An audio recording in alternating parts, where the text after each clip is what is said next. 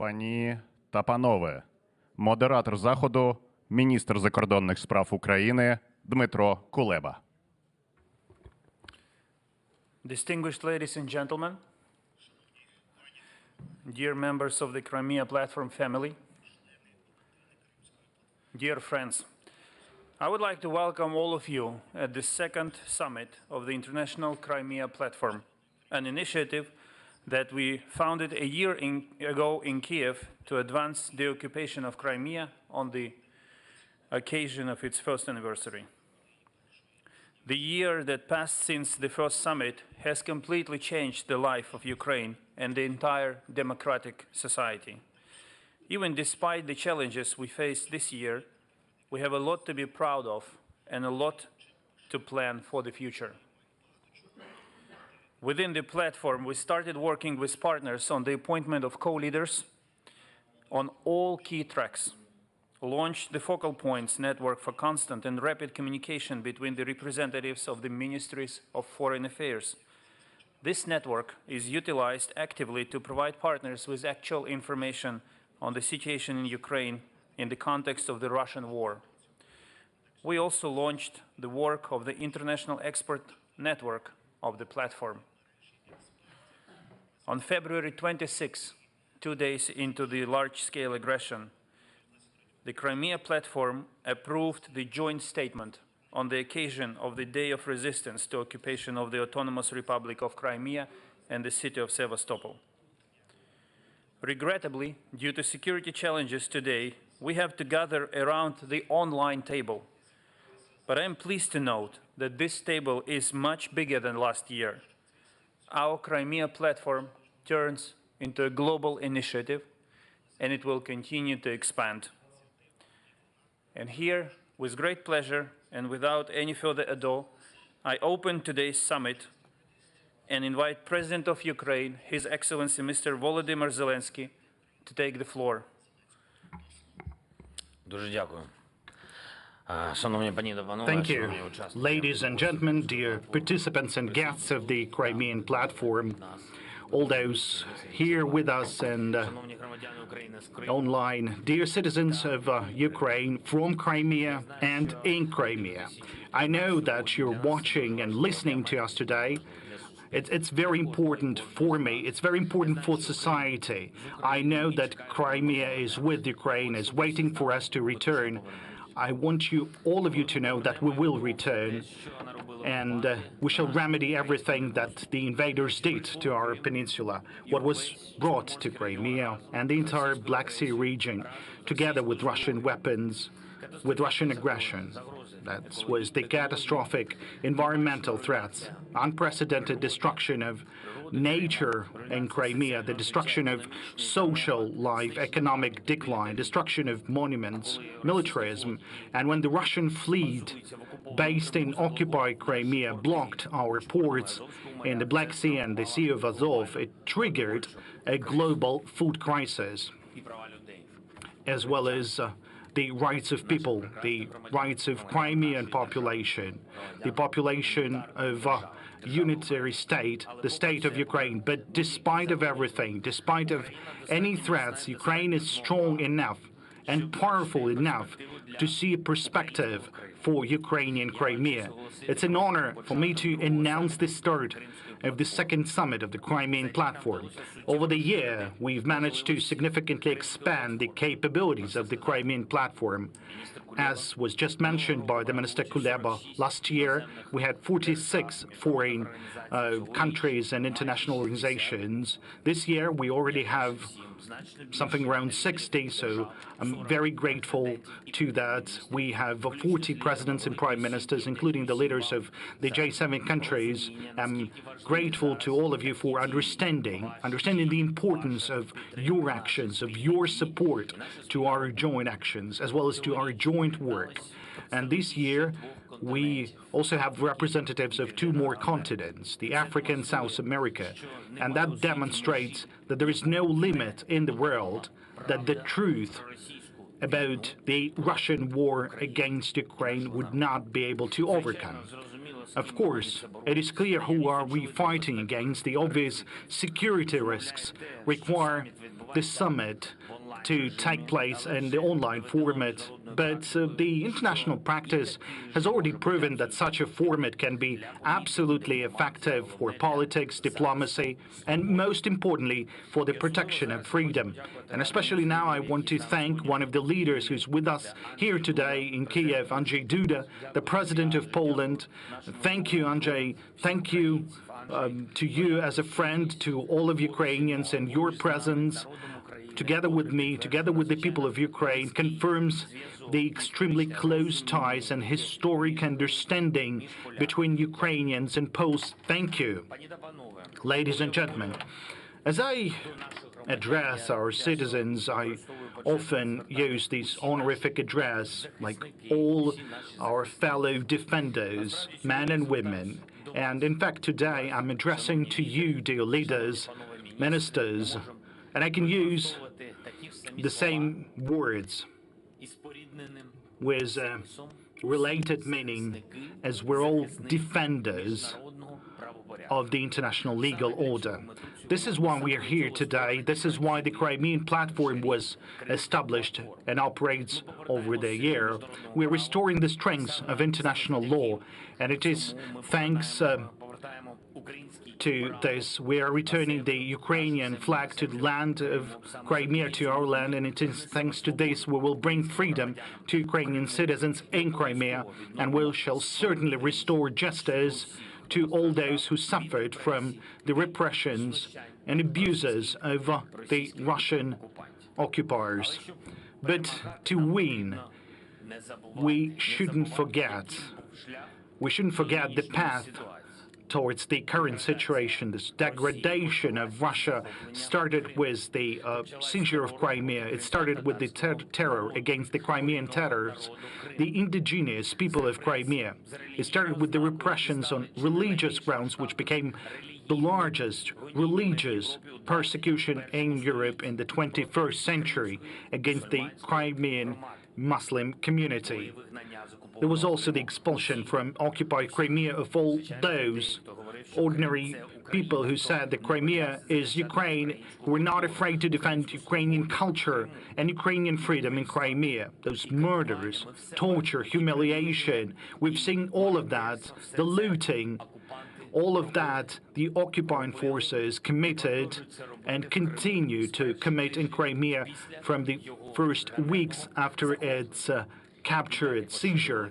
And then they brought those crimes to Donbas, to other countries, particularly to Syria, to African countries, where Russian banditry is present under the cover of Russian special services. This mass terror after the 24th of February has become the logical conclusion of the degradation of this state, which not so long ago was invited to sit at the G7 table, but now competes for supremacy with the most brutal regimes of the past, responsible for genocides, war of aggression, and deportation. We are grateful that many people in the world did not remain silent to all this.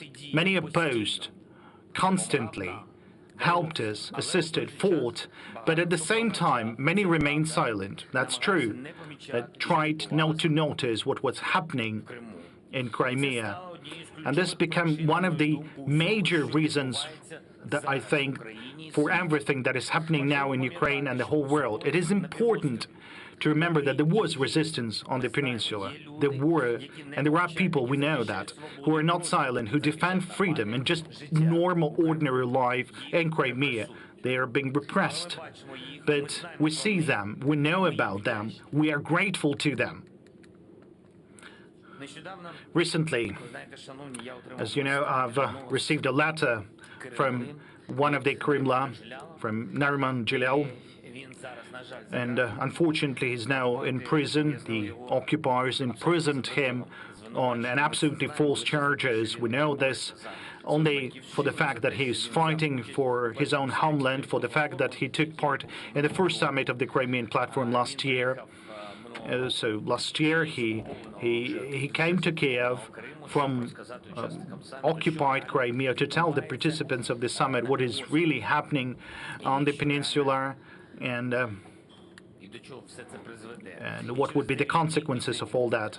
Now, 9 days after his return to Crimea, the occupiers have deprived him of his freedom. And he was a free person. Now, that was Russian response. In his letter, Mr. Jalal wrote, "It began with Crimea, it will end with Crimea." And this is really it. And I believe that, like 100%. In order to overcome terror, to return predictability and security to our region, Europe, and the whole world, we need to win. To win the fight against Russian aggression, and therefore we need to free Crimea from occupation. It started in Crimea, and it will end in Crimea, and this will be an effective revival of the international legal order.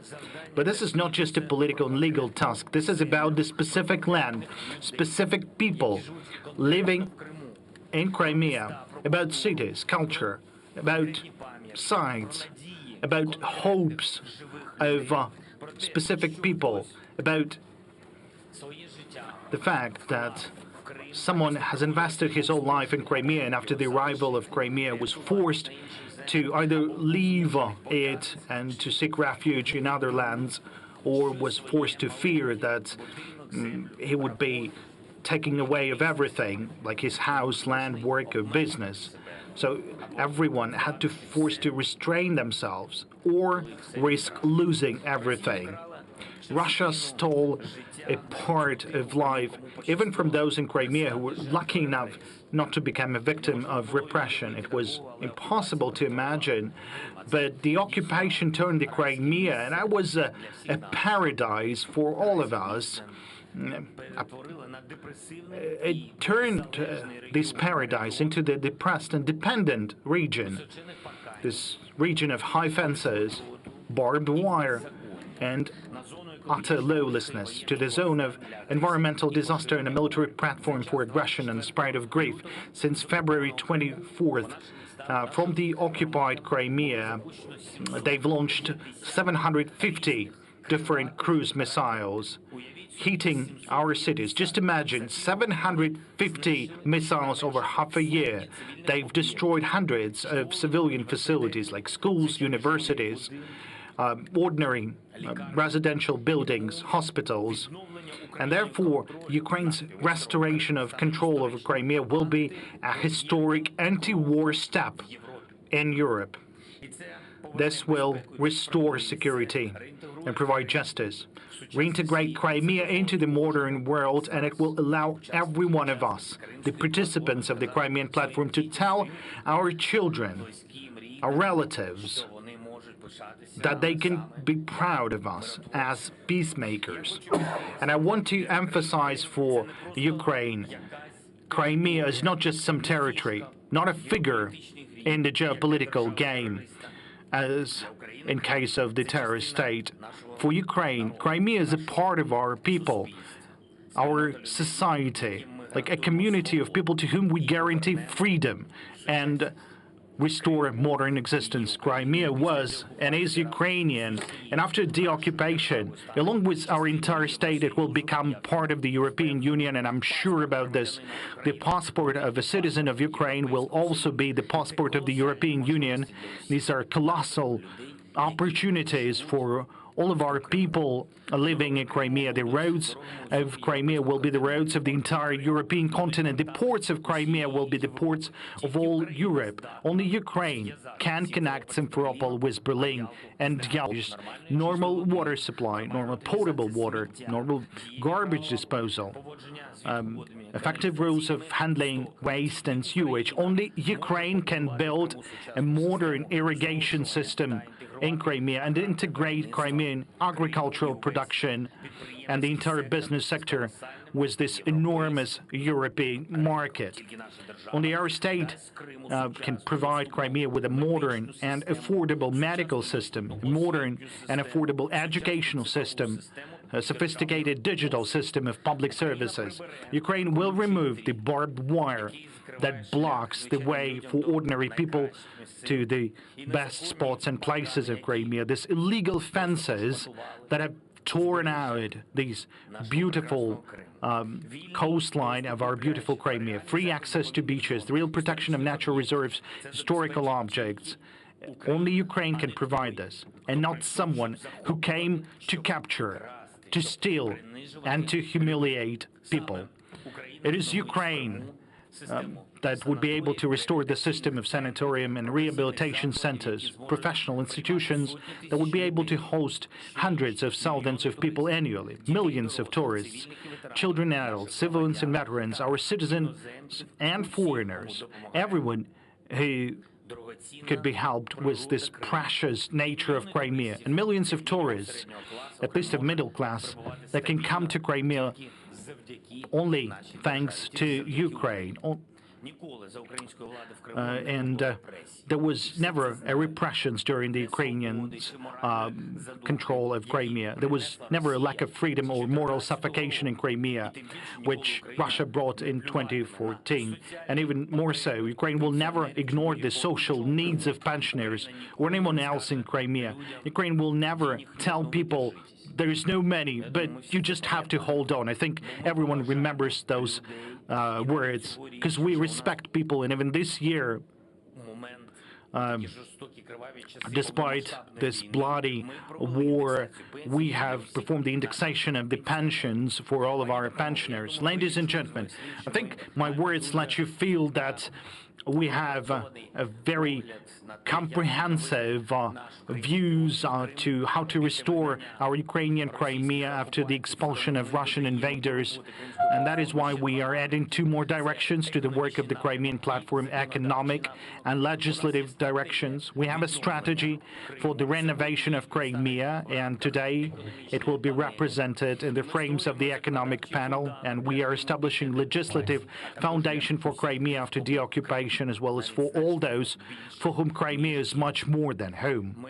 We've adopted the law on indigenous people, which protects the rights of the Crimean Tatar people and Majlis, Karits, and Krimchaks.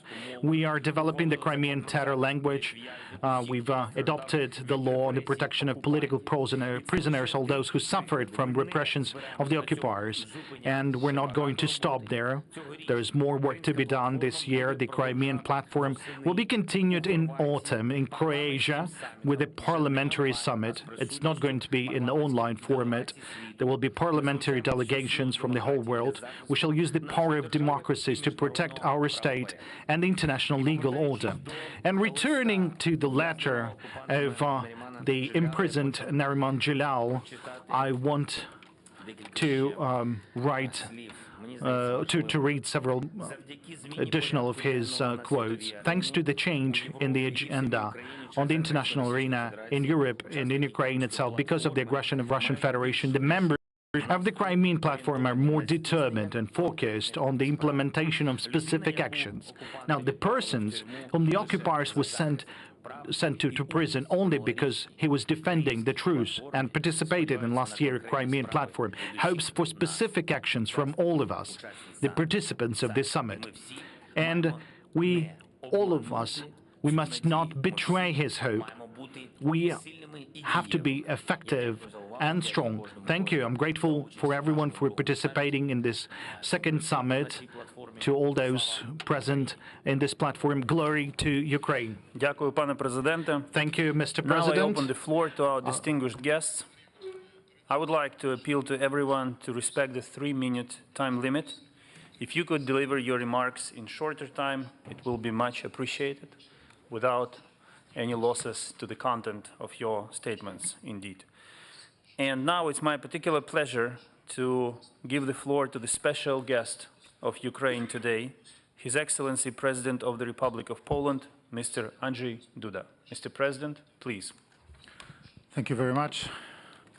Panie prezydenте, Володимире, дорогий друже, пані та панове, kıymetli Kırım sakinleri, kıymetli Kırım dostlarımız.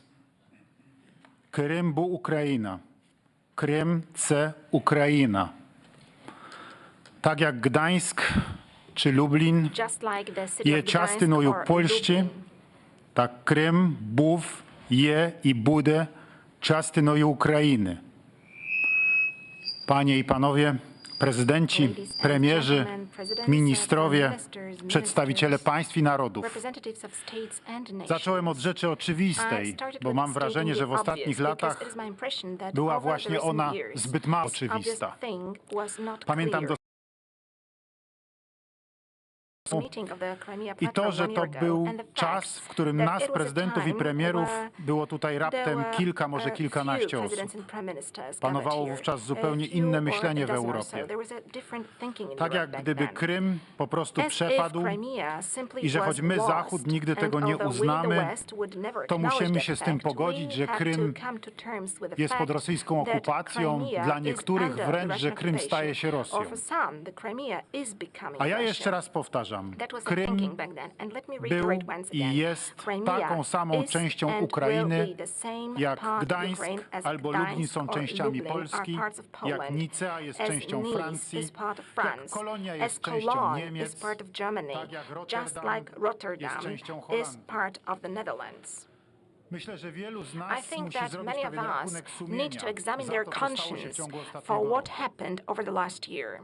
Czy de facto zgoda na okupację Was the Krymu de nie była facto błędnym agreement to the sygnałem occupation of ze Crimea strony wielu not a państw pod false adresem Rosji? message sent by many Że countries można towards wobec niej Russia? stosować politykę That appeasementu the i że appeasement taka policy could be polityka doprowadzi applied do and that złagodzenia such polityki policy okupanta. would somehow Że można soften the prowadzić policy of the politykę occupier, business as that usual. one could conduct A business przypomnę, as usual. że Nord And Stream let me 2 remind you budowano that Nord Stream już po 2 nielegalnej was agresji Krymu. built already after the illegal Otóż, annexation of szanowni Crimea. państwo, So, ladies nie ma and powrotu gentlemen, do there is business as no usual w return to stosunkach business z as Rosją. usual in relations Nie ma. with Russia. There is no Nie ma return to powrotu business do as business usual as usual w stosunkach z Rosją in relations with na Russia, pewno for w sure. czasie, kiedy In the prowadzi time ona when wojnę Russia przeciwko is Ukrainie, conducting którą a war zaatakowała, against kiedy Ukraine, which okupuje it ona attacked, when Russia prawnie is i occupying międzynarodowo uznane the ziemie legally Ukrainy. and internationally recognized A lands of prawdziwym Ukraine. momentem zmiany And the polityki true Zachodu moment of change będzie in the policy nie of the tylko West wstrzymanie will be Nord not only Stream 2, stopping Nord Stream ale 2, także jego but also demontaż, its zlikwidowanie dismantling, tego getting gazociągu. liquidation of this Szanowni gas państwo, pipeline. Ladies uważam, że and dziś po gentlemen, I Mariupolu, believe that po today, Buczy, after po bombach Mariupol, spadających Bucha, na Kijów after i Charków, bombs dropping po on rakietach Kiev and Kharkiv, dolatujących do Lwowa, after po missiles Irpieniu, reaching po Lviv, after Borodянce, Irpin and Borodyanka, po zbrodniach, after po wywołaniu przez crimes, wojnę, przez Rosję wojnę, after the war poprzez niszczenie Ukrainy. of Russia Wszyscy against musimy Ukraine, jasno through the powiedzieć, destruction and degradation of Ukraine, we Rosja all nie have to be tylko ma clear and obowiązek say wycofać Russia się has the duty not z only linii to do linii z go 23 back lutego, to the line ale from the musi również liczyć 23rd się of z prawem February. It also Ukrainy has do to take wyzwolenia into account całego swojego the right of Ukraine międzynarodowo to uznanego liberate terytorium, all of z its Krymem internationally włącznie. recognized territory, including Crimea. Podzielę się też osobistą refleksją. Let me share a personal nigdy nie reflection with byłem you. na Krymie, I have never visited choć zawsze Crimea chciałem myself, poczuć tę jego although I niezwykłą always magię, wanted to feel magię tego its miejsca, exceptional tak magic, pięknie the magic of that opisanego place, przez so poetę beautifully Adama described Mickiewicza, by the wspólnego poet wieszcza Adam Mickiewicz, Polski i a Litwy. common poet of Uważałem, Poland że and to tak Lithuania. blisko, I believed that Crimea Krym was od so Polski, że close zawsze mam from czas, Poland, że and przecież I tam believe that I dojadę. always have the time to I o ile reach it. po And as long 2014 as roku after mogłem przez 2014, chwilę I could pomyśleć, just for a że while think przegapiłem moment, that I missed the moment, to w then 2022 in 2022 roku I believe że zobaczę that Krym. I will see Crimea, Ukraiński the Krym. Ukrainian Crimea. Wierzę, I Włodymirze, believe, Volodymyr, że mi go that pokażesz. you will show Crimea to me. Będę tam, I will tej be there. Giezyly, Krymy. Ale dziś stawiamy czoła However, rosyjskiej today inwazji. we are facing up to the Russian invasion. Ukrainian men and women are protecting Europe with arms in their hands against tyranny and totalitarianism. They are paying the highest price for Warsaw, for Prague, for Berlin, for Paris, for London. W tej wojnie In Polska this jest war, Ukrainą Poland twoim zapleczem. is your background, Polska jest Ukraine. twoim Poland sojusznikiem. is your ally. Polska jest Poland domem is your bracia home. dla wszystkich rodzin i wszystkich dzieci Brothers z for Ukrainy, all które w Polsce będą chciały się schronić. children and all families będą who will seek odczuwały refuge taką in potrzebę. Poland. all those who will feel such a need will find home in Poland. And there is no dispute about this in Poland. If any of my predecessors and successors of the President of the Republic of Poland was sitting in my place, he would say exactly the same thing. As long as you need us, we are there and we will stay at your side. Шановний пане президенте, мій друже Володимире, дорогі українські браття, ще не вимерла Україна, jeszcze Polska nie zginęła. Poland has not yet perished. Разом до перемоги. And Volodymyr, dear friends, Ukrainian. Thank you, Mr. President. And now, with great pleasure, Dla- I invite Prime Minister of Canada, His Excellency Mr. Justin Trudeau, to take the floor. Friends, President Zelensky, Vladimir, Mustafa Aga, leader of the Crimean Tatar people, partners, allies, I'm joining you today from Toronto with the German Chancellor, my friend Olaf Scholz. Last year, when Canada participated in the first Crimea Platform Summit, no one yet knew that Vladimir Putin would launch a full-scale, unprovoked invasion of the rest of Ukraine. Today, on the eve of Ukraine's Independence Day, we're here to reaffirm our steadfast support for the full restoration of your independence, territorial integrity, and sovereignty. We're here to remind the world that within Ukraine's internationally recognized borders, there is Crimea. Crimea is a part of Ukraine, not a part of Russia. In fact, we can't forget that Putin's invasion of Ukraine really started in 2014 with the attempted annexation and illegal occupation of Crimea and the city of Sevastopol. The Ukrainian people have the right to defend themselves, including in Crimea. So Canada will continue to be there to support you, and we know that our allies, like Germany, will continue to do the same. Le Canada va toujours être là pour soutenir la démocratie et le respect du système international fondé sur des règles. Quand la Russie a envahi la Crimée, elle s'est attaquée Based on the rules, when Russia invaded Ukraine, they attacked the basic principles and rights. This is unacceptable. Back in May, I was in Ukraine, and I saw all the brutality of war waged by Vladimir Putin. Since 2014, Canada, with our partners, has imposed hard-hitting sanctions against over 1,750 individuals and entities from Russia, Ukraine, and Belarus. And today we're announcing new sanctions on 62 additional individuals and one defense sector entity that is complicit in Russia's war in Ukraine. We should all be deeply concerned about the consequences of Russia's war, both in Ukraine and around the world. This includes inflation, as well as economic, energy, and food insecurity. Through the IMF, we recently provide $450 million in loans to Ukraine to support the purchase of necessary heating fuel before winter. We've now disbursed the complete $1.95 billion in loans committed this year. For food security, Canada proposed an initiative with the Food and Agriculture Organization of the United Nations, and we're investing $52 million to help address grain storage shortages in Ukraine. I want to repeat yet again that there are no sanctions on food. When the Russian regime blames sanctions for the food crisis around the world, they're engaging in disinformation.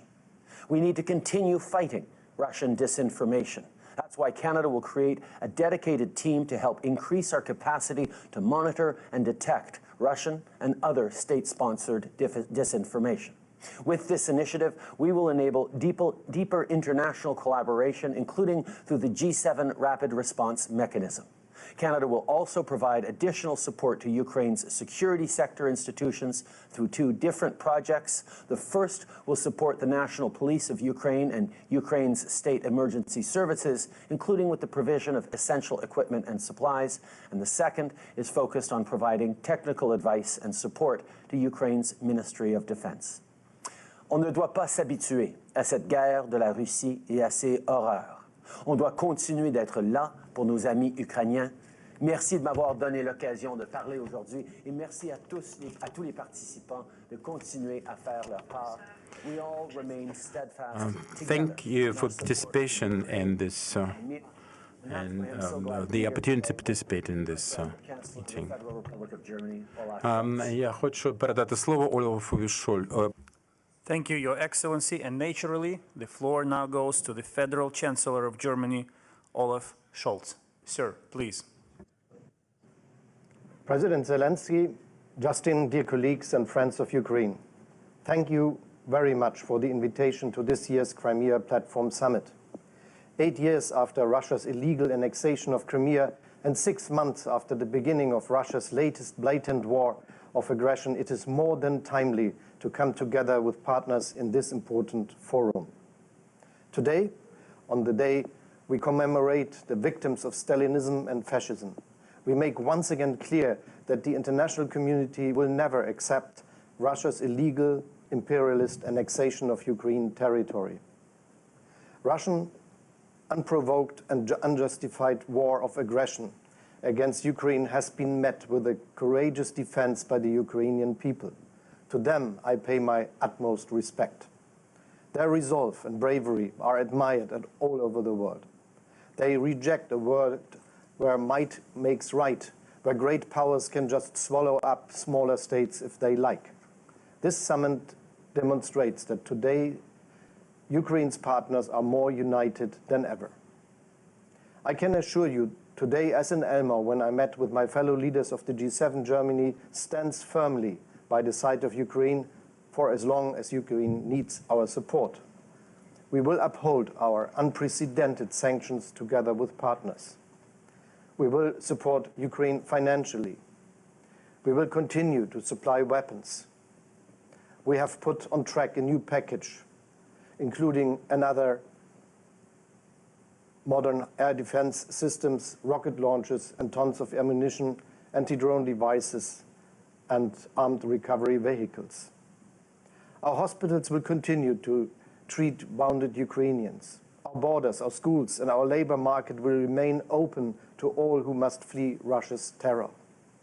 What is equally important, together with our partners and allies, we have intensified our outreach to third countries to further strengthen the international support of Ukraine.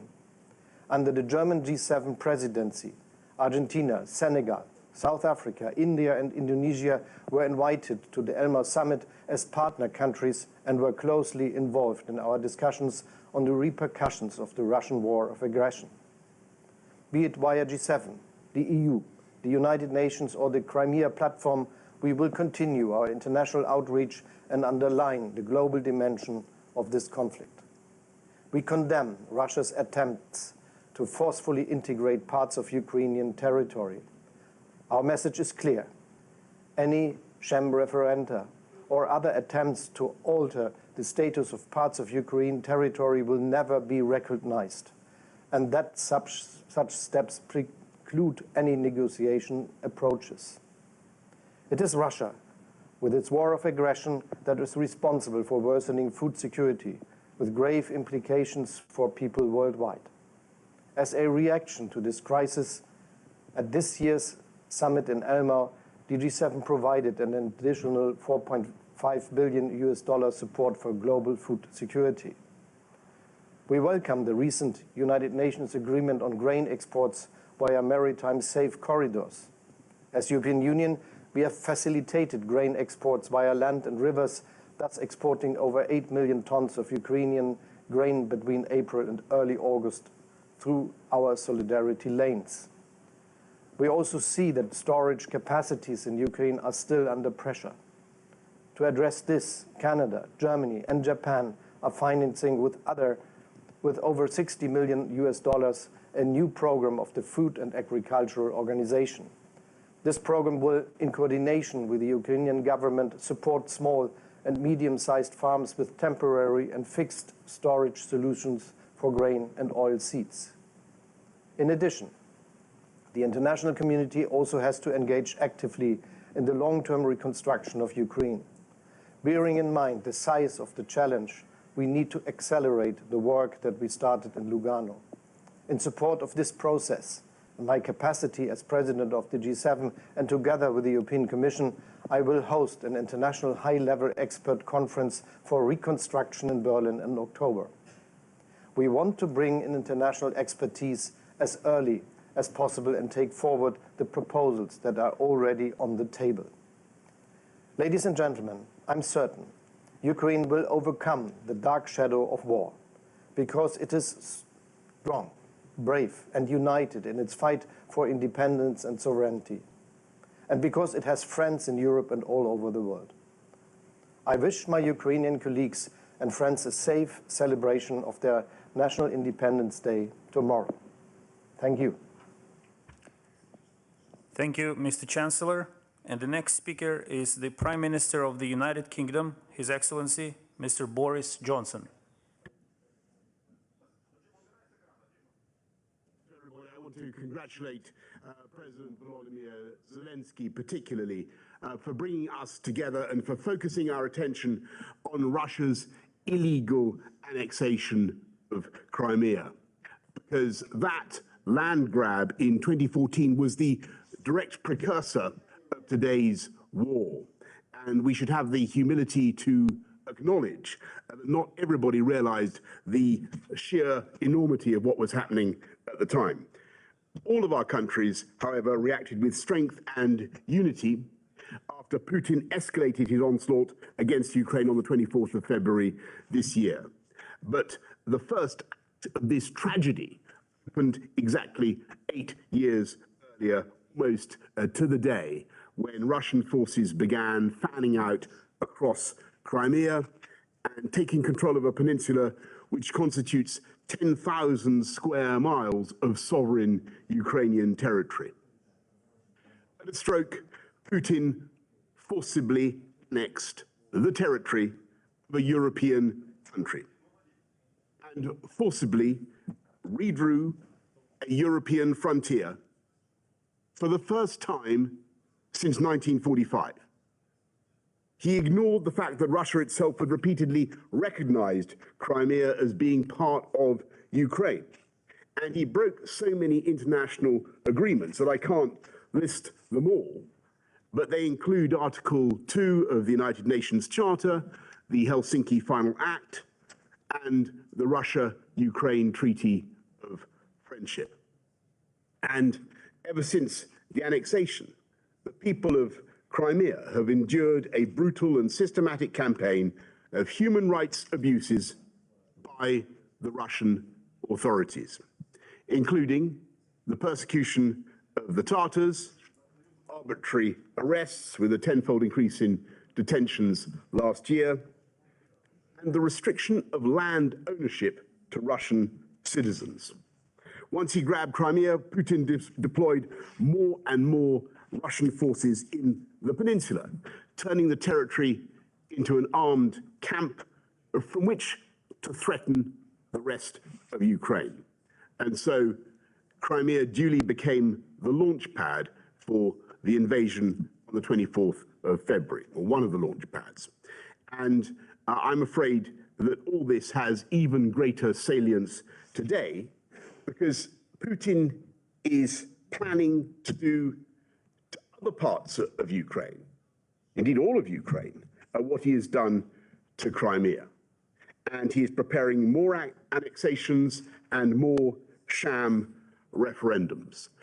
So it has never been more important for us all to stand together in defense of the foundational principle of international law, which is that no territory, no country can acquire territory or change borders by force of arms.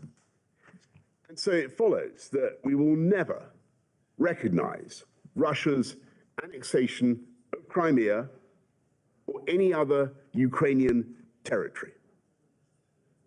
In the face of Putin's assault, we must continue to give our Ukrainian friends all the military, humanitarian, economic, and diplomatic support that they need until Russia ends this hideous war and withdraws its forces from the entirety of Ukraine.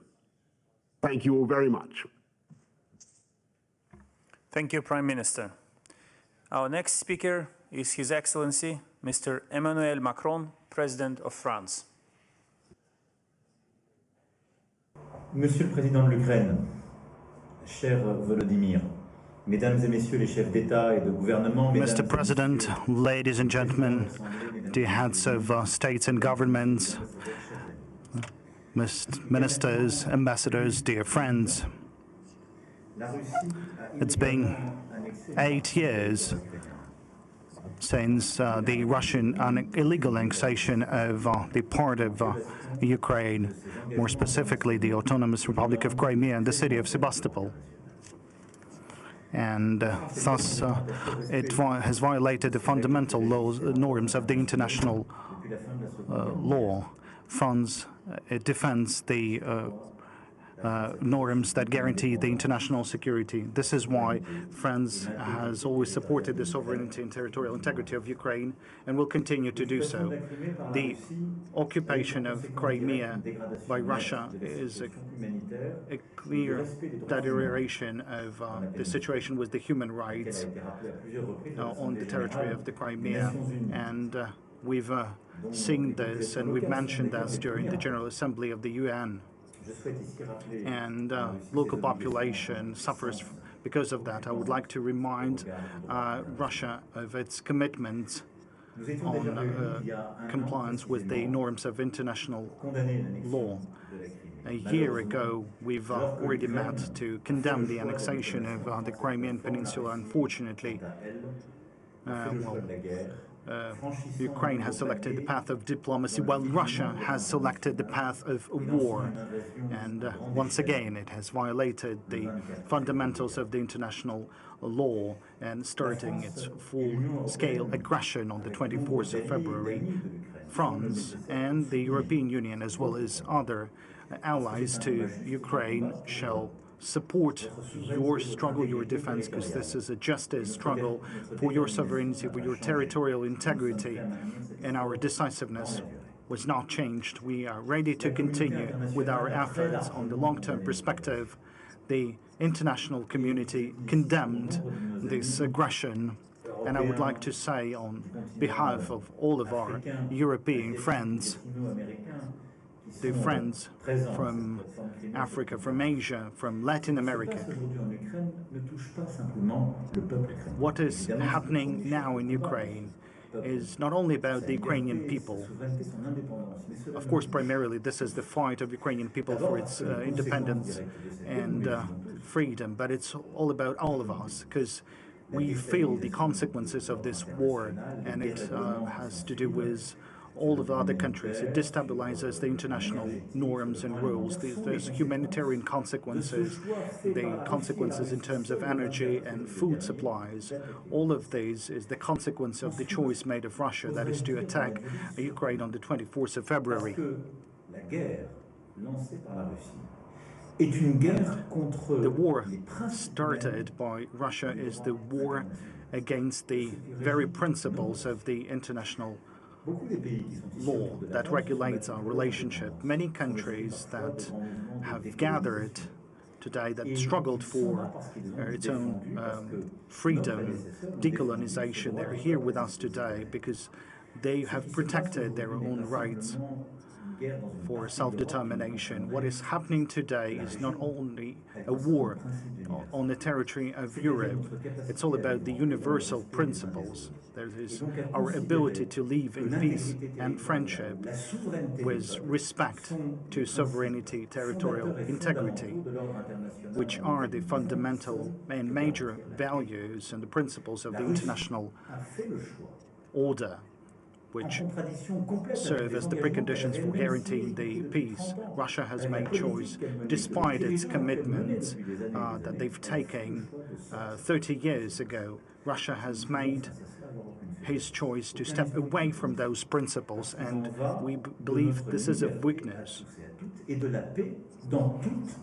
It's all about the freedom of all us and the peace in all parts of the world.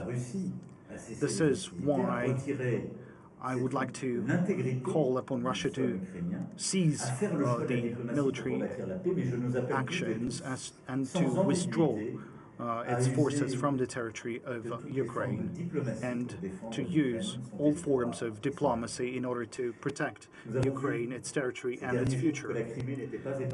Recently, we've seen that the war is also about the Crimea, just as the rest of the Ukrainian territory of the past 6 months. And today, we've seen a lot of victims and casualties among the Ukrainian population, and I would like to express words of condolences to the families of the victims of this aggression. Mr. President Volodymyr, allow me once again to reaffirm my respect, the respect of the people of France with the struggle, with the defense waged by the people of Ukraine every day. This is the fight for your sovereignty, your future, your children, and this is the fight for our universal principles. This is what I wanted to say today in my statement through video conference. Today, the future of Ukraine is being decided, and we shall stay together with you today, tomorrow, the day after tomorrow. But I wanted to say that this is also a fight for the principles of international law that has to do Thank you, with Mr. President. the case of all of us. And our next speaker is His Excellency Mario Draghi, Prime Minister of Italy. Dear President Zelensky, dear colleagues, on the second anniversary of the International Crimea Platform, I wish to express Italy's unwavering support for this initiative and for Ukraine. Russia's occupation of the Crimean Peninsula in March 2014 was an unacceptable act of aggression, a clear violation of international law. Italy has constantly condemned Russia's illegal annexation of Crimea and Moscow's gradual militarization of the peninsula. We are deeply concerned for the worsening situation of human rights in the peninsula, and we stand with the Crimean Tatar community against the violence and injustice it suffers from. The fight for Crimea is part of the struggle to liberate Ukraine. Last February, Russian forces used Crimea as a launch pad for their attack on the regions of southern Ukraine, including Kherson. They continue to use Crimea to put military pressure on other areas, notably the port cities of Mykolaiv and Odessa. As Russia attempts to subjugate more parts of Ukrainian territory, the international community cannot look away. Russia must stop its illegal occupation, its brutal targeting of unnamed civilians. Italy will continue to support Ukraine. We are with you in your fight to resist Russia's invasion, restore Ukraine's territorial integrity, protect your democracy and independence. Thank you. Thank you, Prime Minister. Our next speaker comes from Asia, and it will be the distinguished Prime Minister of Japan, Kishida Fumio.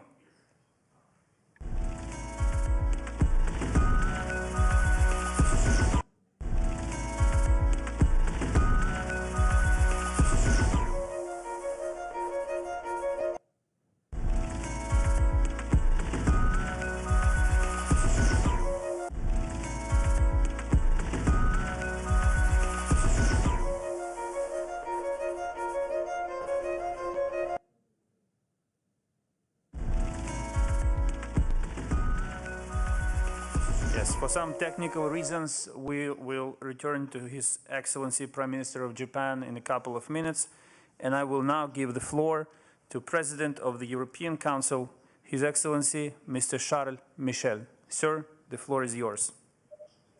Thank you. Thank you for giving me the floor. Dear President Zelensky, Dear friends, excellencies, Crimea is Ukraine, and I start with the same and clear message I had the occasion to convey last year when I had the occasion to take part in the first Crimea platform in Kiev that you initiated, dear Vladimir. The European Union does not and will not recognize the illegal annexation of Crimea and Sevastopol. Russia's aggression against Ukraine did not start on February 24th. It started in 2014 with the illegal annexation of Crimea. And this was the beginning of Russia's aggressive and unlawful acts against your country and against your people. This war has caused unspeakable suffering for millions of Ukrainian families. And since February, Russia has used Crimea as a strategic springboard to invade other parts of Ukraine from the south and to attack Ukraine with indiscriminate missile strikes. Russia is also using Crimea as a transit point to deport Ukrainian citizens through infamous filtration camps and where acts of torture and abuse have been reported. Crimea has become a transportation hub for grain stolen from other parts of Ukraine, and Russia's military presence in Crimea has enforced his blockade of Ukrainian Black Sea ports, and we have seen the brutal consequences: damage to the Ukrainian economy and a global food security crisis, especially in vulnerable countries.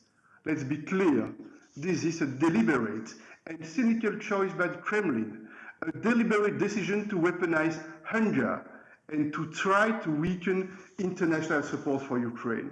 And that's why we welcome the recent grain deal signed in Istanbul and the departure of the first commercial ship. We commend the UN Secretary General's action to make this deal a reality. We will remain extremely vigilant to make sure Russia implements this deal fully and in good faith. Ladies and gentlemen, dear friends, we also want to express our grave concerns about the repeated shelling at the Zaporizhzhia nuclear plant. Russia's actions are risking a nuclear disaster, and this is a moment for caution and restraint. We fully support the efforts made by Secretary General Guterres and the United Nations.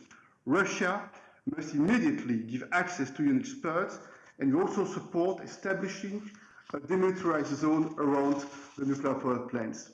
Finally, ladies and gentlemen, dear Vladimir, dear friends, the European Union has been rock solid in our support for Ukraine's sovereignty and territorial integrity since 2014, and our support for your country is unprecedented.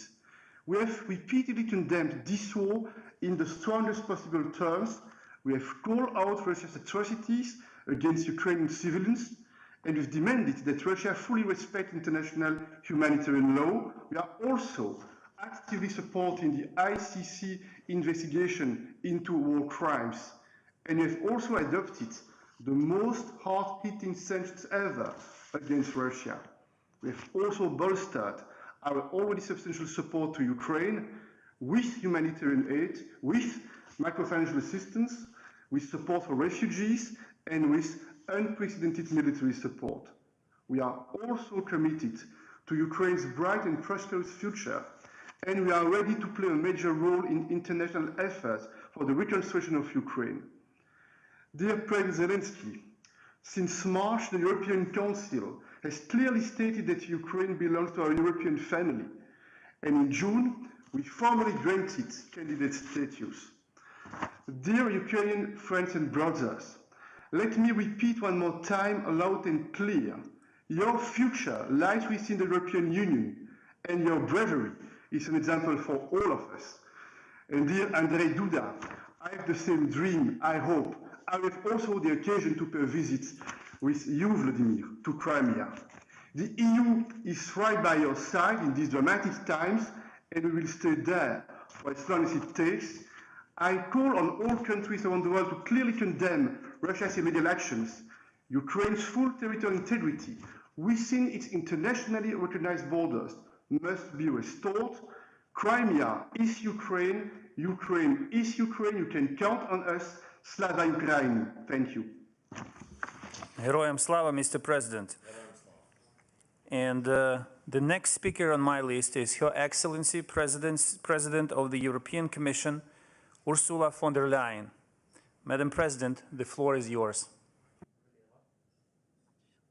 President Zelensky, dear Volodymyr, President Duda, distinguished guests. In February and March of 2014, Russia carried out its annexation of the Crimean Peninsula through brutal force. This brazen violation of Ukraine's territorial integrity and international law marked the beginning of Putin's deplorable attempt to deny Ukraine its freedom. It was a direct response to Ukraine's revolution of dignity, in which brave Ukrainian citizens demanded justice, democracy, and the right to choose their own future in Europe. Crimea has since then been used not only as a Russian military base, but also as a testing ground for the brutal methods Russia is now applying across the other occupied parts of Ukraine. You know that the European Union is Ukraine's closest friend and a staunch defender of international law. We will never recognize the illegal annexation of Crimea and Sevastopol by the Russian Federation. We are deeply concerned about the human rights violations in the Crimean Peninsula, the disappearances, the torture, the killings, the persecution of Crimean Tatars, the intimidation and incarceration of journalists, lawyers, and human rights defenders. This is the dark reality of Putin's occupation. The European Union will tirelessly work with the Ukrainian authorities and our partners to expose these violations, to hold those responsible accountable, and to support the victims. We are with you. We have been with you in this existential fight from the beginning. Since Russia's full-blown assault in February, we have massively stepped up our economic, humanitarian, and military support. We have welcomed over 7.5 million Ukrainian refugees into our homes. Our sanctions are critically undermining Putin's war machine and the Russian economy. EU solidarity lanes helped export over 10 million tons of Ukrainian grain. And we will continue to help you get the grain out that has been stuck in Ukrainian ports due to Russia's cynical blockade. The European Union will continue to stand with Ukraine for as long as it takes. Putin wanted to thwart Ukraine's independence and break your belief in a better future. The opposite has happened. Not only is Ukraine celebrating its 31st year of independence tomorrow, but you have also become a candidate to join the European Union. Our people have never been closer, and our commitment to a free and democratic Ukraine has never been stronger. Slava Ukraine. Thank you, Madam President. As President Zelensky mentioned in his remarks, we will become members of the European Union together with Crimea, and Crimeans will be part of Europe as citizens of Ukraine. We have fixed technical problems which allows us to go back to Asia and to listen to the remarks of His Excellency Prime Minister of Japan, Kishida Fumio. Please. 日本国総理大臣の岸田文雄です。ウクライナが大きな困難に直面する中で、今回の首脳会合を主催されるゼレンスキー大統領のリーダーシップに最大限の敬意を表するとともに、ウクライナ政府、ウクライナ国民の皆様との連帯を改めて強調したいと思います。ロシアによるウクライナ侵略は欧州のみならずアジアを含む国際秩序の根幹を揺るがす暴挙です。日本はクリミアを含めたウクライナの主権及び領土一体性を一貫して支持し、一方的な現状変更の試みには断じて反対します。特に広島出身の総理大臣として核兵器の使用、威嚇も決して許しません。日本は強力な対ロ制裁を講じるとともに、人道支援、財政支援、装備品等の提供、物資輸送支援等のウクライナ支援を実施してきました。今後も先般の G7 エルマウサミットにおいて発表したウクライナの穀物貯蔵能力強化に向けた支援、国際的な食糧危機への対応のための追加支援を含め、総額約11億ドルの支援を実施していきます。ロシアによるウクライナ侵略が長期化する中、国際社会が結束して対応することが重要です。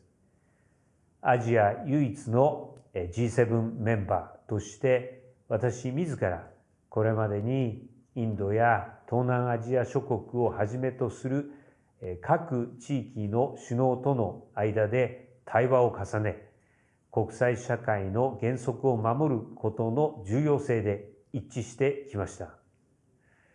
今週末の日本がチュニジアで開催する TICAD8 の機会を捉えたアフリカ諸国への働きかけなど、これからも我が国独自の取り組みを全力で進めていきます。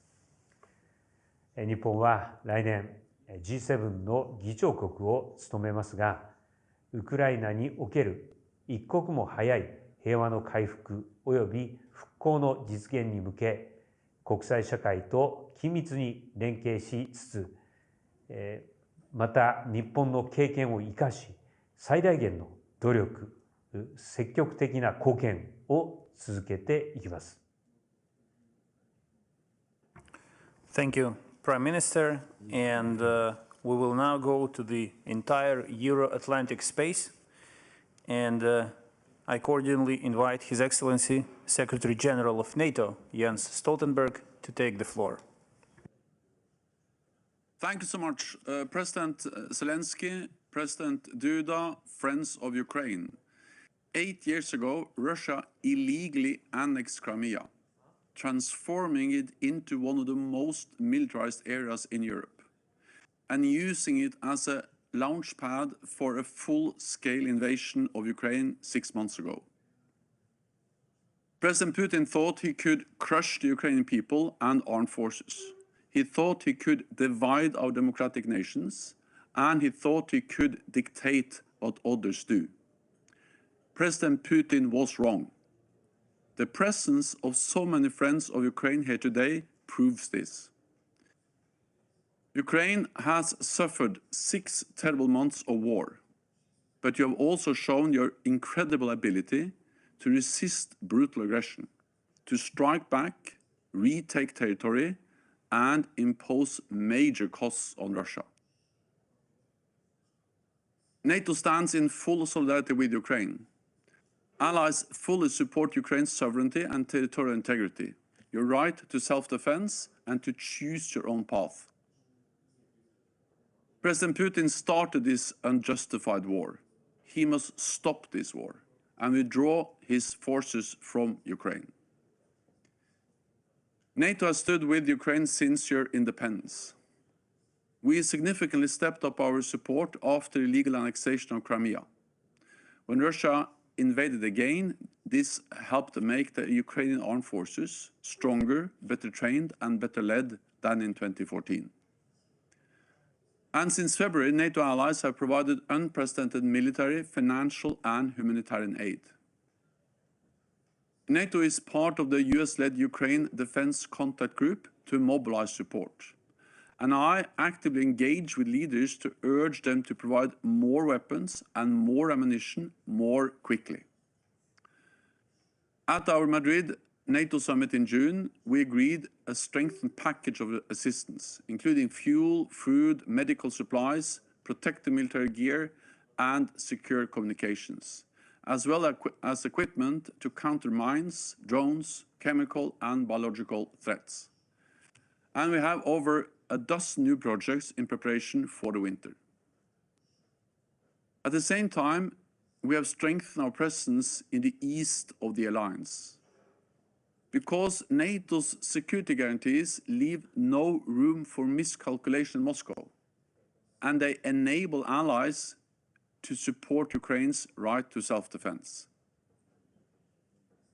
We are committed to our partnership with Ukraine for long term. We will help Ukraine transition from Soviet era to NATO standard equipment, continue your defense and security sector reform, and help you on the path of post-war reconstruction. Winter is coming, and it will be hard. And what we see now is a grinding war of attrition. This is a battle of wills and a battle of logistics. Therefore, we must sustain our support for Ukraine for the long term, so that Ukraine prevails as a sovereign, independent nation. A strong, stable, and independent Ukraine is essential to Euro-Atlantic security. NATO has stood with Ukraine throughout 3 decades of independence. We stand with Ukraine now. We will continue to stand with Ukraine for as long as it takes. Thank you, Secretary General. Now, I would like to take you back to the last year when Nariman Jalal, first Deputy Chairman of the Mejlis of the Crimean Tatar people, took part in the summit, in the first inaugural summit of the Crimea platform. And as President Zelensky mentioned in his introductory remarks, upon returning to Crimea, Mr. Jalal had been taken by the Russian security forces. His only connection with the world from a dark prison is letters. And I invite you to watch a short video with the involvement of his wife, Levisa Jalalova.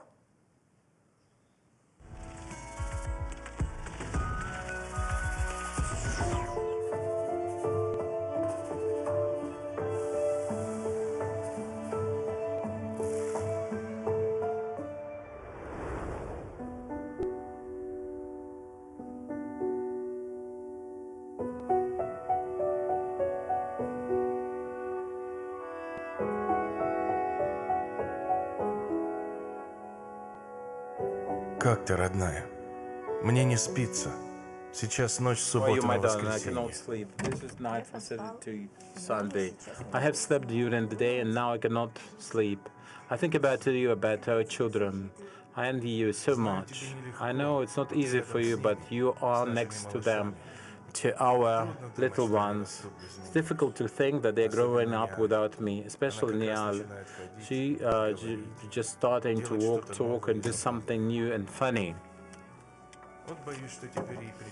I'm afraid that she will have to get to know me once again. I have one day like another. Time is very slow. Just 1 month has passed, another month. I feel depressed, but I try to fend depression off. I just need to share this with you. There is nobody else to share it with. I'm still confident in you and your strength. Do not be afraid to be weak. And we have to live, we have to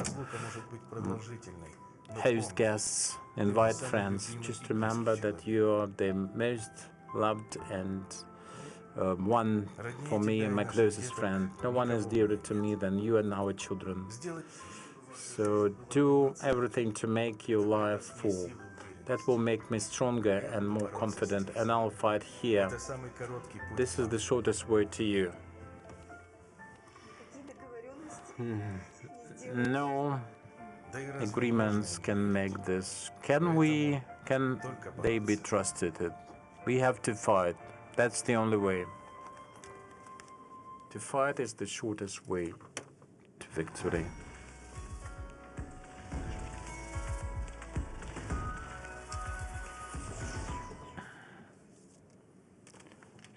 It will not be an exaggeration to say that the remarks by Nariman at the last summit of the Crimea platform were very moving. But these words that we just heard, they are deeply touching and deeply motivational. They motivate all of us to fight for his freedom, but also for the freedom of the entire peninsula. And of course, after listening to the words of a brave man, Nariman Jalal, I would like to give the floor to another brave man, leader of the Crimean Tatar people, Mr. Mustafa Džemilev. Mustafa, слово надається вам. Saygılı Ukrayna Cumhur Reisi, Kırım Platforması'nın bizim vatanımızı kurtarmak için kurulan Kırım Platforması'na katılan all the participants who joined the Crimean platform for liberation of the Crimea, leaders of states, heads of states, leaders of governments and parliaments.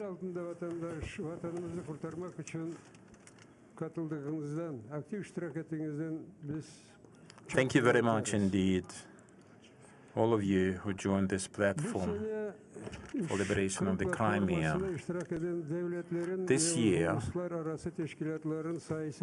all the countries and the international organizations participating in this platform, this year's platform,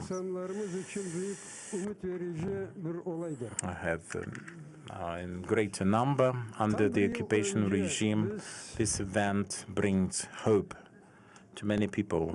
A year ago exactly, to provide for the rule of law and full restoration of territorial integrity of Ukraine in order to strengthen peaceful diplomatic and sanction techniques to restore our territorial integrity, we adopted a resolution. Occupation of the territory of other countries is not just a blunt violation of the international law, but this brings threats to all the world's order and brings about great damage for the occupying power.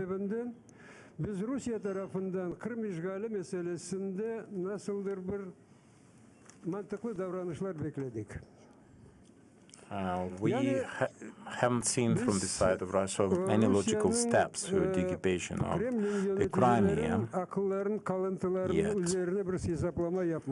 We have expected the Kremlin to make some logical steps, but our calculation was wrong.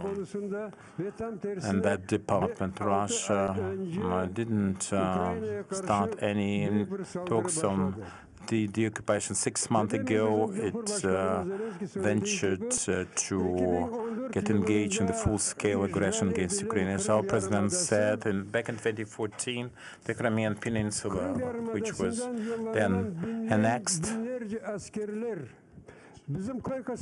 thousands of the military from the Crimean Peninsula bombarded the Ukrainian villages and towns and cities. The Russian troops entered the Crimea. They proclaimed their rules. They waved their flags and declared it their territory.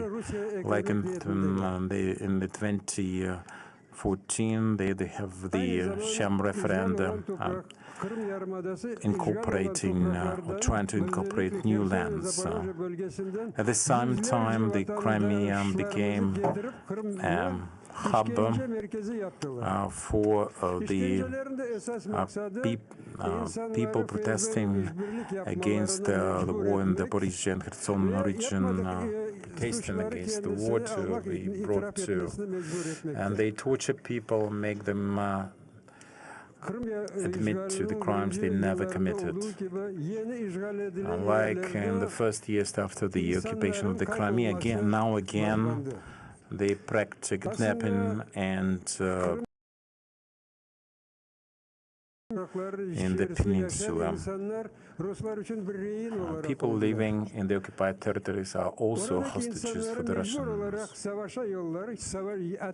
The people living there are forced to join the armed forces of the occupier, and they are doomed to death or killing their own compatriots. As we know,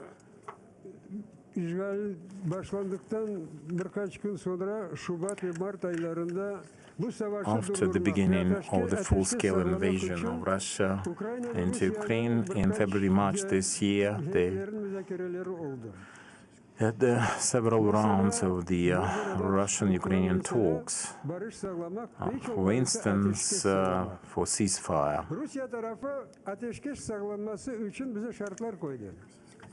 The Russian party expressed certain conditionalities for the ceasefire, and those conditions were totally unacceptable. Among them, there was recognition of Ukraine of the Crimea as legitimate Russian territory.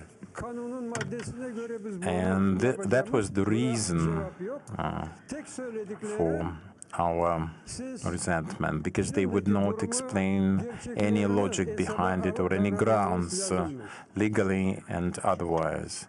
They just use the state of play as the legitimate state. They let you know that if we do not accept their ultimatum and their arrogant demands, they just will continue taking people hostages, capturing new territories, killing people, bombarding the communities. We have this impression that this is not the 21st century. We are in the middle, back to the Middle Ages. As of lately, as we all know,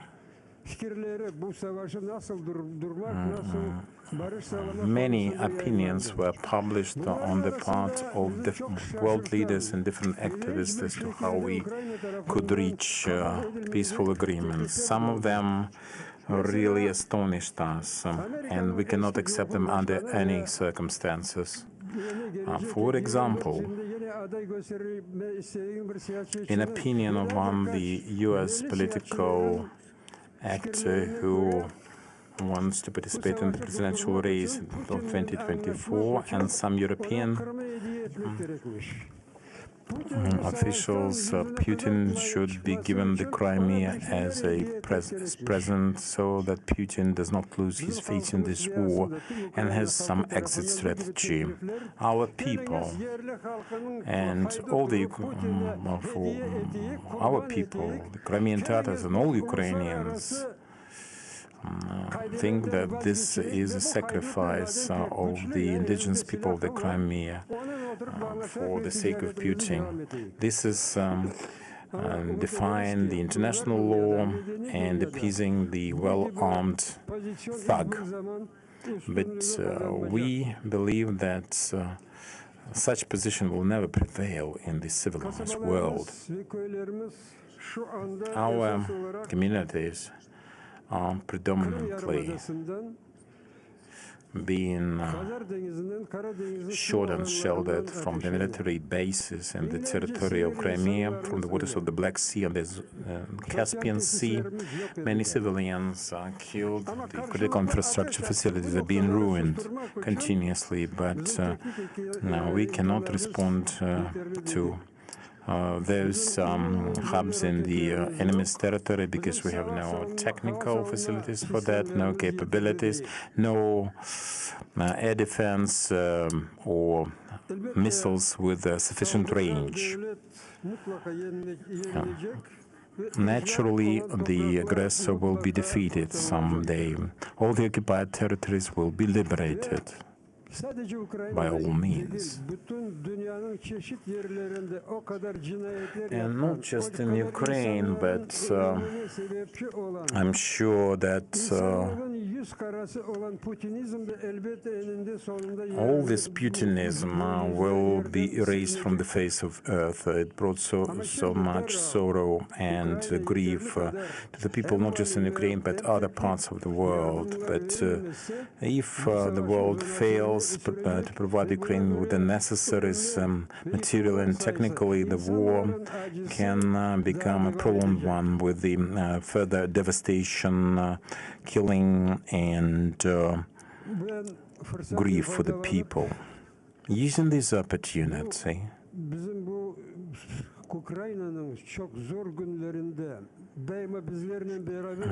under such difficult circumstances, in these hard days and hard times, I would like to express appreciation to all the countries, all the nations providing the multilateral support to Ukraine. The years will pass, but Ukraine will never forget about this assistance. I hope that such support aimed at the occupation of the Crimea and restoration of the territorial aggression, the assistance will never be relaxed to that point. Thank you very much for your attention. And now I would like to welcome His Excellency Mr. Burut Pajor, President of the Republic of Slovenia. Dear Mr. President, Excellencies, colleagues and friends, a year ago, I participated at the launch of the Crimea platform. Today, I want to reaffirm the strongest support of Republic of Slovenia for the sovereignty and territorial integrity of Ukraine. After occupying Crimea in 2014, Russia has, 6 months ago, invaded Ukraine. We strongly condemn this unprovoked, unjustifiable attack and its war of aggression against Ukraine. We call on Russia to immediately and unconditionally withdraw its forces and military equipment from the entire territory of Ukraine within its internationally recognized borders. Russian war against Ukraine is a serious breach of international law. I wish to use this opportunity to commend the bravery and resolve of the Ukrainian people and of the country's leadership. You are fighting for universal values, freedom, independence, and democracy. We are appalled by the repeated attacks of the Russia's armed forces on the civilian population. All war crimes must be duly investigated and perpetrators brought to justice. The war in Ukraine has severe economic and humanitarian consequences on wider community, and I warmly welcome all the efforts to alleviate food prices.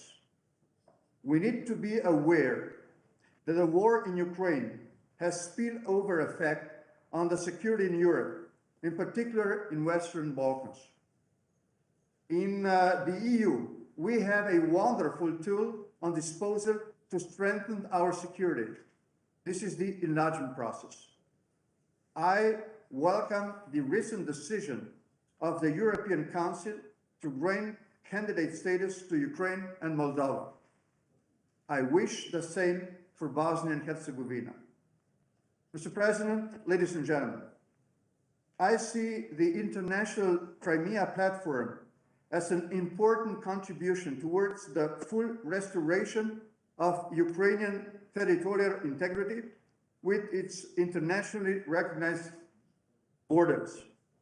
Our common goal is to restore peace and stability in Ukraine. And let me reassure that Slovenia will continue providing political and economic support, as well as humanitarian aid and any other assistance to Ukraine that you maybe would need. We are with you. Thank you, and I wish you all the best. Thank you, Mr. President. And the next speaker on my list is the President of the Republic of Estonia, His Excellency, Mr. Alar Karis. Dear Ukrainian friends, I would like to start by expressing my endless admirations for your courage. Your spirit is strong, and your will to defend freedom and independence and to fight against this aggression is extraordinary. To everyone who still believes in the United Nations Charter, it is our moral duty and obligation to help you to win this brutal war. Estonia condemns in the strongest possible terms the Russian war of aggression against Ukraine. We do not and will never recognize the illegal annexion of Crimea or any other Ukrainian region. First, our most immediate task today is to continue to raise the cost of war to Russia. Our response so far has neither changed Russia's calculus nor stopped its aggression. To reach a lasting peace in Ukraine, we need a twofold solution. We must do more and speed up the military aid needed by Ukraine to liberate its territory and step up sanctions pressure on Russia. We propose to toughen the travel restrictions because people's mindset only starts changing once they feel the impact of their own life and possibilities. Every single person has a moral duty to step up against the outrage and injustice against Ukraine, against the evil the Putin's regime represents. Every single Russian citizen has a duty to affect the cause of its country. Secondly, to reach lasting peace in Europe, we need to work on all efforts to ensure justice and accountability. Putin and its administration must be held accountable for crimes of aggression committed in Ukraine. We see gross violations of human rights, attacks against civilians and civilian infrastructure, filtration operations and forced deportation, preparations for so-called referendums, looting of Ukrainian grain. The list of crimes committed by aggressors is endless. Our common duty is to bring perpetrators of war crimes, crimes against humanity, and genocide to justice. As the ICC does not have a jurisdiction over the crime of aggression, serious consideration should be given to the establishment of an independent special court. Respect for international law must be restored. International peace and security for future generations. Third, I would like to highlight the importance of teaching history. Our future depends on the youth sitting in the classrooms today and on their education. We are made by history. We cannot let the lack of knowledge to define our future. To avoid such a brutality repeating and to see that peace prevails in the future, we have to start teaching history of our own nations, to evade misunderstandings caused by active brainwash through the war of spreading the false propaganda. I argue if everyone knows the history of Ukraine, even for past 100 years, it will be easier to ensure that non-recognition policy will last as long as it's needed. Because those who know history are destined not to repeat mistakes and build a better future. Today we see how ignorance makes it easy for any aggressor to put forward its false narratives and build the evil empire of lies on them. I call everyone to join initiative Learn History. We should invite our historians to record history lessons in all languages and create a space History Changes the Future for these lectures to help the teachers all over the world to find the credible material of our past. Estonia will support Ukraine as long as it takes to help you win this war and restore Ukraine's sovereignty and territorial integrity within its internationally recognized borders. Last but not least, dear Volodymyr, I want to fully join your confidence. This war started in Crimea and it shall end in Crimea. Thank you. Thank you, Mr. President. And I'm pleased to give the floor to President of Finland, His Excellency, Mr. Sauli Niinistö. Mr. President, ladies and gentlemen, I would like to join my colleagues in thanking President Zelensky for convening this summit. Since our first gathering in Kiev last August, the situation has worsened dramatically. Accordingly, the objectives of this platform have become even more important. Russia's war of aggression and the ongoing invasion of Ukraine are grave breaches of international law. As part of the European Union and in coordination with our transatlantic partners, Finland's response has been firm. Our political, economic, military, and humanitarian support to Ukraine has been strong. The support will continue for as long as needed. At the same time, we call on Russia to cease its military actions immediately and unconditionally. We call on Russia to withdraw all its troops and equipment from the entire territory of Ukraine, including the illegally annexed Crimean Peninsula. Mr. President, Finland's commitment to Ukraine's independence, sovereignty, and territorial integrity within its internationally recognized borders is unwavering. Finland supports international efforts to restore Ukraine's territorial integrity. All Ukrainians, including the Crimean Tatar people, need to fully enjoy their right to self-determination.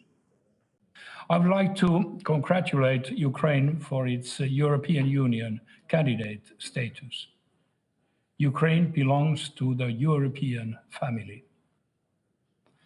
Finland firmly supports Ukraine's European path and the reforms to which Ukraine has committed itself. Mr. President, on behalf of the people of Finland, I send my best wishes to the people of Ukraine on the eve of your National Day. Your brave fight for freedom and for European values and principles deeply touches us. Ordinary Finns have shown exceptional eagerness to help you, Ukrainians. I look forward to continuing to strengthen our partnership and cooperation. Finland stands with Ukraine. Thank you, Mr. President. And our next speaker is Her Excellency, Madam Salome Zurabishvili, the President of Georgia. Mr. President, dear Volodymyr, Excellency, we are here united for the second time around the Crimean platform. Last year, Georgia was represented by its Prime Minister, and it is a great honor for me today to be representing Georgia and its people at this summit. For it is essential to stand together in defense of the values that unite us and which I'm confident will shape our common future. And I'm proud to join the Crimean Platform Declaration in the name of Georgia, and thus to reaffirm our support to your territorial integrity, to your sovereignty, to your de-occupation strategy. Crimea is Ukraine. Joining you today in this event, we remember all too well that tomorrow Ukraine is celebrating its Independence Day and will be marking 6 months of its valorous resistance to the Russian aggression. This is just not a coincidence of dates. We all know that the Russian aggression in Ukraine did not start last February, and that Crimea was indeed the initial challenge, reminding us too well that unanswered challenges to peace and security, unanswered aggressions to one's country's territorial integrity leads only to more aggression and to more instability. For Georgia, the events that have unfolded in Ukraine are unfortunately well known and have reopened many wounds. For Kremlin's aggression against its peaceful neighbors follows a pattern that Georgia has experimented in 1992, and 2008. We hence know only too well what it means to see one's own territory invaded and occupied. We understand only too well the price your soldiers and your whole civilian populations have paid and are paying. I want, in the name of the Georgian people, to reaffirm our admiration for your valorous struggle and express our firm belief that this fight will end in victory. And already your fight has been victorious, since it has challenged Russia's sense of invincibility and impunity. Your fight is already victorious, since it has generated an unprecedented response of the international community, a strong and united response, one that was not foreseen by President Putin, a type of response that we had not seen in 2014 during the annexation of Crimea or in August of 2008. Today's response is one that will change the future. Black Sea security and hence the global security as the world faces unprecedented risks of food shortages caused by halted grain exports. We are once again reminded of a very elementary principle that peace and security cannot be divided. We are all in the same boat. In these difficult times, the Ukrainian people have further unified around their European aspirations. I would like to wholeheartedly congratulate Ukraine for receiving the candidate status and express my confidence that Georgia will soon join our two partners, Ukraine and Moldova, on this common path. I'm strongly convinced that this anachronistic war will end soon and that Ukraine, standing on the right side of history, will emerge victorious. Occupation has no place in the 21st century. Dear President Zelensky, I'm confident that we will witness our nations regaining unity, territorial integrity, and prosperity in a peaceful and safe Europe. Happy Independence Day. Slava Ukraini. Thank you, Madam President. And now I'm pleased to give the floor to the Prime Minister of the Kingdom of the Netherlands, His Excellency, Mr. Mark Rutte. President Zelensky, dear Volodymyr, thank you for your opening remarks. And thank you, Ukraine, for hosting yesterday the Dutch Defense Minister and the Dutch Minister for International Trade. And for arranging this summit, which shines a global spotlight on Crimea. A summit that is taking place even as your country fights to resist Russian aggression. The images of the illegal annexation of Crimea in 2014 are still etched in my memory. And so are those of the atrocities that have taken place over the past 6 months.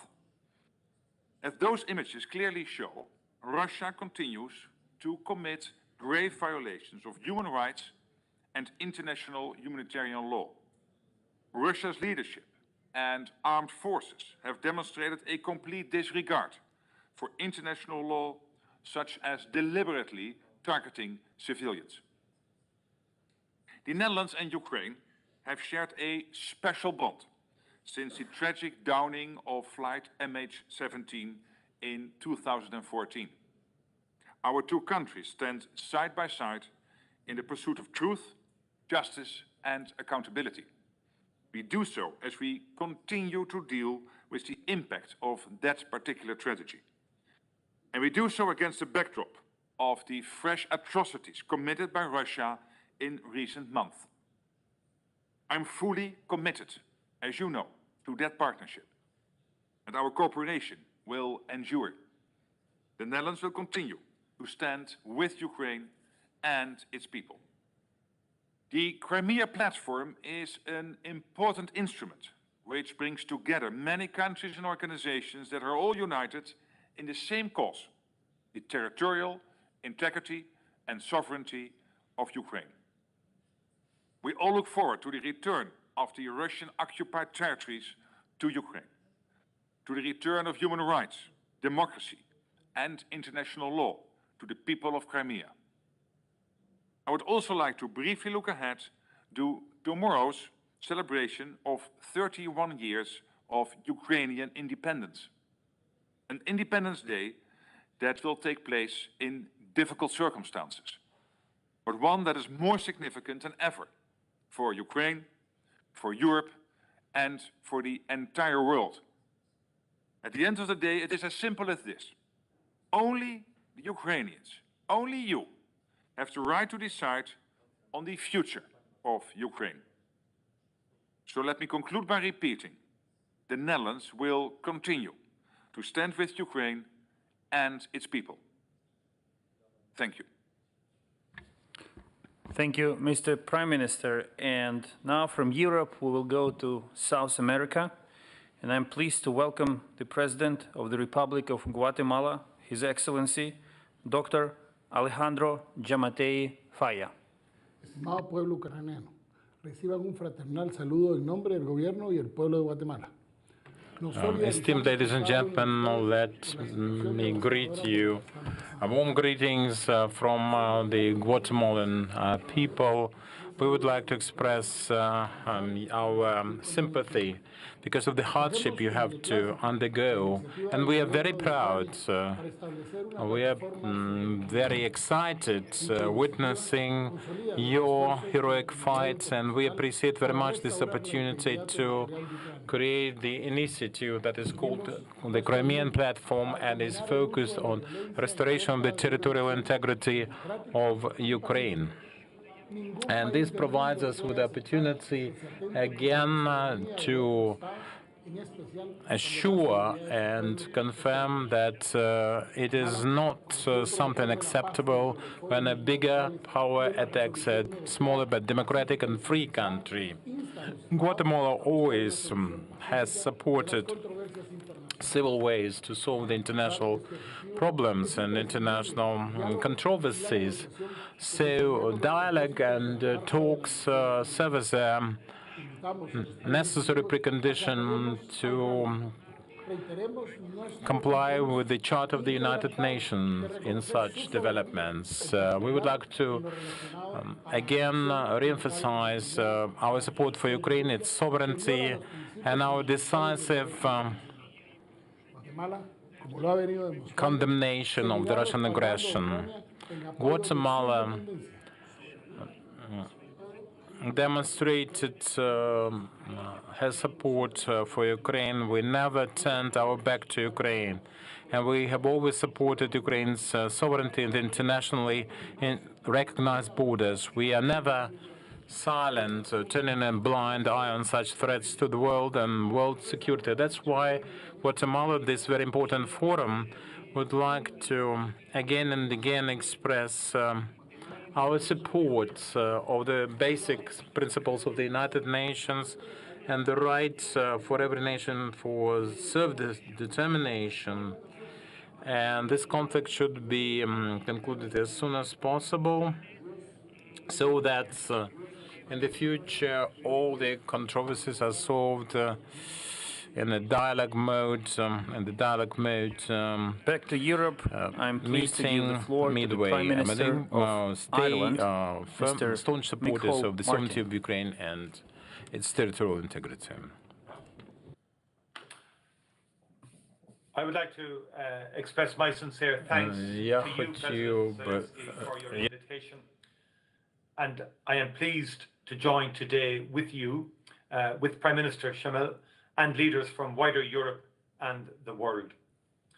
After 6 months of brutal war, the democratic world continues to stand in solidarity with the people of Ukraine and to condemn in the strongest terms Russia's unprovoked and unjustifiable aggression against a peaceful country.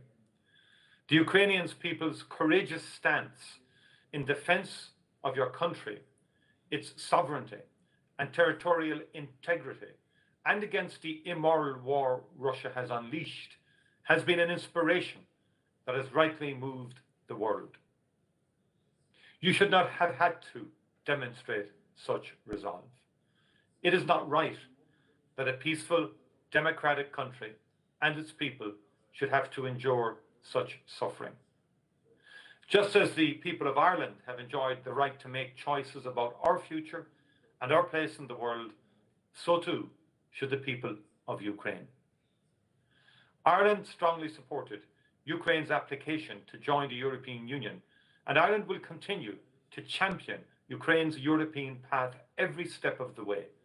The journey is complex, but the government in Kiev has proven its commitment to progress.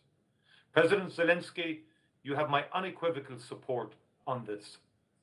Russia's immoral actions in Ukraine have consequences not only in the death, bloodshed and destruction endured within Ukraine's own borders. Russia, as we know, seeks to cynically manipulate hunger, energy, migration, and even the truth itself in order to wreak further havoc and divide us. It will not succeed. Respect for the territorial integrity of states and the non-use of force are not principles that are uniquely European. They are the basis of all international law, and Russia's flagrant disregard of them cannot be allowed to stand. If Russia is allowed to succeed, no country can truly be said to be safe. Russia is also solely responsible for the shock to global food security it has provoked. In making food a weapon, Russia has shown its absolute lack of concern, indeed its contempt for the least developed and most fragile countries in the world, for the most vulnerable people. Russia is no friend or ally of the poor. Such inhumanity is difficult to comprehend. Efforts to ensure security and stability in the Black Sea and Sea of Azov region must continue. I welcome that shipments are taking place from Ukrainian ports through the Black Sea Grain Initiative. I call on Russia to end its aggression and to withdraw from Ukraine. I'm gravely concerned about the Russian military activity at and in Zaporizhzhia. The nuclear power plant and its surrounding area must return to exclusively civilian control of the Ukrainian authorities supported by the International Atomic Energy Agency. Ukrainian sovereignty over Crimea must be restored. Until that day, Russia must comply with its obligations as an occupying power under international humanitarian law in all territory it has illegally annexed.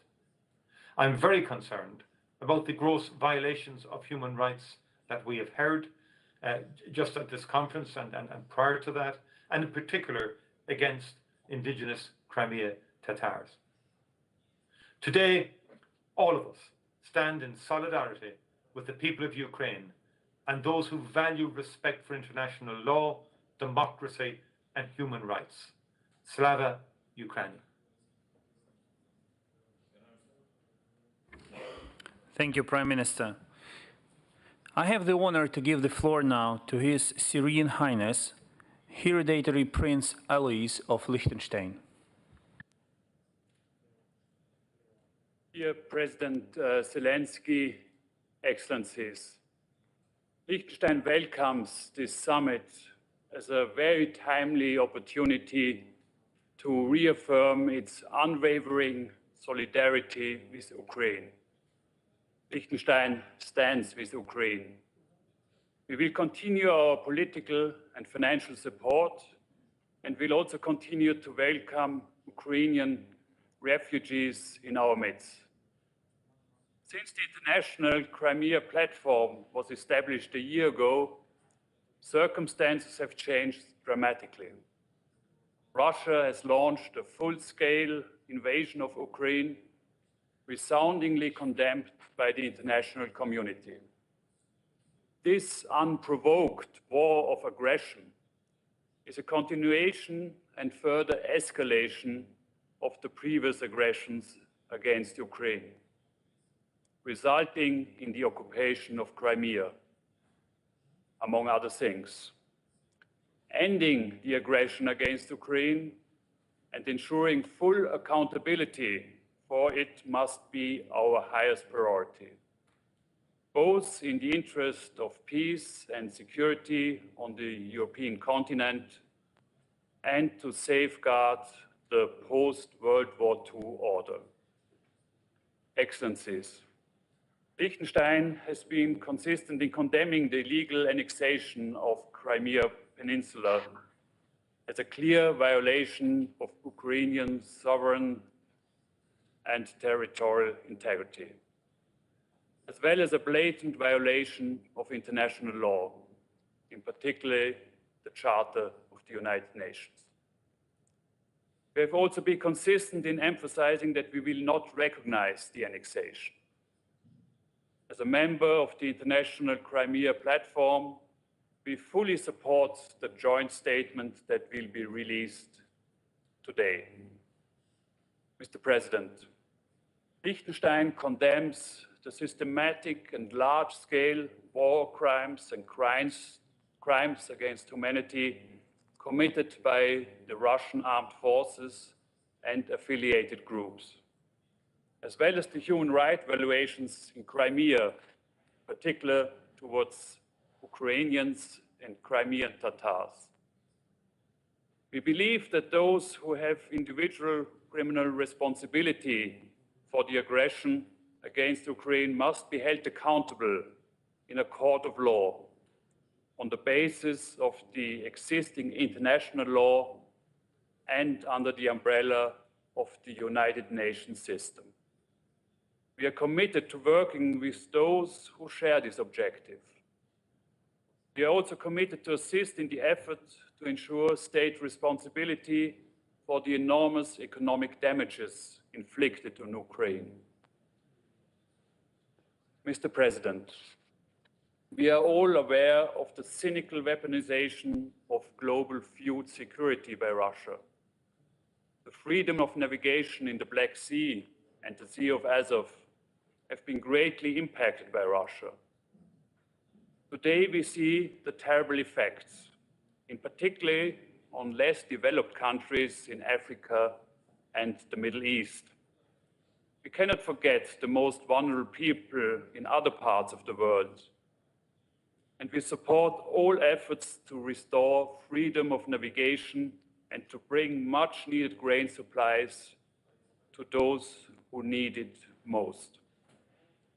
Excellencies, I see today's summit as a strong message of unity, and I am convinced that the Crimea platform can be a powerful platform, especially if additional states from all regions of the world will join its objectives. I thank you. Thank you, Your Serene Highness. I am now pleased to give the floor to the President of the Republic of Iceland, His Excellency, Mr. Gudni Torlacius Jóhannesson.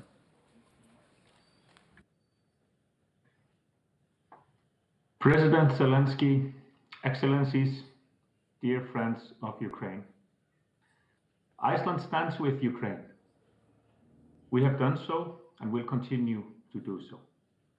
The government of Iceland supports United Nations agencies and other international organizations that provide humanitarian assistance on the ground. Furthermore, we have warmly welcomed refugees from Ukraine here in Iceland. We Icelanders are blessed in many ways. We live on an island in the middle of the Atlantic. We have no army. We have no immediate neighbors threatening us with violence and war. Still, history tells us that our safety and security depend on the safety and security of others. As long as the Russian invasion of Ukraine rages, freedom is at risk in the whole of Europe. President Zelensky, I admire your courage and guidance during these terrible times. You stepped up as a strong leader when your nation needed a strong leader. At the same time, allow me to say that the world does not need so-called strong men who use military strength to oppress others, leaders who sow fear and mistrust at home and abroad. There is nothing strong about that. Let us rather work for a family of states and for strong democracies with strong respect for freedom and diversity. Let us work for the strong rule of law, not the law of the strong, for that is no law, only force and ferocity. Dear listeners, dear friends of Ukraine, Iceland stays united with Ukraine and its people. Thank you very much. Thank you. Thank you, Mr. President. And now I'm pleased to invite to take the floor the President of the Republic of Latvia, His Excellency, Mr. Egils Levits. President Zelensky, Excellencies, dear friends of Ukraine, 8 years have passed since the Autonomous Republic of Crimea and the city of Sevastopol have been occupied and illegally annexed by Russia. In Crimea, the world has seen Russia following its traditional algorithm of occupation. First, the closing down of the legitimate institutions of the occupied territory, then followed by fake referenda, then mass repressions, then deportations of the people of occupied territory and the resettlement of people from Russia in order to make the territory predominantly Russian, and massive Russification policy backed by propaganda. For Latvia, this is nothing new. We experienced the Soviet military occupation nightmare for 50 years. 1 year ago, Latvia participated in the establishment of the International Crimea Platform. It's based on our firm commitment to the non-recognition of Russia's illegal annexation of Crimea. This is essential. In our case, it's allowed us to restore our independence even after 50 years of occupation. And I'm convinced that our non-recognition of Russia's annexation of Crimea will not have last so long that soon Crimea will be liberated. Today, Ukraine fights Russia's unprovoked and unjustified war of aggression. This is a brutal war, which Russia must not be allowed to win, a war which will end with the liberation of the entire territory of Ukraine, including Crimea. We stand with Ukraine in this fight. Latvia provides all the support we can, but we all still need to do more. Military, financial, economical, humanitarian support is essential. But we also need to increase international pressure to Russia. We have to work with our international partners worldwide to win over their understanding and support for Ukraine. Sanctions have to be strengthened. The travel of Russians outside Russia should be limited. Those who support aggression should not enjoy going to Europe for fun. We must condemn any Russian attempt to integrate parts of Ukrainian territory by force. We must always support Ukraine's independence, sovereignty, and territorial integrity within its internationally recognized borders. Dear colleagues, nevertheless, the condemnation of the Russian aggression against Ukraine is not enough. In the current situation, decisive is the military support. As Secretary General Jens Stoltenberg just said, more weapons, more ammunition, and more quickly. Ukraine must win this war. This is necessary for the future of Crimea. This is necessary for the future of Ukraine. This is necessary for the future of Europe. This is necessary for the future of international law and international peace order. Let us work together in order to help Ukraine to win the war. This would be also the victory for freedom and democracy. Slava Ukraini! Heroyam Slava. Thank you, Mr. President. And now I invite to address the summit the President of the Republic of Lithuania, His Excellency, Mr. Gitanas Nausėda. Dear Volodymyr, Excellencies, ladies and gentlemen, much has changed since our last meeting a year ago in Kiev. In the last 6 months, we have seen Russia launching a full-scale war against Ukraine and perpetrating numerous atrocities. This assault is instigated by an extreme aggression towards the independent state of Ukraine and its brave people. Russia is trying to undermine the very existence of Ukraine. Russia also challenges the global security architecture and norms-based international order. Russian war constitutes a crime of extraordinary proportions. The international community is united. The war must be stopped. Our duty is to support Ukraine's sovereignty, independence, and territorial integrity. This is where the international Crimea platform becomes of great importance. It is to keep our attention focused on Crimea, a place where the Russian invasion started 8 years ago. In Crimea, the earlier failure of the international community to act in a more assertive way is most clearly visible. Even today, Russia uses the illegally annexed peninsula as a base for new military offensives against Ukraine.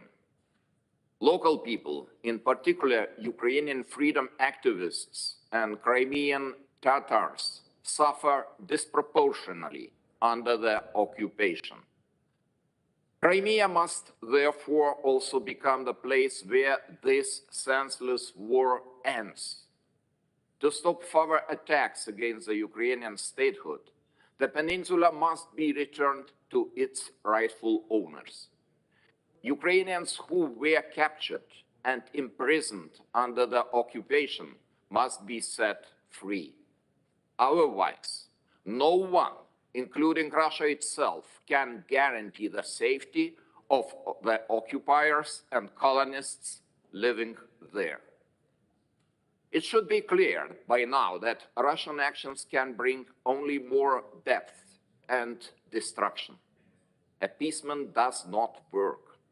Only our firm and united response may disperse the bloody vision of restoration of the Russian Empire. Therefore, it is vital to strengthen the international sanctions, continue Russia's political and economic isolation, and limit its ability to prolong this war. To boost our own resilience, we must collectively get rid of the dependence on Russian energy resources, the way Lithuania has done it when this war began.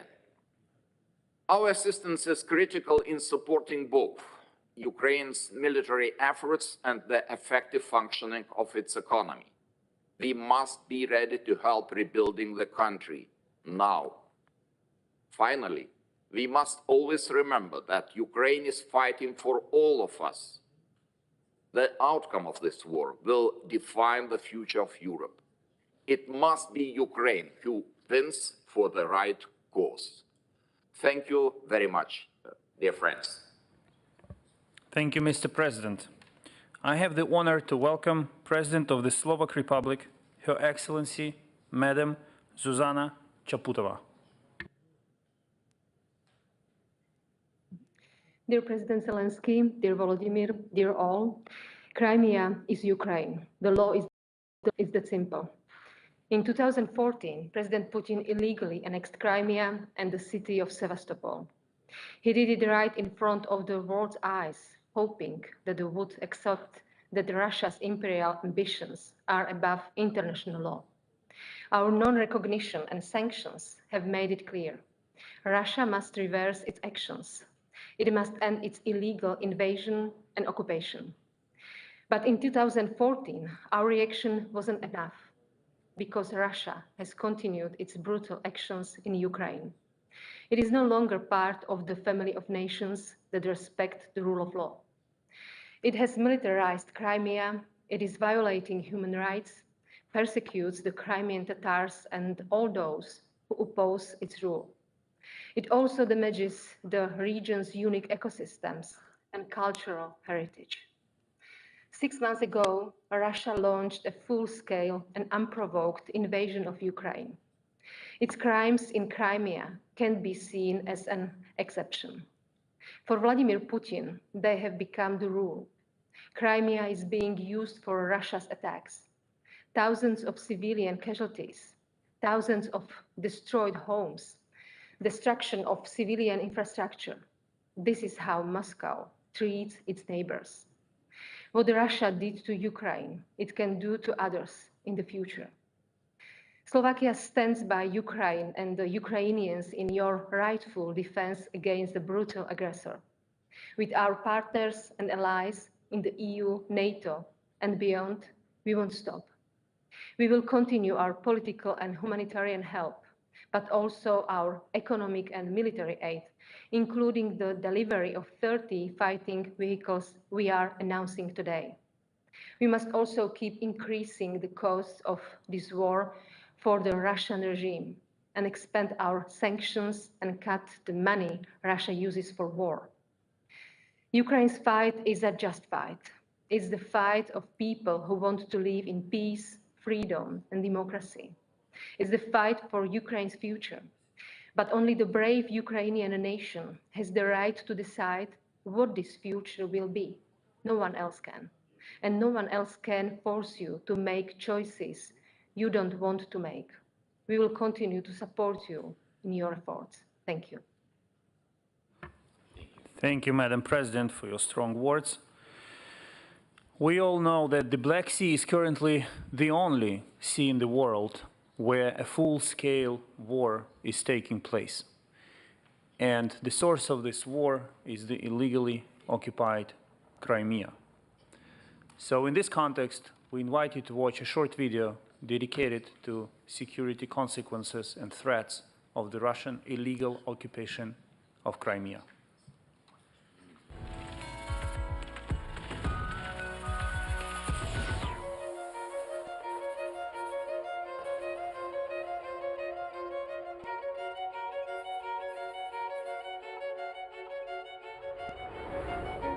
Green and not so polite, armed incognitos in military uniforms, and the Trojan horses who are hiding behind the backs of the locals. In a few weeks, they will take hostage the entire Crimea.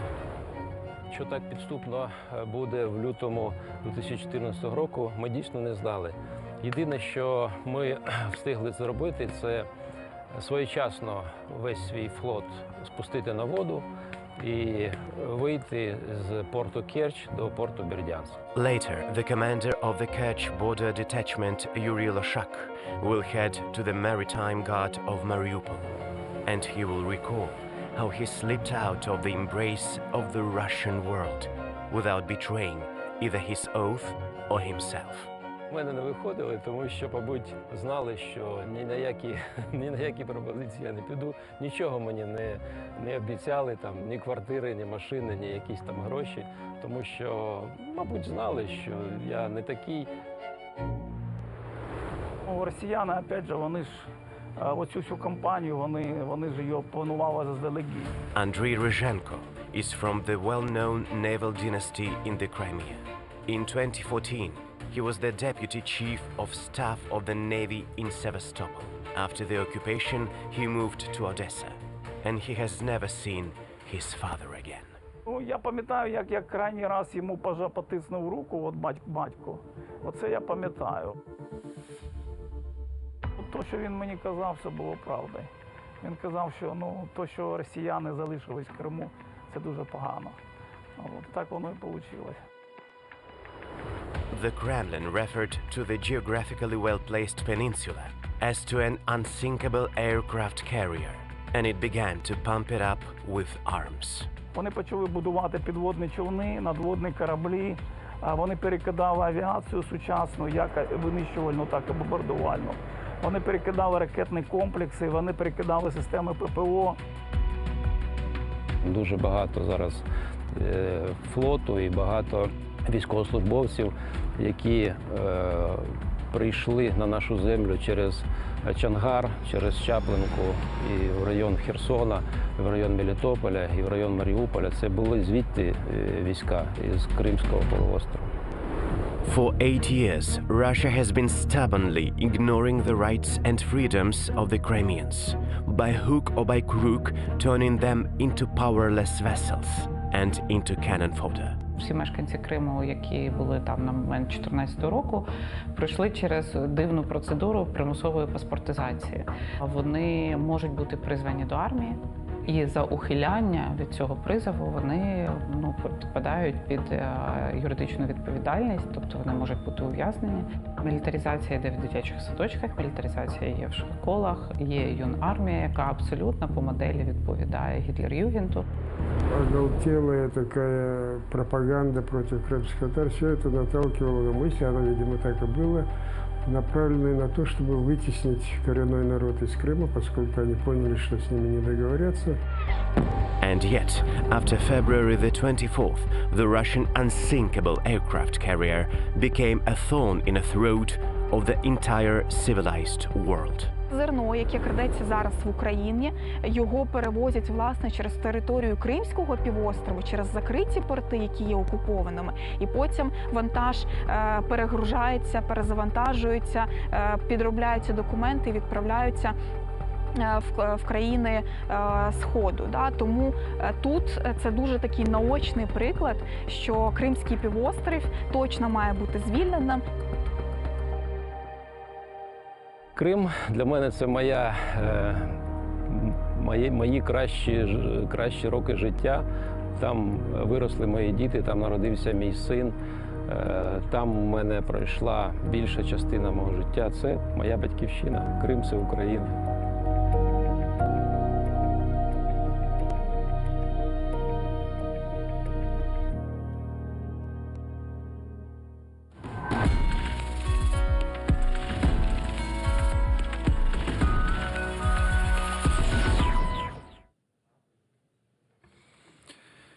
And now we will continue our summit and we will go back to South America. I am pleased to give the floor to the President of the Republic of Suriname, His Excellency, Mr. Chandrik Kapersad Santohi.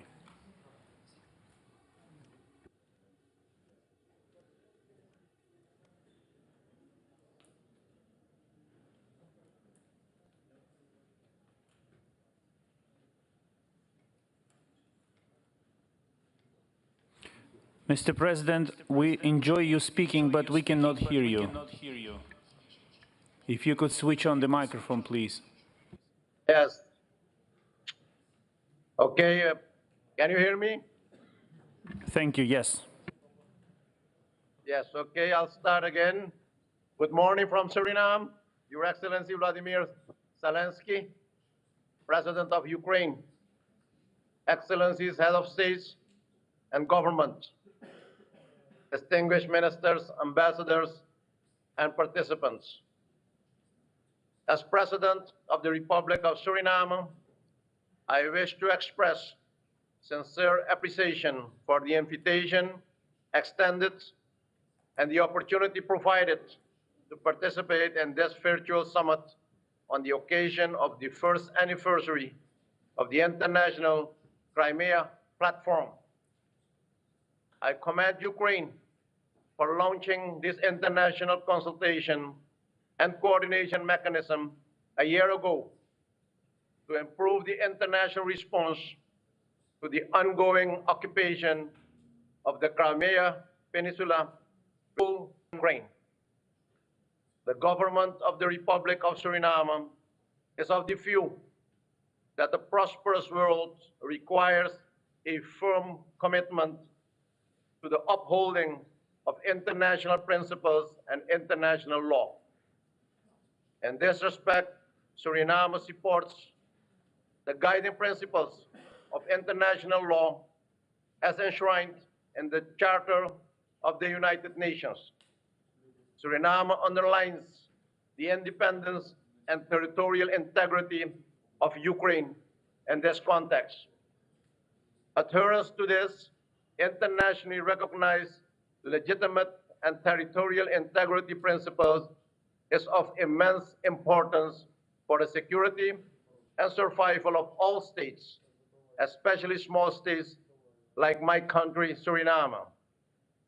Therefore, it is appropriate to underscore that the Republic of Suriname remains committed to democracy, strong democratic institutions, good governance, sovereignty, territorial integrity, rule of law, human political rights, and fundamental freedoms, as well as peace and security.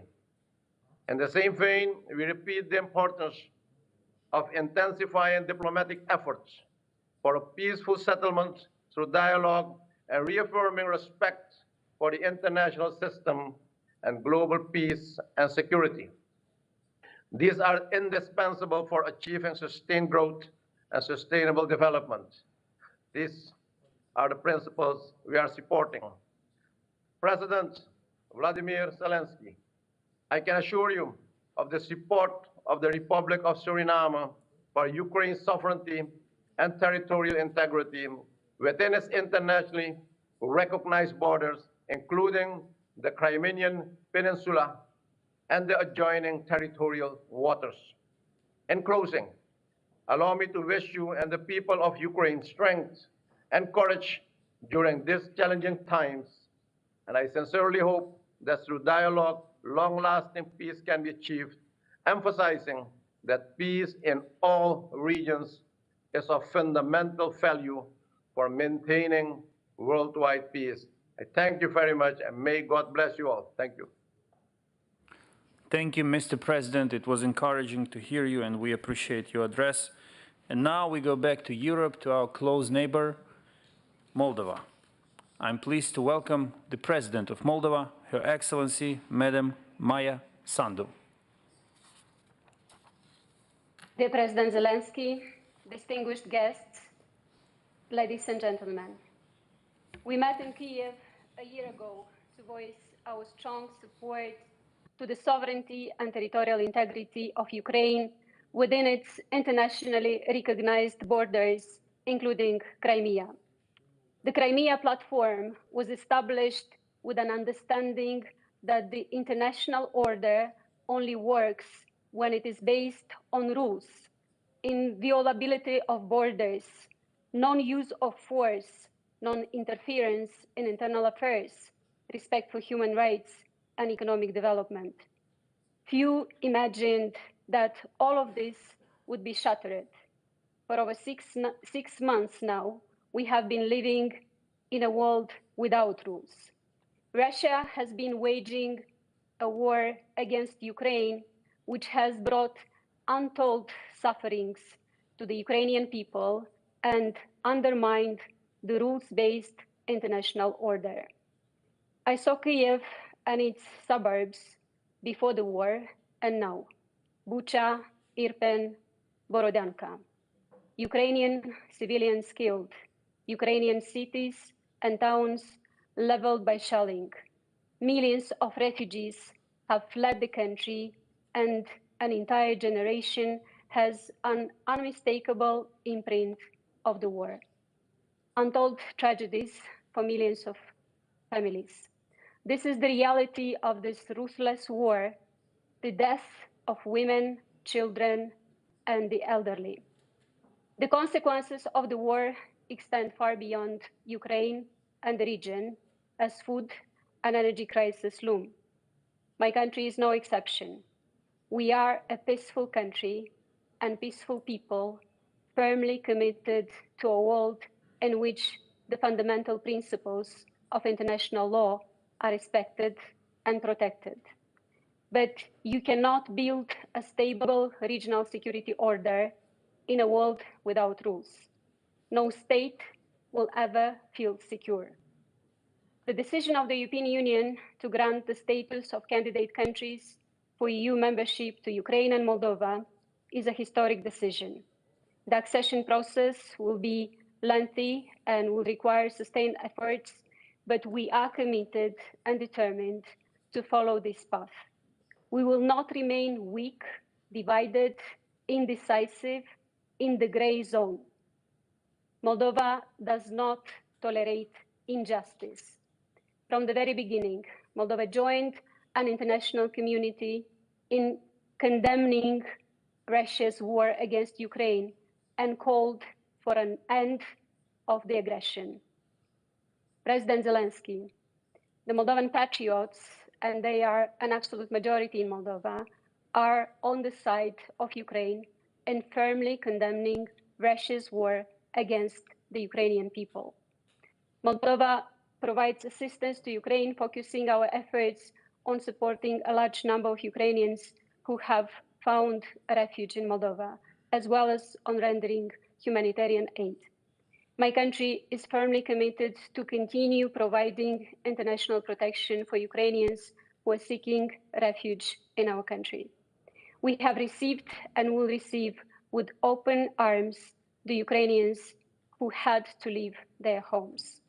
We will further assist with any arising humanitarian issues and will help as many people as we can who find themselves in need for protection and shelter. Allow me to congratulate the Ukrainian people on your 31st Independence Day, which you made fighting for your independence, for your existence as a sovereign nation. Moldova reiterates once again its unwavering support for the independence, sovereignty, and territorial integrity of Ukraine within its internationally recognized borders, including Crimea. Ukraine protects us today. Ukraine protects the free world. Slava Ukraini! Thank you, Madam President. We will now go to Switzerland, and I'm pleased to welcome the President of the Swiss Confederation, His Excellency, Mr. Ignacio Cassis.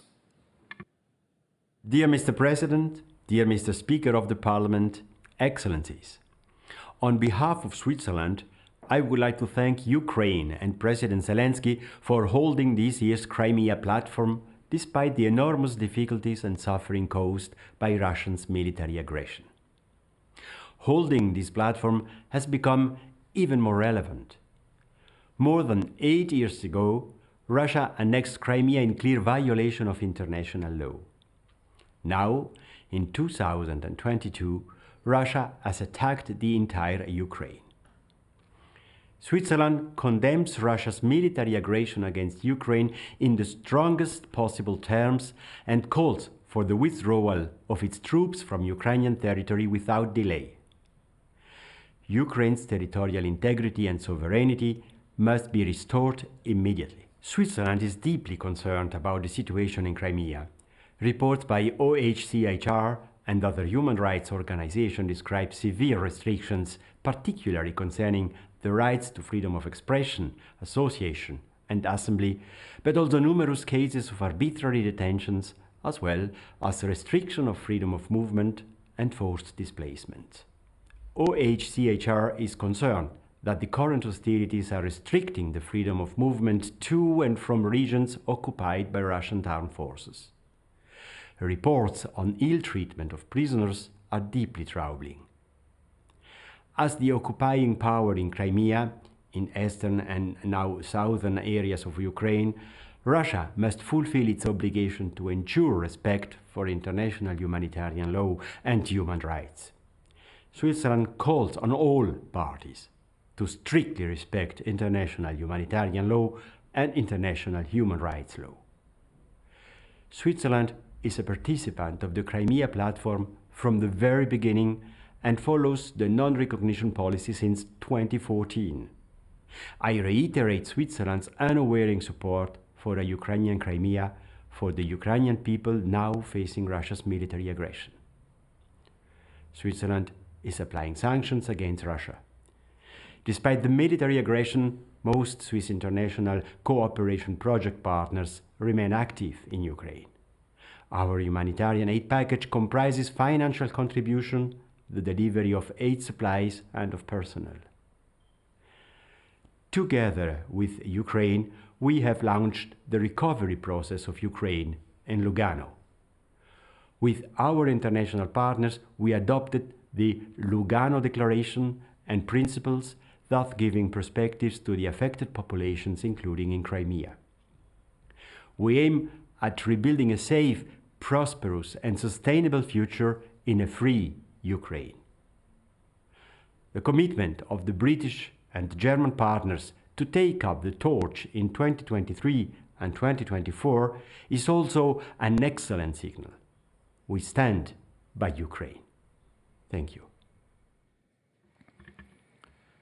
We thank President of the Swiss Confederation, and I am pleased to give the floor to the distinguished President of the Republic of Turkey, His Excellency, Mr. Recep Tayyip Erdogan.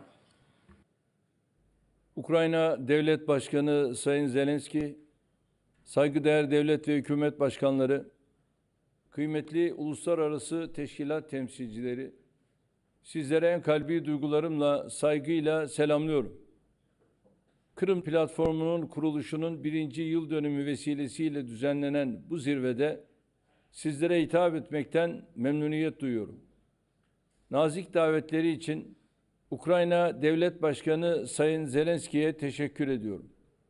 Kırım davasının barışçıl yollardan daha etkin bir şekilde savunulması amacıyla kurulan platformu isabetli buluyor ve destekliyoruz. Bu desteğimizi geçtiğimiz yıl Kiev'de düzenlenen kuruluş zirvesine Dışişleri Bakanımızın bizzat katılımıyla göstermiştik. Önümüzdeki dönemde de platformun çalışmalarına her düzeyde katkı vermeyi sürdüreceğiz. Türkiye, Kırım'ın ilhakını tanımamakta, bu adımın gayrimeşru ve hukuk dışı olduğunu ilk günden beri açıklıkla savunmaktadır. Bu sadece hukuki değil, ahlaki temelleri de olan ilkeli bir duruştur. Kırım'ın ayrılmaz parçası olduğu Ukrayna'ya iadesi, esas itibariyle uluslararası hukukun gereğidir. Ukrayna'nın toprak bütünlüğünün, egemenliğinin ve siyasi birliğinin korunması sadece bölgesel değil, küresel güvenlik ve istikrar bakımından kritik öneme sahiptir. Kırım'ın yerli halklarından olan Kırım Tatar soydaşlarımızın güvenlik ve esenliğinin temini de Türkiye'nin öncelikleri arasındadır. Kırım Tatarı vatandaşlarımız Kırım'daki gelişmelerin yakın takipçileridir. Bu vesileyle geçen sene platformun Kiev'deki ilk zirvesine katıldıktan sonra gözaltına alınan Kırım Tatar Milli Meclisi 1. Başkan Yardımcısı Nariman Celal ve arkadaşlarının bir an evvel evlerine ve ailelerine kavuşmaları beklentimizi tekrarlıyorum. Tarih boyunca büyük acılara maruz kalan Kırım Tatarları kendi ana yurtlarında barış içerisinde yaşamanın Türkiye bu süreçte Ukrayna hükümetinin ve Kırım Tatarlarının yanında olmayı sürdürecektir. Değerli katılımcılar, 24 Şubat'tan bu yana devam eden savaşın Ukrayna'nın toprak bütünlüğü ve egemenliği temelinde adil bir barışla sona erdirilmesi gerektiğini savunuyoruz. Türkiye olarak bu amaçla diplomasi kanalını işler hale getirmek için büyük çaba harcadık. Mart ayında Antalya'da yapılan Dışişleri Bakanları toplantısı, akabinde İstanbul'da ev sahipliği yaptığımız barış görüşmeleri ve son olarak tahıl konusunda varılan anlaşma gibi önemli ve somut başarılar elde ettik. 18 Ağustos'ta Lviv'e yaptığım ziyarette bu tavrımızı bir kez daha ortaya koyduk. Ancak yakalanan ivmenin korunması ve kalıcı sonuçlara dönüşmesi tarafların barış yolunda atacağı adımlara bağlıdır. Barışın tesisi doğrultusunda kolaylaştırıcılık ve arabuluculuk gayretlerimizi yılmadan, yorulmadan sürdürmeye kararlıyız. Savaşın bitmesi ve Karadeniz Havzası'nın yeniden huzur ve istikrara kavuşması sadece bölgeye değil, tüm dünyaya derin bir nefes aldıracaktır. Bu düşüncelerle Kırım dahil Ukrayna'nın toprak bütünlüğüne desteğimizi tekrarlıyor, bölgemizin en kısa zamanda yeniden barış iklimine kavuşmasını diliyorum.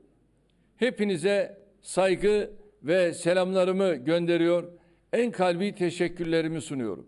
Kalın sağlıcakla. We thank President of the Turkish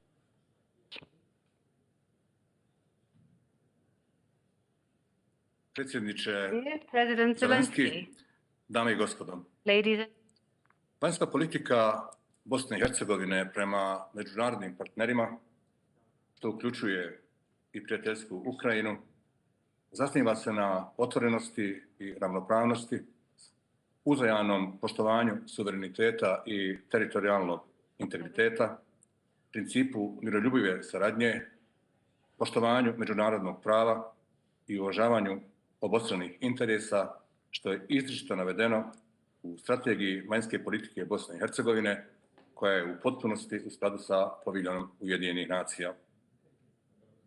Predsjedništvo Bosne i Hercegovine je 6. marta 2014. godine usvojilo posebnu izjavu o situaciji u Ukrajini.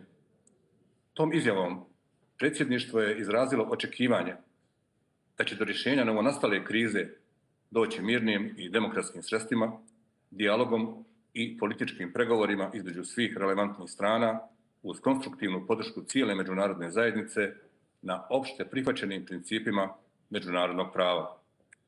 Tom prilikom predsjedništvo Bosne i Hercegovine također je izrazilo punu podršku naporima s ciljem prevazilaženja trenutne situacije i održavanja mira i potrebne sigurnosti, te pozvalo sve strane u sporu da se suzdrže od upotrebe sile i žurno otpočnu politički dijalog za rješenje novonastale situacije u interesu mira, regionalne i globalne stabilnosti. Dakle, to je bilo 6. marta 2014. godine kao stav predsjedništva Bosne i Hercegovine. Godinu dana nakon održavanja nelegalnog i nelegitimnog referenduma 16.3.2015. godine Bosna i Hercegovina se pridružila deklaraciji visokog predstavnika u ime Evropske unije o Krimu, kojom je potvrđena čvrsta opredjeljenost za suverenitet i teritorijalni integritet Ukrajine. Istom deklaracijom nastavljeno je sa osudom tog čina kršenja međunarodnog prava, te je istaknuto da je ilegalna aneksija Krima i Sevastopolja direktan izazov međunarodnoj sigurnosti s ozbiljnim implikacijama na međunarodni pravni poredak koji štiti jedinstvo i suverenitet svih država. Također, istaknuta je posvećenost potpunoj provedbi politike nepriznavanja, uključujući i restriktivne mjere. Ponovo je potvrđena duboka zabrinutost zbog kontinuiranog vojnog jačanja i pogoršanja stanja ljudskih prava na poluostrvu Krim, uključujući uskraćivanje slobode govora i progon pripadnika manjina. Ponovljen je poziv da se međunarodnim akterima u oblasti ljudskih prava omogući potpun, slobodan i neograničen pristup cijeloj teritoriji Ukrajine, uključujući Krim i Sevastopolj. Ponavljam, Bosna i Hercegovina se pridružila ovoj deklaraciji visokog predstavnika u ime Evropske unije o Krimu. Nakon invazije Ruske federacije na Ukrajinu 24.2.2022. godine, Bosna i Hercegovina sa slijedom prethodno navedenog pridružila brojnim međunarodnim dokumentima kao što su Rezolucija Generalne skupštine Ujedinjenih nacija, agresija na Ukrajinu, Odluka Vijeća Europe o suspenziji predstavništva Ruske federacije u Vijeću Europe. Deklaracija visokog predstavnika u ime Europske unije o invaziji oružanih snaga Ruske federacije na Ukrajinu i nizu pratećih deklaracija, kao i nizu odluka drugih međunarodnih institucija i organizacija. Prethodno izneseno su stavovi Bosne i Hercegovine doneseni slijedom odluka institucija te međunarodnih obaveza, uključujući sporazum o stabilizaciji i pridruživanju Bosne i Hercegovine sa Europskom unijom i druge akte. Poštovane dame i gospodo, na kraju, uprkos vanjskim i unutrašnjim pritiscima, kao predsjedavajući predsjedništva Bosne i Hercegovine, mogu reći da nisu promijenjeni navedeni zvanični stavovi države Bosne i Hercegovine o podršci suverenitetu i teritorijalnom integritetu Ukrajine i o osudi postupaka kojima se povređuje suverenitet i teritorijalni integritet Ukrajine. Hvala vam na pažnju. Thank you, Mr. Chairman. For 8 years now, the words human rights and fundamental freedoms in the occupied Crimea have been an empty sound. Human rights and freedoms were replaced with repressions, persecution, and torture.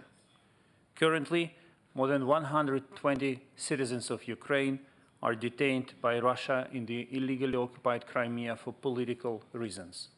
I invite you to watch a short video dedicated to this topic.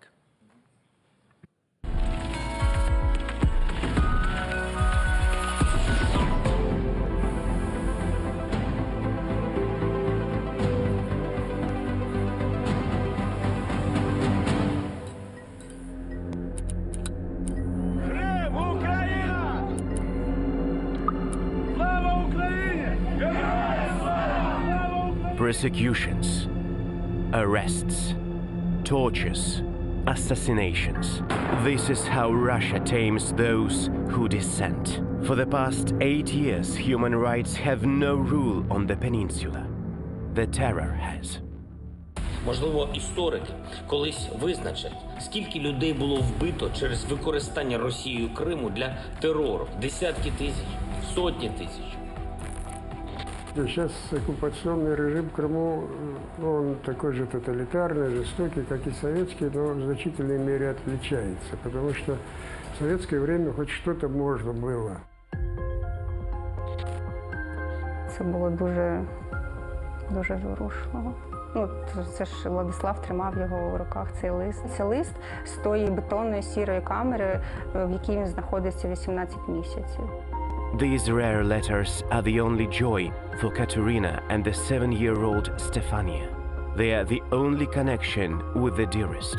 Vladislav Yesepenko, the journalist from Radio Liberty, who was on his business trip to Crimea in spring 2014. His wife and his daughter never saw him again. Владислава майже місяць не могли знайти і побачити. Ми не знали, в якому він стані, де він. Адвоката просто крутили за ніс по всьому Сімферополю. То Владислав в СІЗО, то він в управлінні ФСБ, то він ще якомусь там КПЗ. Це слідчий це все, в принципі, ці всі маневри прокручував. І він спеціально не казав, де він, тому що Владислав пережив тортури. Вибивання так званих свідчень і так званих різноманітних зізнань – це традиційна практика для окупанта. Це те, що робили колись чекісти, НКВДісти, КГБісти, зараз це роблять ФСБшники. Vladislav Yesepenko, a journalist, was detained for the alleged making and storing of a grenade. Through tortures, they have got his confession. He was detained for a year before the court proceedings and sentenced to 6 years in prison. Безумовно, ключовий елемент в тому, що як держава-окупант захоче, так цей процес і завершиться, і ми розуміємо, що умовно намалювати строк для держави-окупанта не є проблемою. Вони мене, до речі, запрошували, слідчий по нашій справі, що Катерино, приїжджайте, я вам дам побачення з чоловіком, з дитиною, приїжджайте, все буде добре. Ну, але ж ми розуміємо, для чого це робилося. Тобто це ще один важіль впливу для них був би в їх руках.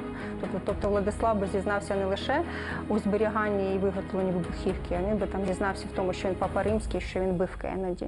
Katerina and Stefania Yesipenko are fighting desperately for Vladislav to be released.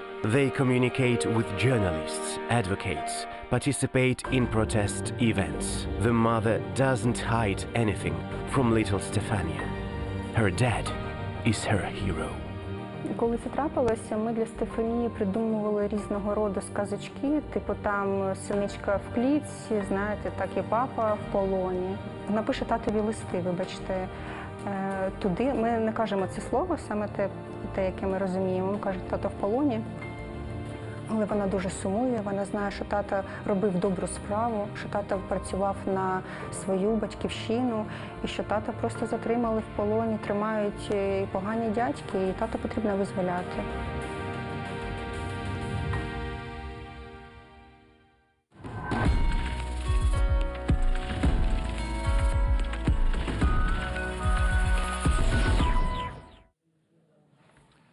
We are back. And I'm pleased to welcome the Prime Minister of the Kingdom of Sweden, Her Excellency, Madam Magdalena Andersson. President Zelensky, Excellencies, colleagues, and friends. In August last year, we came together in Kiev to show our unwavering support for Ukraine's territorial integrity and the sovereignty in light of Russia's illegal annexion of Crimea and the city of Sevastopol. Since then, Russia has launched an unprovoked, illegal, and ruthless full-scale war of aggression. This has made an already dire situation in Crimea even more alarming. For instance, Russia uses the peninsula as a launching pad for attacking other parts of Ukraine. Sweden is deeply concerned by the countless violations of human rights and international humanitarian law committed by the Russian authorities in the Crimean Peninsula and elsewhere on the temporarily occupied Ukrainian territory.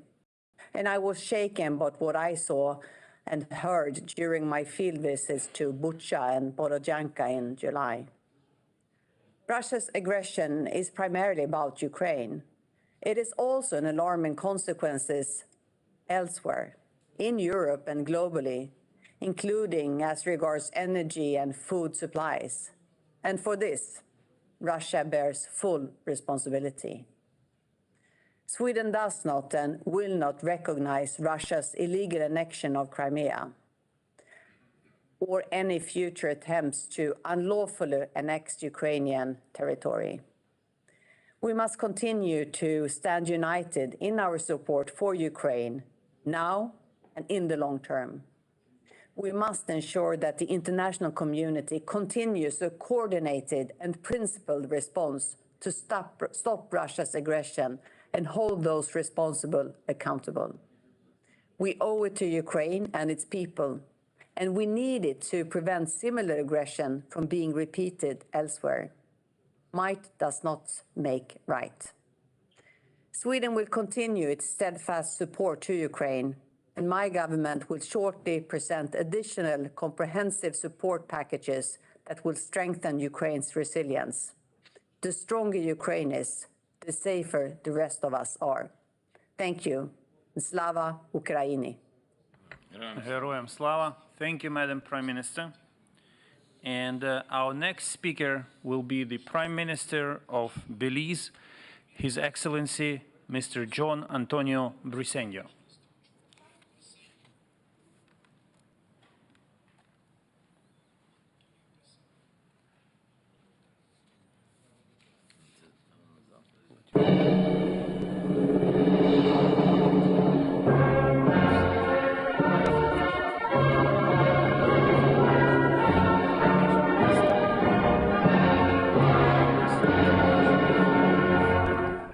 One year ago, the International Crimea Platform was established.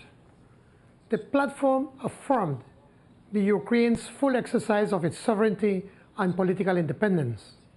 It also affirmed that Ukraine's full territorial integrity cannot be achieved without ending the Russian Federation's temporary occupation of the Autonomous Republic of Crimea.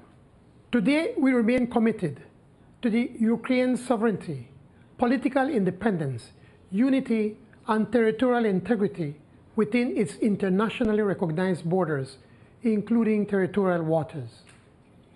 In March of this year, we condemned Russia's unprovoked and unjustifiable full-scale invasion and unprecedented war of aggression against Ukraine. We maintain our position, particularly the actions adopted by Russia on the use of the temporary occupied Ukrainian Crimean Peninsula, including Ukrainian territorial sea, to launch its war against Ukraine. Russia's extensive use of Russian military aircrafts and warships for missile strikes and indiscriminate attacks at civilians and Ukrainian civilian infrastructure for further aggression and military invasion of southern Ukrainian regions must stop. Mr. President, as signatories to the human rights conventions, it is increasingly worrisome that Russia does not abide by its obligations under international humanitarian law and continues to adopt repressive measures against Ukrainians, in particular against persons belonging to the indigenous Crimean Tatar people. We are concerned by the effects caused by the seizure of the Ukrainian ports and the denial of the lawful exercise of navigational rights and freedoms, which pose an imminent threat to the security of the wider Black Sea region, which has exacerbated a global food insecurity. We urge Russia to uphold its end of the deal brokered by the UN and Turkey to enable grain exports through the Black Sea. Mr. President, Belize joins the international community in calling for the immediate and unconditional withdrawal of all its forces and military equipment from the internationally recognized territory of Ukraine, including Ukraine's territorial waters. We maintain our position that abiding by our obligations and upholding the principles of the UN Charter and abiding by the norms of international law is the only way to resolve this situation and to reach a just peace.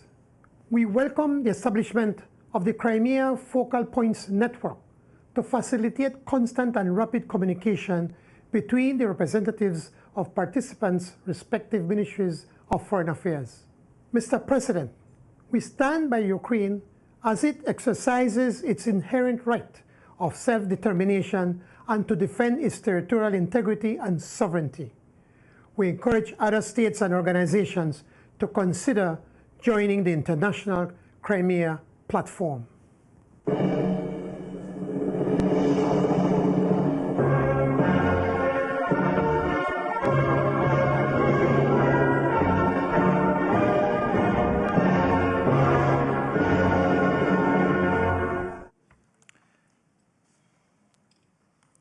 We thank Prime Minister, and now I'm pleased to welcome the Prime Minister of the Kingdom of Denmark, Her Excellency, Madam Mette Frederiksen. Excellencies, dear colleagues, friends of Ukraine, tomorrow it will be exactly 6 months since Putin's brutal attack on Ukraine. It has been half a year of terror, of unspeakable suffering for the people of Ukraine, attacks on civilians, women, children, elderly. And we will never forget the horrible crimes committed by Russia. And we need to ensure that Putin pays a high price for his war of aggression. A war that started 8 years ago in Crimea. Today we are together to reaffirm a simple message. Crimea is Ukraine, and the borders of Ukraine are internationally recognized, no matter the lies from Putin or anybody else stating the opposite. And there can be no doubt, it is up to Ukrainians to decide their own future, not an autocrat from Russia. Right now, Ukraine is fighting for democracy, for freedom, for justice, values that we all believe in and need to stand up for. And Denmark will do what we can to help the Ukraine people. 2 weeks ago, we hosted a donor conference in Copenhagen with Ukraine and the United Kingdom. Here, new contributions of 1.5 billion euros from international partners were announced, including 110 million from Denmark for additional weapons and training. And Denmark has taken on a special responsibility to help rebuild the city of Mykolaiv. We continue to support the return of all currently occupied territories of Ukraine, including Crimea and the city of Sevastopol. And we are, of course, ready to do more, because Ukraine, all of Ukraine, belongs to the Ukrainians. Thank you, President Zelensky, for your brave leadership. And thank you all present here today for doing the right thing and helping our friends in Ukraine in these dark times. Thank you. Thank you, Madam Prime Minister. And now I'm pleased to give the floor to the Prime Minister of the Kingdom of Belgium, His Excellency Mr. Alexander De Croo. Firstly, I would like to congratulate President Zelensky for the organization of this summit, which is a success. Personally, I see our meeting today as a way of not forgetting and reminding ourselves why we are fighting. Even if we are consumed by what is happening every day, the daily nuclear power plant, the indirect consequences of the war that we are facing throughout Europe, notably in terms of energy supplies this winter, we need to strive to keep in mind.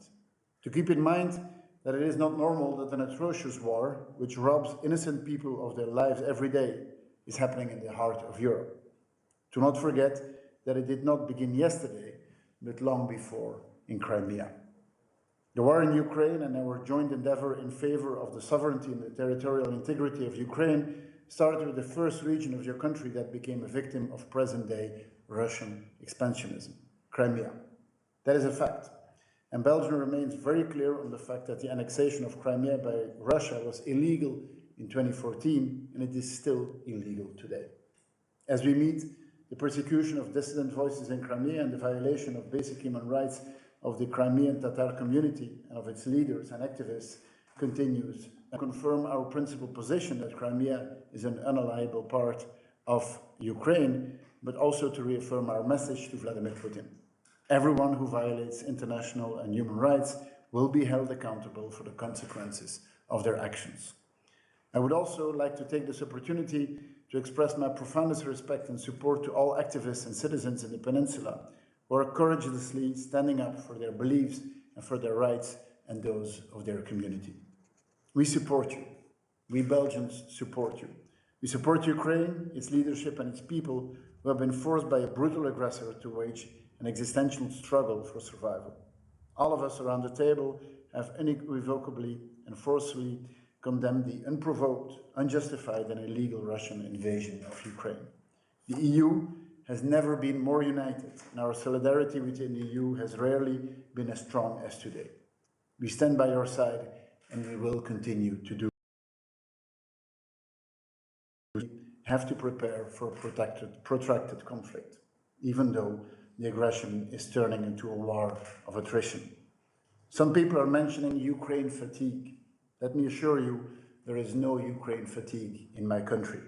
My government and our population stands united behind Ukraine and will continue to stand united behind Ukraine, its leadership and its population. Our multifaceted support to Ukraine will therefore continue unwaveringly. Within the EU, we have already adopted 7 packages of sanctions and we are working on an 8th one. With our partners, we are increasing our political support to Ukraine.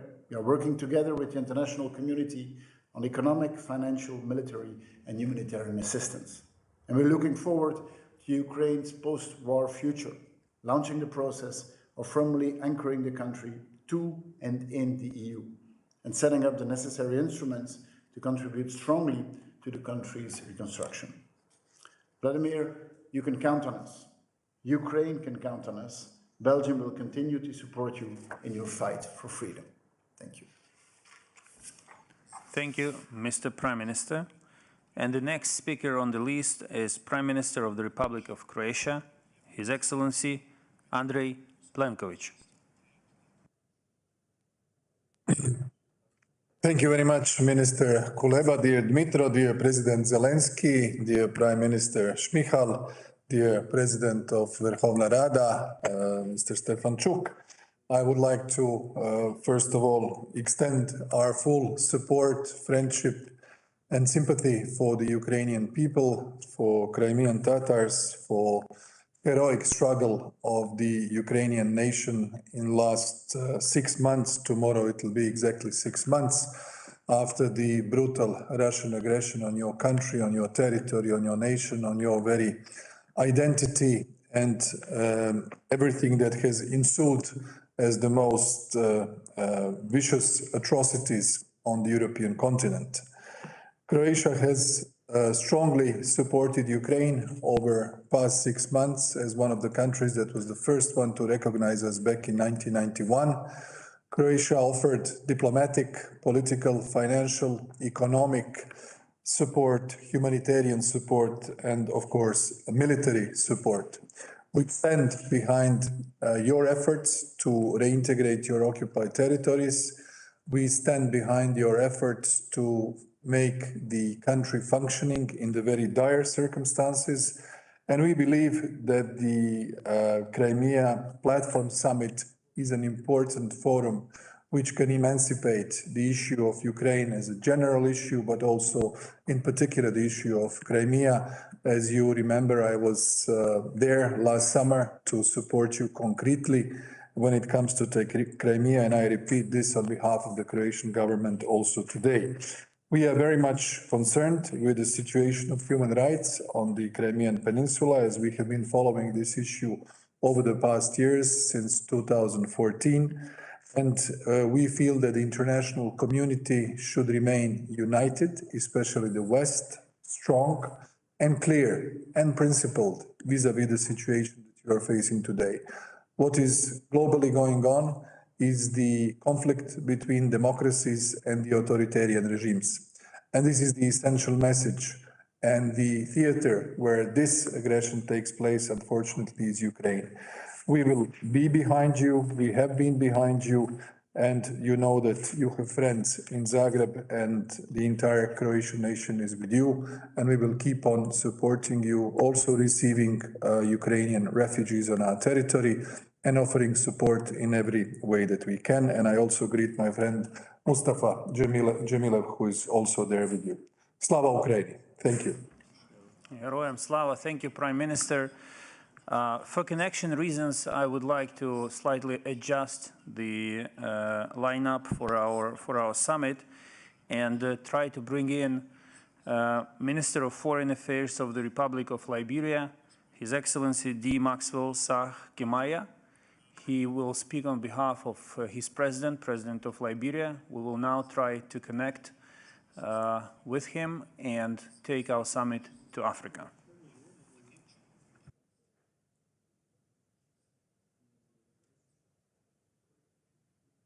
Okay, I'm hearing from the editors that the connection has been lost.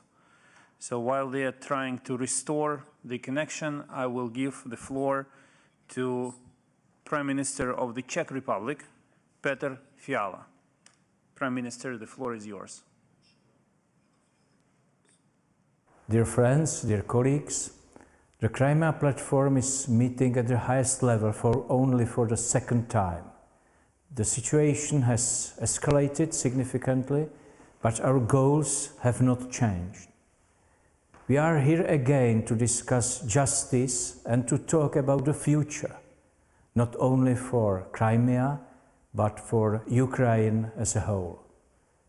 Our interests are moral, as the freedom of Crimea and the rights of its people are at stake, and also pragmatic, as stability in the Black Sea region is in everyone's interest. The Russian regime violates human rights dramatically in many territories it controls. and it's always trying to grab more. Our common mistake is that we fail to take a tougher stance against the violations of international law.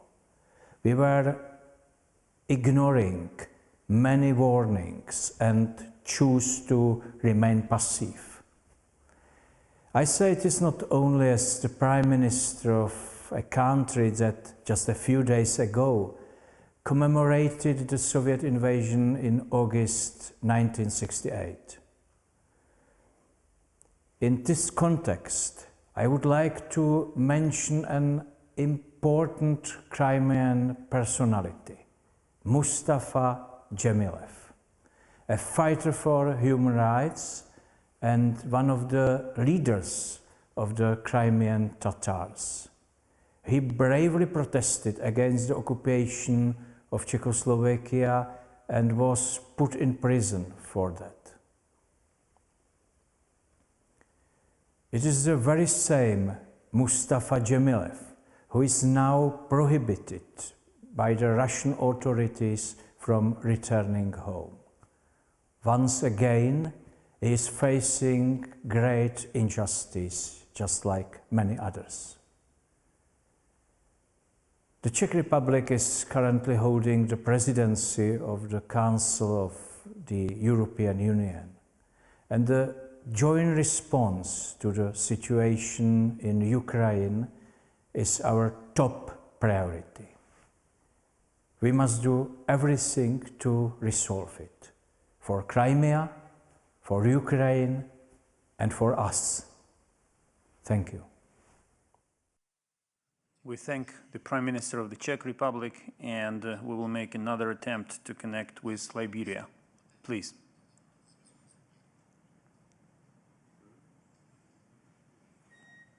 Minister, the floor is yours. We are happy to see you on the screen. Thank you for connecting with us.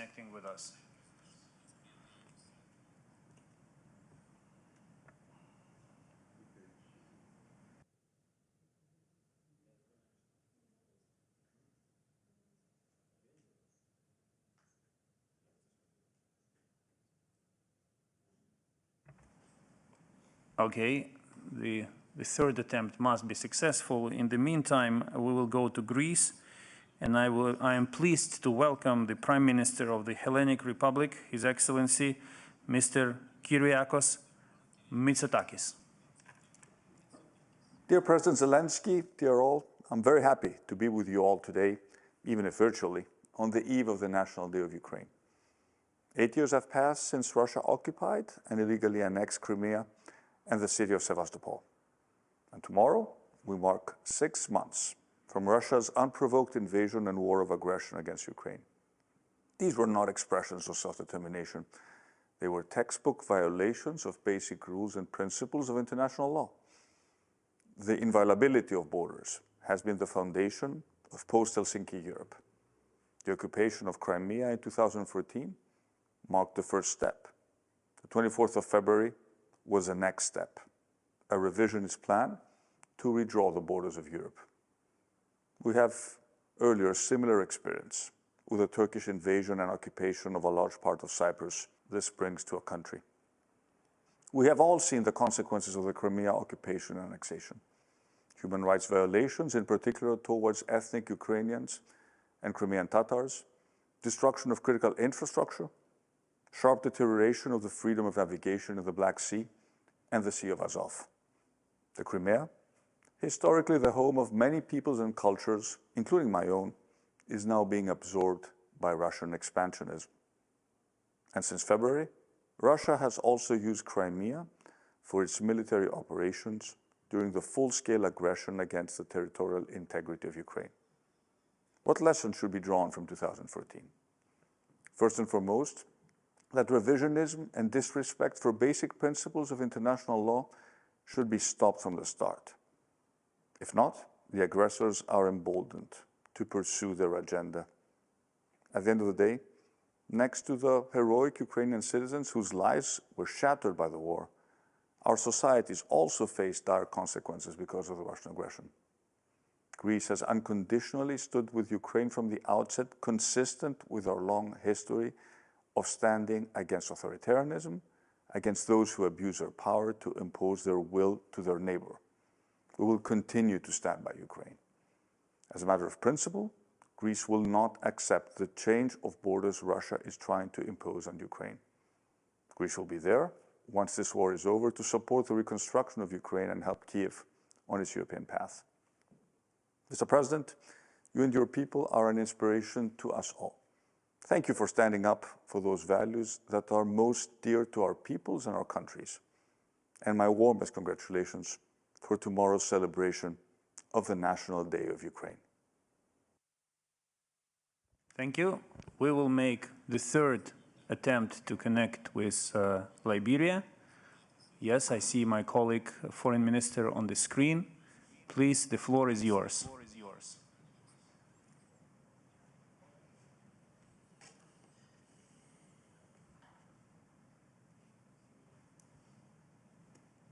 Can you hear us?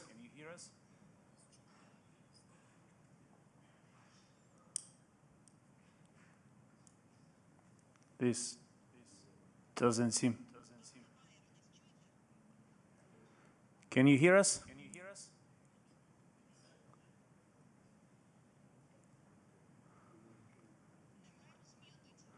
Can you please unmute the microphone? We cannot hear you. We see you speaking, we cannot hear you. Unmute the mic, please.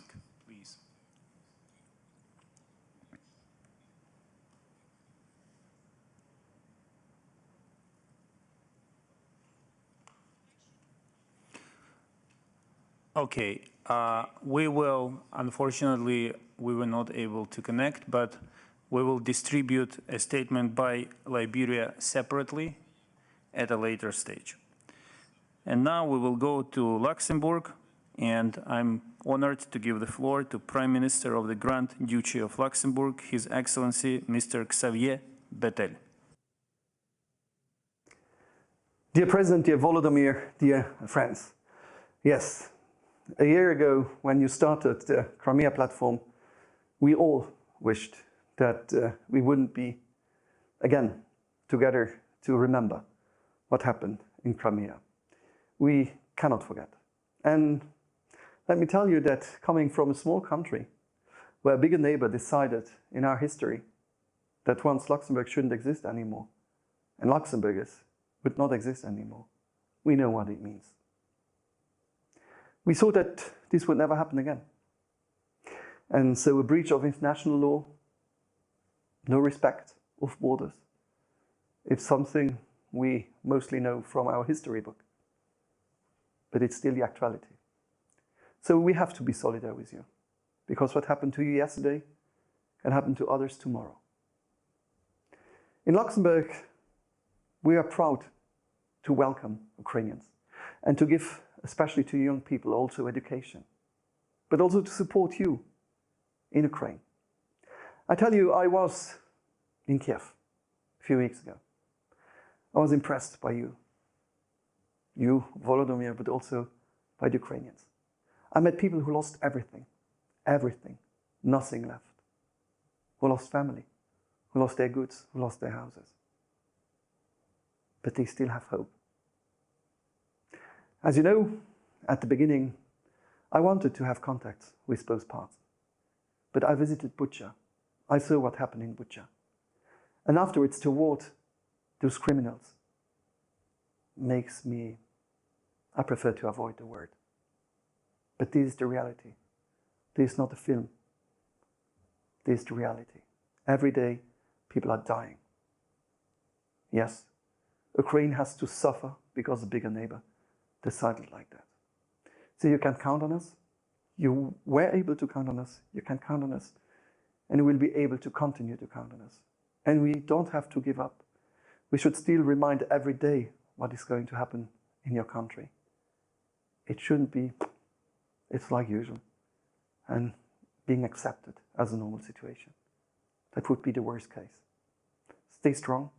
You can count on us. And I hope that we will be soon be able to see us in a different situation in a peace situation. You deserve, and especially all the Ukrainians who still hope that they will be able to live in peace. And also in Europe, you belong to our family.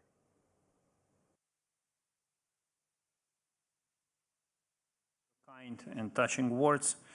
And now we will go to North Macedonia, and I would like to invite His Excellency Dimitar Kovachevsky, the Prime Minister of the Republic of North Macedonia, to take the floor.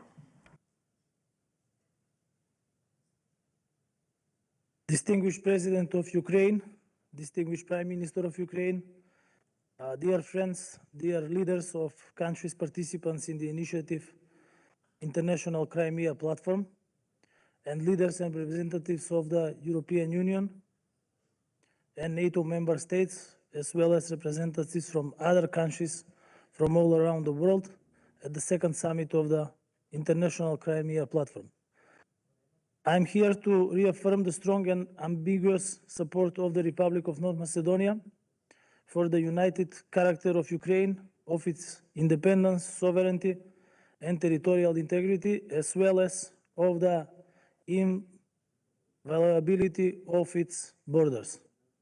Last year, on this date, with the participation of our foreign minister at the founding summit of the Crimea Platform, we clearly and without hesitation reaffirmed the position on the side of protection of international humanitarian law, with a commitment for respect of the norms protecting the human rights as stipulated in the resolutions adopted by the UNGA and in the decisions of other international organizations.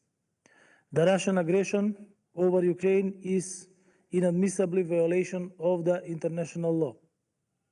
We strongly condemn the military attacks over Ukraine undertaken by the Russian Federation and the crimes of Russian forces over civilians. That is why the Republic of North Macedonia decided to align itself 100% with the policies of the European Union when it comes to the war in Ukraine, and we joined to all respective measures and sanctions towards the Russian Federation. This alignment with the activities and policies of the European Union and the democratic world to us means staying on the real side at the real time. 1 year after the establishment of the Crimea Platform, whose purpose is to increase the effectiveness of the international response to the ongoing occupation over Crimea, and similar intentions for the other parts of Ukraine proved to be the right united efforts for jointly opposing to the increasing safety threats. We are all aware that they can have unwanted proportions, and therefore it is good that these united efforts for their prevention to continue. This platform was the result of such united efforts, but also of the solidarity between the European Union and NATO member states, and it is particularly good that the message of the democratic world is well understood. Yes, we are together and we are united in our efforts to prevent further violation of human rights in Ukraine in order to protect the Ukrainian people and Ukraine from the occupation regime. This presentation of force from one geographically larger country towards geographically smaller country that is determined to share democratic values is a dangerous and inadmissible example that must not turn into practice. Guns and tanks must remain in the history. Diplomacy and pens are the means for understanding of dialogue masses in the 21st century because, yes, peace is the most powerful weapon of humanity. The end of war in Ukraine will not bring victims to life, but the cease of this war days sooner will prevent new victims. Also, it will give a chance for rehabilitation of the economies, and this is necessary, and this is what the citizens expect from political leaders. That is why the Republic of North Macedonia, as a member and country that will have the presidency over the OSCE, remains fully engaged towards supporting the efforts for the multilateralism to transcend the militarism.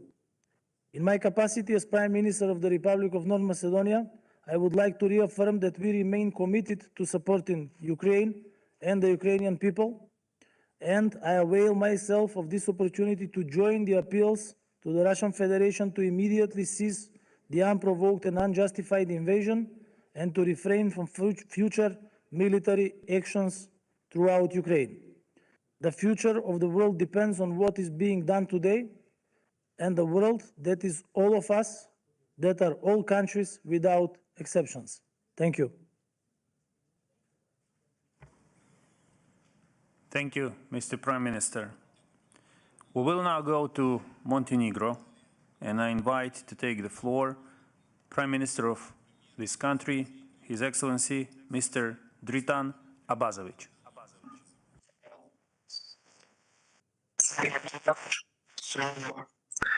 Dear President Zelensky, Your Excellencies, distinguished guests, in August 2021, Kiev hosted the inaugural summit of the Crimea platform to step up the efficiency of international response to the occupation of Crimea, respond to growing security challenge, increase international pressure on Russia, prevent further human rights violation, protect victims of occupation regime, and achieve the main goal of the deoccupied Crimea and restoring Ukraine's sovereignty over the peninsula.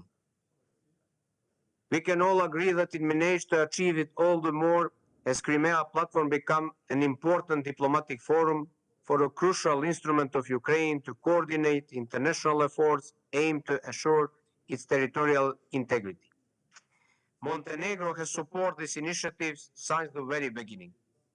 I would like to remind that in 2014, Montenegro was among many of other international partners to condemn annexation of the,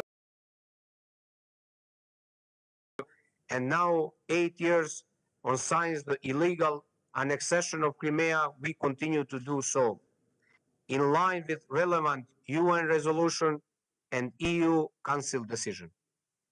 Unfortunately, this year's summit is taking place on full-scale military invasion of Ukraine by Russia Federation, which brutally started on February 24th.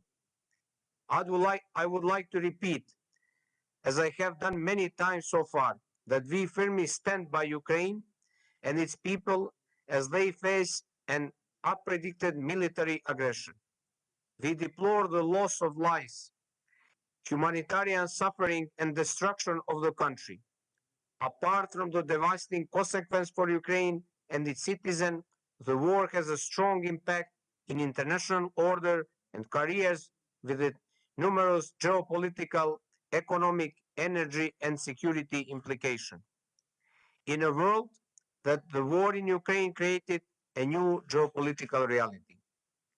Montenegro welcomes Ukraine's commitment to ending the occupation of Crimea and the city of Sevastopol through peaceful means, and pledging to support diplomatic efforts to the end. We express solidarity with Ukrainians, including Crimea Tatars, civic activists, journalists, human rights defenders, who continue to oppose Russian occupation on the peninsula.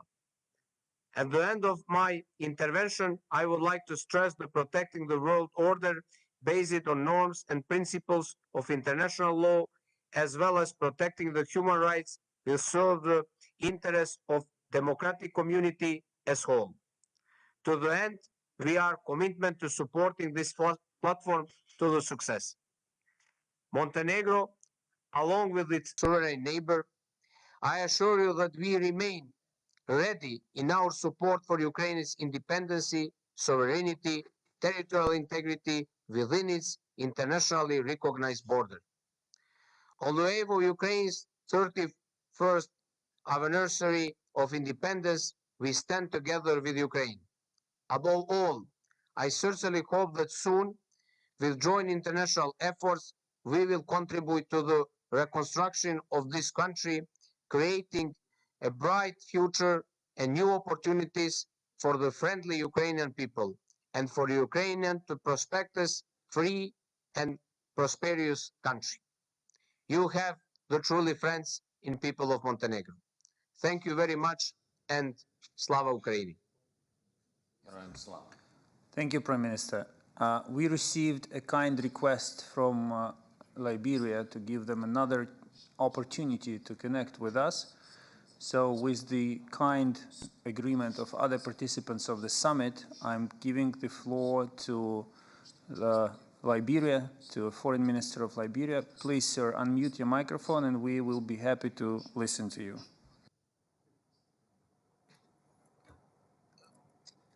Thank you very much. Do you hear me? Hello? Yes, we can hear you. Please continue. Okay, thank you. Thank you. His Excellency, President Zelensky, Excellencies, distinguished ladies and gentlemen.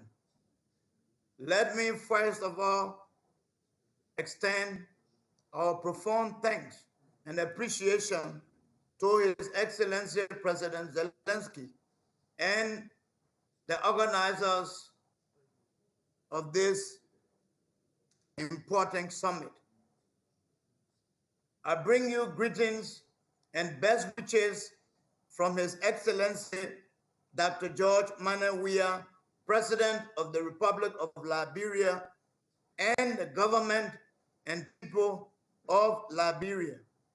His Excellency President Weah had planned to personally be present at this online summit, but could not due to unavoidable national engagement.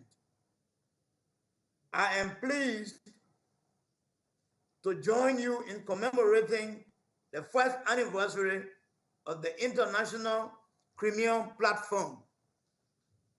Liberia's participation is a show of solidarity with the government and people of Ukraine as they endure the ongoing encroachment of their sovereignty. We support a free and safe Ukraine. Our support is based on one of the cardinal pillars of our foreign policy objectives, which stipulates the promotion of peace and harmony based on the principle of non-interference in the internal affairs of other states.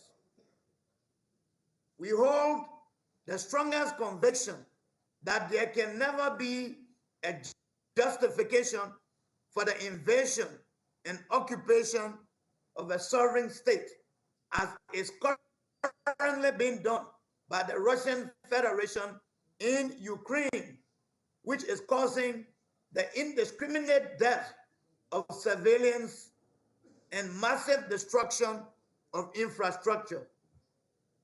For this reason, Liberia supports and joins the joint declaration of the International Crimean Platform to be done at the end of this summit by the participants.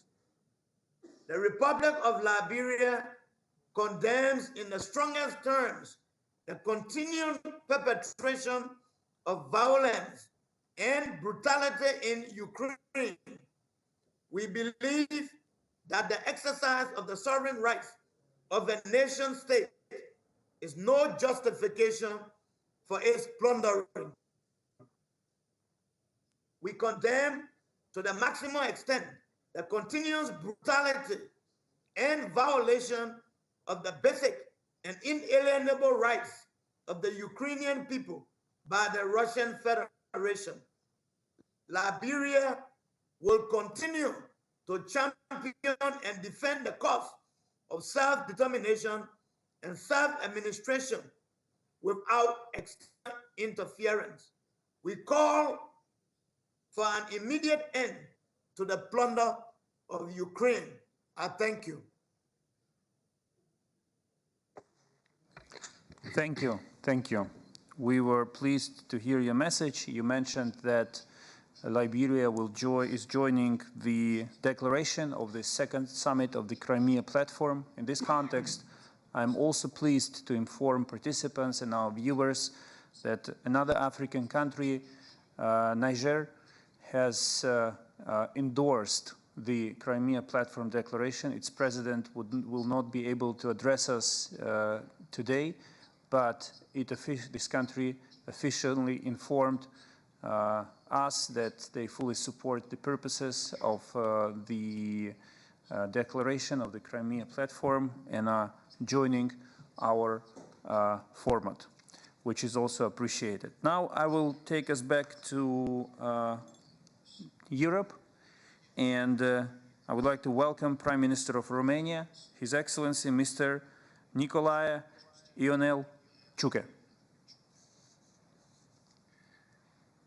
Your Excellency President Zelensky, distinguished heads of state and government, dear colleagues, before 24 February, few of us could have imagined the scale of destruction, of atrocities, and the human suffering that followed.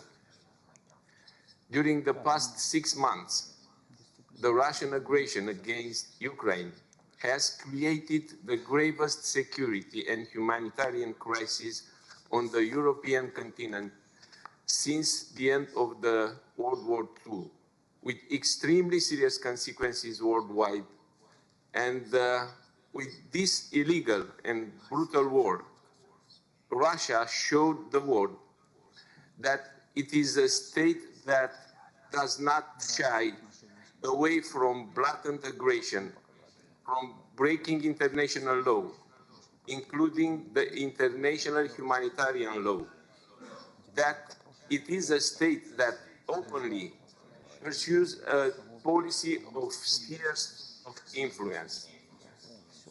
Few of us thought this still could have been possible in the 21st century, although we witnessed the 2008 war in Georgia and the 2014 illegal annexation of Crimea.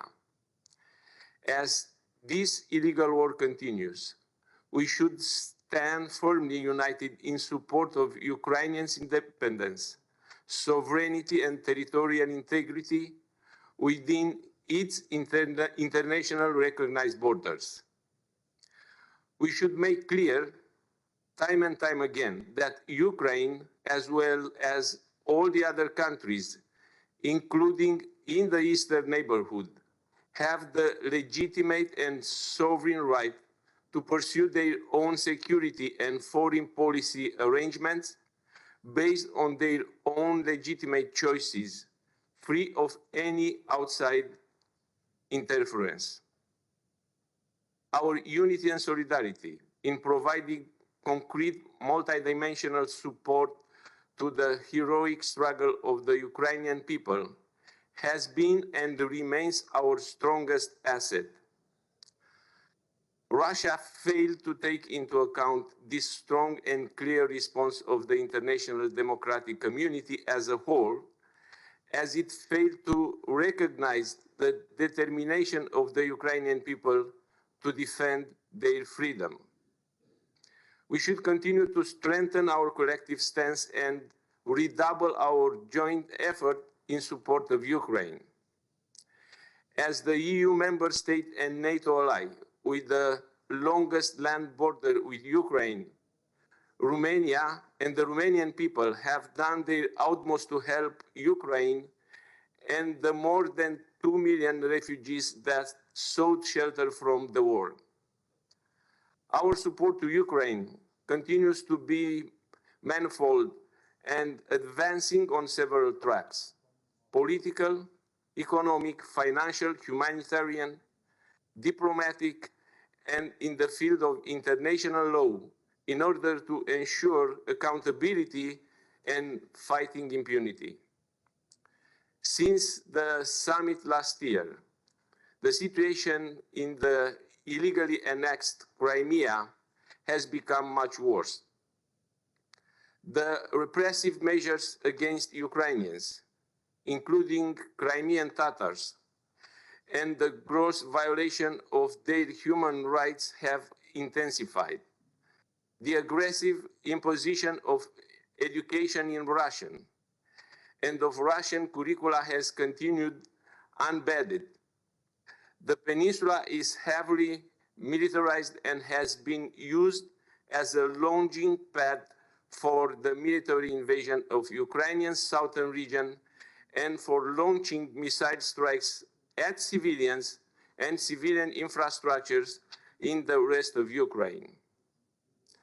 An ever more worrying trend has emerged using Crimea as a textbook case for forcibly and illegally integrating occupied Ukrainian territories into Russian control. The past has taught us over and over again that failing to firmly stand up for the rules-based international order carries a heavy price. 83 years ago to the day, on 23 August 1939, the Ribbentrop-Molotov Pact was the final preparatory step to unleashing the gravest catastrophe that humankind has known. Ukraine is fighting today not only to defend itself and its people, its territorial integrity and sovereignty, its freedom and legitimate right to join the European family, but also our shared values and principles that form the cornerstone of our way of life. We are duty-bound to support Ukraine with everything is in our power to resist and repel the aggression. We have to firmly stand with Ukraine. You may count on Romania, and Ukraine must win. I would like also to congratulate you for your National Day. Slava Ukraine. Thank you very much. Героям слава. Thank you, Prime Minister. And thank you for all the support that your country has provided to us. Now I would like to give the floor to the President of the Government of Spain, His Excellency, Mr. Pedro Sanchez. Dear participants, it is a great honor for me to be part of the second summit of the International Crimea Platform. The Crimea Platform has been crucial in fostering a strong international response condemning Russia's illegal occupation of the Autonomous Republic of Crimea and the city of Sevastopol, as well as the invasion of Ukraine that started last February. We're determined to defend Ukrainian sovereignty and territorial integrity within its internationally recognized borders, including its territorial waters. This was clearly shown during the recent NATO summit in Madrid. Spain reiterates its strongest condemnation against the unjustified aggression, including notably the temporary occupation of the Crimean Peninsula, where its illegal actions are blatant violations of international humanitarian law and human rights. We call upon Russia to withdraw from the entire territory of Ukraine within its international recognized borders. We're extremely concerned by the Russian occupation of Ukraine ports as it violates maritime laws and hinders the freedom of the traffic in the Black Sea, exacerbating food insecurity and threatening the lives of millions of people all over the world. Spain's political, humanitarian and military support to Ukraine has been constant since the beginning, delivering several tons of humanitarian aid and welcoming over 130,000 Ukrainians. We contribute to the European Peace Facility, and we also need to support the reconstruction of Ukraine. During the Lugano Conference on Ukraine's recovery, Spain announced a contribution of around 250 million euros channeled through the World Bank and the European Bank for Reconstruction and Development. In a scenario of long and protracted war, unity among partners and allies will be key. The role of the International Crimea Platform is essential as it unifies international efforts in its support to the heroic defense of Ukraine and its people. Thank you. We thank Prime Minister of Spain, and now I would like to take you to another part of the world, namely to New Zealand, and give the floor to Her Excellency Prime Minister Jacinda Ardern. Mana, ina leo, ina iwi, ina raurangatira mā, tēnā koutou katoa, President Zelensky, Minister Shmihal, Excellencies and friends. In 2021, Aotearoa New Zealand signed on to support the Crimea platform in order to highlight our deeply held concern at Russia's ongoing violation of Ukrainian sovereignty and territorial integrity since 2014. Russia's actions since last year's meeting, and particularly over the last 6 months, have been an absolute affront to all of us. No matter a country's size, wealth or power, its borders are sovereign, and unilateral resort to military aggression to settle disputes directly contravenes the UN Charter. Our presence here today demonstrates that we stand in unity with Ukraine. The Crimea platform provides us with an important opportunity to continue to use our collective voice to hold Russia to account for its actions. We must stand firm in our commitment to the rules-based order, continue to call for diplomatic engagement at every opportunity, and demand the fulfilment of international human rights obligations. Aotearoa New Zealand condemned Russia's annexation of Crimea in 2014 and continues to condemn unequivocally Russia's unprovoked and illegal invasion of Ukraine since February 2022. We stand with Ukraine in complete solidarity for its sovereignty and territorial integrity. New Zealand is playing our part and will continue to do so. We've sanctioned more than 900 Russian and Belarusian individuals and entities and imposed substantial trade restrictions. We plan further sanctions to reinforce our opposition to the conflict, to exert pressure on Russia, and to complement sanctions imposed by other countries. We've provided humanitarian assistance and a special visa for family members of our Ukrainian community wishing to enter New Zealand. We're providing military and non-military assistance. Early in the invasion, we deployed our Defence Force personnel and assets to support Ukraine's response. We sent logistics specialists in a C-130 Hercules aircraft to carry much-needed equipment and supplies to key distribution centres in the United Kingdom. We've sent intelligence officers and artillery training team to support Ukrainian troops, and last week we announced a further 120 Defence Force training specialists to also help train Ukrainian soldiers in the United Kingdom.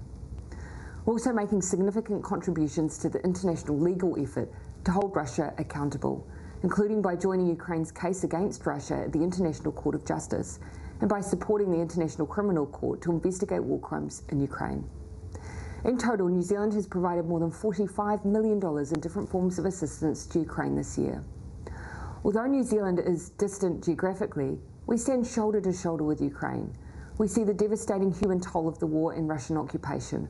We feel strongly that Ukraine's peace and security affects all of us, and we remain committed to lending our support. Our message for Russia is simple. The time has come to change course. Russia must act in a manner consistent with all of its international obligations, withdraw its troops, and end this war immediately. Thank you, Madam Prime Minister. During this summit, we dedicated a lot of time to discussing the issues with human rights in the occupied Crimea and systemic persecutions arranged by the Russian authorities against all dissidents in the peninsula. To wrap up on this important issue, I would like to invite to take the floor Mr. Nathan Sharansky, Chair of the Supervisory Board of Babin Yar Holocaust Memorial Center, former Deputy Prime Minister of the State of Israel, and most famously human rights activist and political prisoner in the Soviet Union. Mr. Sharansky, the floor is yours. Thank you. Dear President of Ukraine, Volodymyr Zelensky, distinguished leaders of the free world, I am very glad to have an opportunity to talk to you. I am especially glad to welcome my old friend and comrade in arms, Mustafa Dzhemilov. More than 40 years ago, I was among those who demonstrated demanding his release. I was among those who were sending documents to all the world about tragic life of Crimea Tatars who were expelled from Crimea. Half of them died in Siberia and Kazakhstan. And then, until the last years of the Soviet Union, they were not permitted to come back. That was the awful example of the genocide against people in Crimea. and definitely crime against humanity.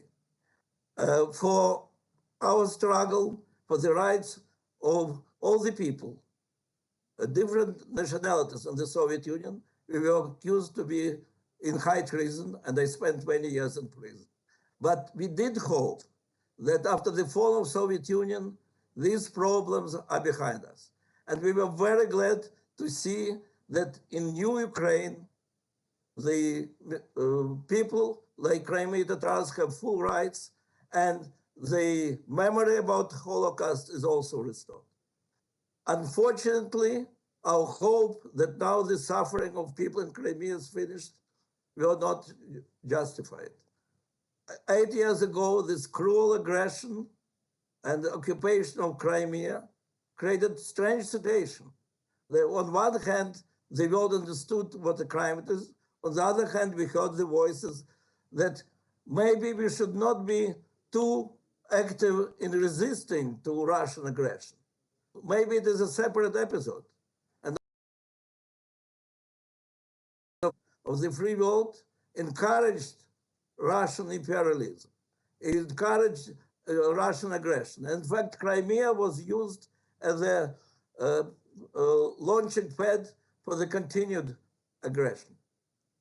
Today, Ukraine is paying a very heavy price, but it's fighting for its right to exist as free nation, and also it fights for the future of all the free world. And we understand it very well. I'm really very sorry that my government is not participating in this important conference.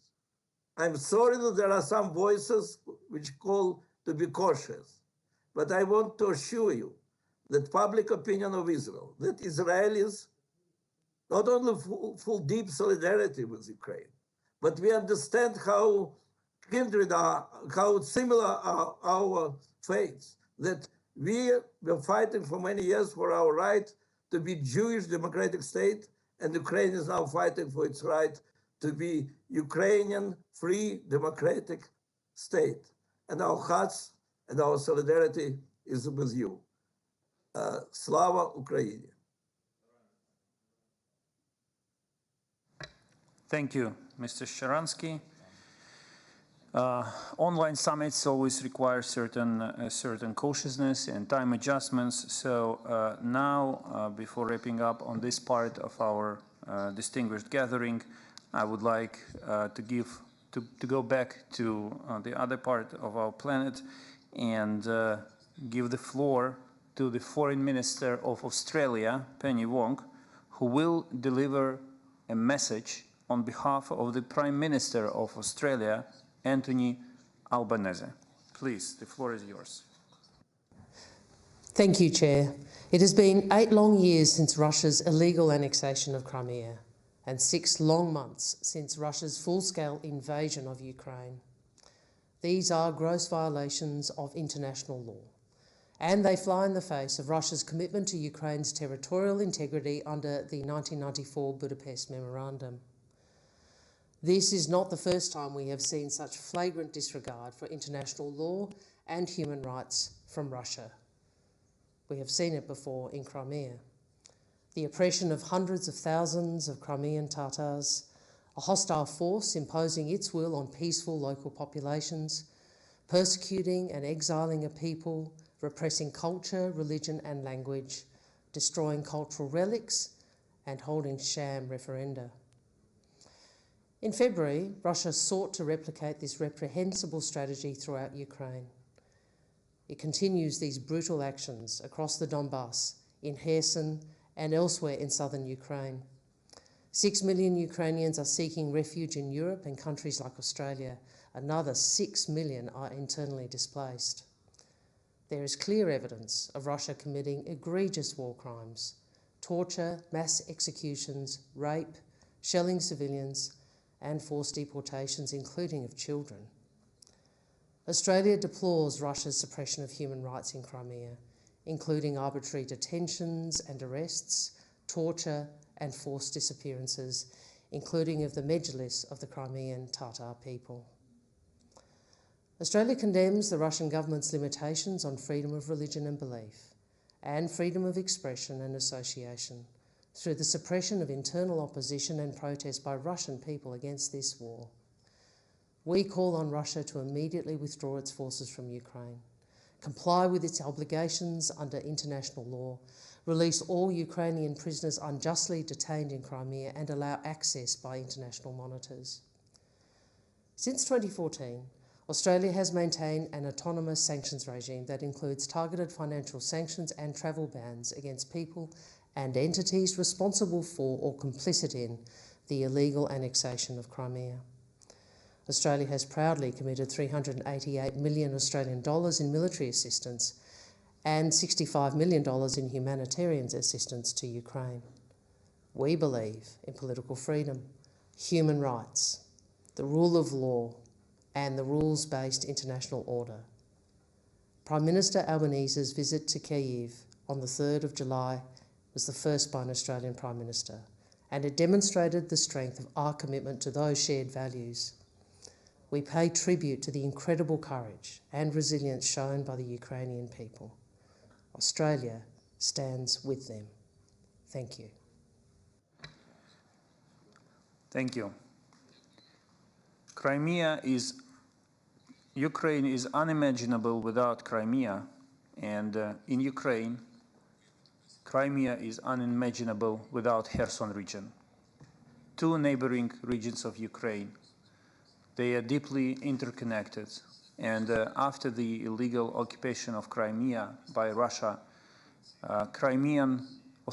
Ukrainian Crimean authorities moved to the Kherson region along with many refugees. Therefore, I invite you to enjoy a short video dedicated to Kherson region and its future. Thank you.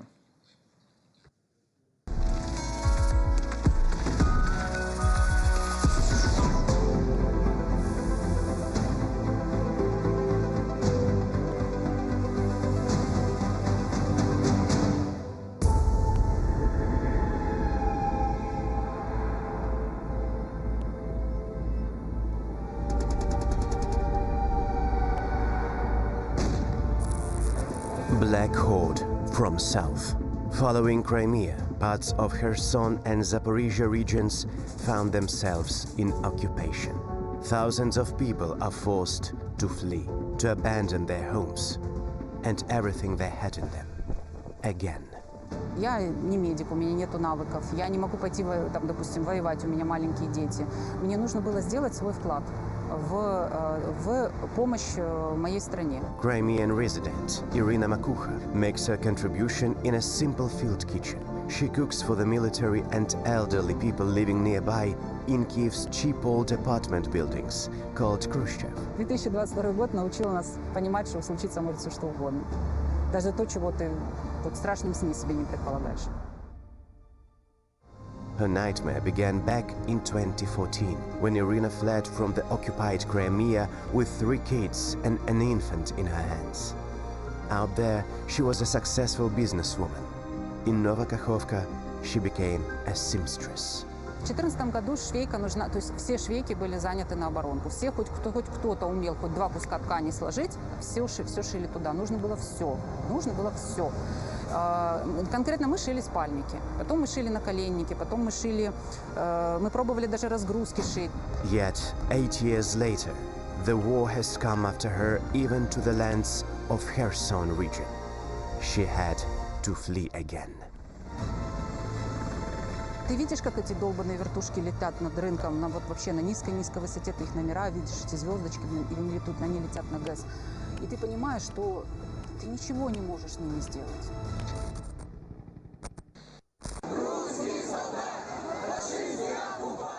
Те, що зараз відбувається на новоокупованих територіях, в Херсоні, в інших, це, власне, є прототипом того, що робилося в Криму. В Криму був такою тестовою площадкою для ведення репресій, для зневолення людей, для подавлення такого видимого протесту. В Крым начали привозить арестованных уже вновь захваченных территорий с Херсонской и Запорожской областей. This story is also about the husband of Ksenia Mironova. As soon as the enemy army began moving towards Kherson, Denis, a former military, joined the ranks of territorial defense. Мой муж каждый день куда-то уезжал, говорил, что или там что-то доставали они топливо, или они там покупали этот хлеб. Каждый день мы выходили на охоту, можно сказать. Эти очередя, дети, конечно, наши, они не привыкли к этому. Когда мне ребенок за хлебом простоял 2,5 часа, вернулся, для него это было удивление, как будто в советские времена. The occupiers seized the city. They have immediately started cracking down on the locals. They tracked down Denis as well. Буквально за день до этого он обзвонил всех наших друзей и соседей и просил, чтобы они, если что, меня не бросали. Может быть, он что-то знал, догадывался или готовился, я не знаю. Invaders held Denis in a basement together with other captives. They beat him. They abused him. They sent him half alive to Crimea. He died there because of numerous injuries. У него было сломано 4 ребра, повреждено легкое. Но эти травмы не смертельны, если бы вовремя оказывалась медицинская помощь, которой не было. И вот он просто умирал в этих муках. She made no secret to her son, but he has understood something on his own.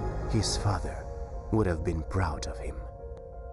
У него планы моего ребенка, он уже хочет отстраивать ее. Он хочет куда-то поступать в строительный, какие-то планы строить дома красивые, мосты. У нас очень большая беда и потеря в семье. Но это не значит, что мы перестали любить Украину, там, родину свою, наоборот. Мы теперь только и живем в надежде на эту победу.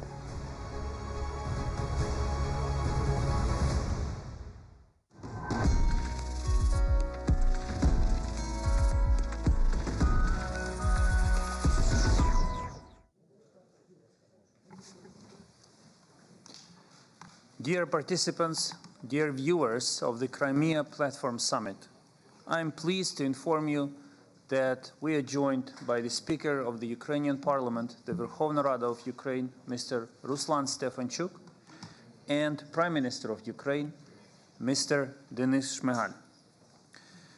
With this, we will proceed to the next part of our summit, and I would like to invite you to watch a short video dedicated to the economic recovery of the Autonomous Republic of Crimea after its liberation.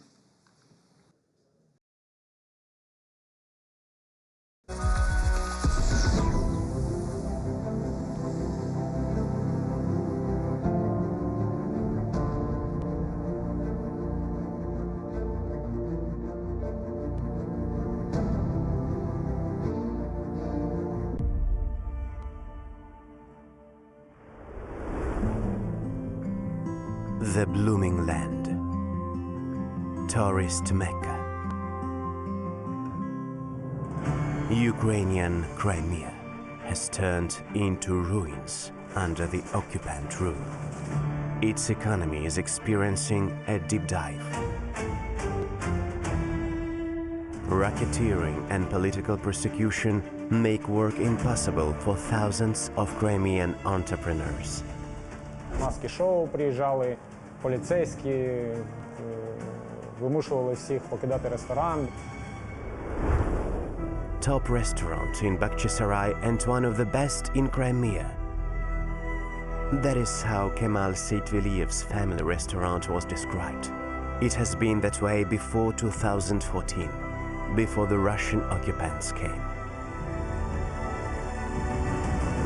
Там деякий час збирався меджліс, там був український прапор. Він був такою точкою, де дуже багато людей, які були проти цих подій, вони збиралися, говорили один з одним. Дуже швидко через це і закрили. Still, when some close down and prohibit, Others give opportunities. Ukraine is already working not only on deoccupying Crimea, but also on developing the vision for the liberated peninsula. Зараз ми працюємо над стратегією економічного відновлення Криму після деокупації півострову. І ми покажемо ці рішення для наших громадян України, тобто яким чином Крим в економічному плані буде виглядати після повернення. І ми дійсно віримо в те, що ця привабливість в економічному плані, в тому числі Криму, буде сприяти деокупації півострову. Якщо рахувати загальні втрати, це близько 88 мільярдів доларів за цей період, от з моменту тимчасової окупації Криму. Ну і приблизно такий порядок потрібен буде інвестицій. Investments will restore the mining industry, agriculture and energy from ruins. The energy system of Crimea will become a part of the whole European one. Renewable energy sources will evolve. The new air hub in Ukrainian Crimea will bring to our country additional 1.5 million tourists a year. 5 million cars will take new roads, and the notorious Crimean bridge will be safely dismantled. Sea transport will annually bring another 150,000 travelers to the peninsula. All 5 Crimean ports will be integrated into the unified maritime cargo system of Ukraine. Ukrainian institutions of higher and secondary education will return to the free Crimea. Indigenous people of the peninsula will be able to get an education in their native language. New institutes and museums will be established. Думаю, що буде таке відчуття, як і з Ізраїлем, що люди будуть повертатися і відбудовувати. Це десятки тисяч компаній, і вони не тільки в Україні, вони зараз по всьому світу є. The general recovery concept is based on simple principles. Incomprehensible to the aggressor, clear to anyone from Ukraine. Ukraine's Crimea has to become open to the world, be independent in energy supplies, and rejoin the legal area. Become the best and the most secure place on the continent. And the integral mosaic uniting the variety of cultures. We want world-known hotel brands to come here. The road to them should be fast and convenient, both from Kiev and from European capitals, from our home to Rome. We will reopen beaches that have been savagely occupied and restricted. The protected area will host modern rehabilitation centers for the soldiers who defend our state and political prisoners who will be released. Само кримськотатарське суспільство, воно дуже активно і до анексії. Якщо Крим повернеться, буде дуже швидке відновлення кримськотатарського бізнесу в тому числі. After being ousted from Crimea, Kemal Sekveliev opened a restaurant chain in Kiev. Here it feels like a part of his native Crimea. These restaurants are adored by the guests, but the biggest dream of the restaurateur is to return together with his family and his business back to Bakhchisarai, back home. Ми маємо відноситися до Криму, як він був би в Україні, і він буде в Україні. Все, що є в ресторані, воно робиться так, як ми б хотіли, щоб воно було в нас вдома. Може, в цьому і є якийсь секрет.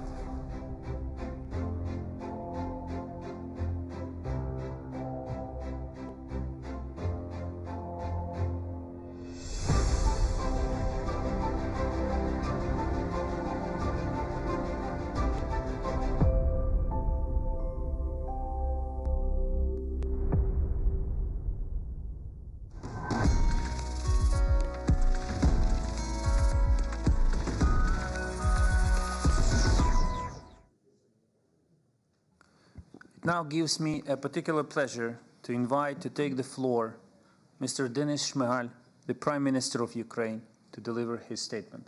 Please.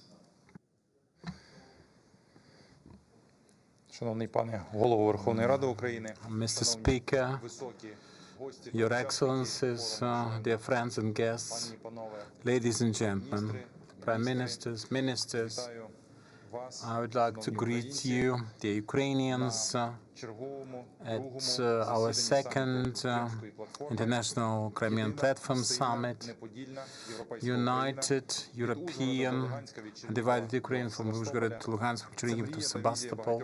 This is a dream and vision of many generations of Ukrainians fighters for independence and freedom of our country. That's the way we want to see Ukraine, and that's the way we will rebuild it for all, by all means. 4 years of the occupation, the peninsula is turned into a big military based by Russia. The rough losses from the temporary occupation amount to $118 billion US. Presently, the Crimea is one of the hubs from which they launch missiles against the Ukrainian communities. The military infrastructure of Russia and the Crimea has become a legitimate target for Ukraine, so we're prepared for demilitarization of the Crimea and removal of the threats for Ukraine as well as whole Europe. And we would like to greet voluntary withdrawal of the forces, fallback from the Crimea and other territories temporarily occupied. We have no doubts that the day is near at hand when the uninvited guests leave the Ukrainian peninsula. Now they have choice of formats in which to do it. After the occupation, the Crimea will become part and parcel of the big plan for Ukraine's reconstruction. This plan has been developed. It was presented in Lugano. For transformation of all our country, there is a section dedicated to the Crimea and its reconstruction. This stage we present the basic concept, which is to be improved in more detail, but the strategic areas will stay unchanged, just specified, and some meat will be added to the gist of some projects. We remember our trips to the seaside, the highlands, the sun. After 2014, the Crimea is associated with Russian troops, political persecution, environmental problems, and the war. We have to turn the Crimea into a blossoming orchard. This is our strategy for the European Ukraine, the European Crimea. And the Crimea open for the world. This is a new European resort with a new infrastructure. The Crimea will become part of the European transportation space. The Crimea will be integrated into the European TNT road network. That will mean new roads leading to the Crimea by rail, with the motorways and creation of a powerful aviation hub. This is another opportunity for the Crimea to come back to its status as one of the best resorts in Ukraine. Crimea 365, creation of infrastructure around the year, and development of hotels of the full cycles with the leading operators and developers, cult festivals, revival of the infrastructure for business, for conferences, construction of the biggest in the south of Ukraine concert hall. Such developments will invite to the Ukrainian tourist market citizens of the EU countries and other friendly countries. For airports alone, we can increase the flow of tourists by 1.5 million people annually. The energy component, we will have full-scale integration of the energy system of the Crimea into the Ukrainian grid, and that means instant integration into the NTSOE system of Europe. Development of renewables, also wind energy in the Black Sea and the Azov Sea, the great potential of oil and gas sector, removal of the military threat from the Russian 2 trillion cubic meters of the natural gas offshore.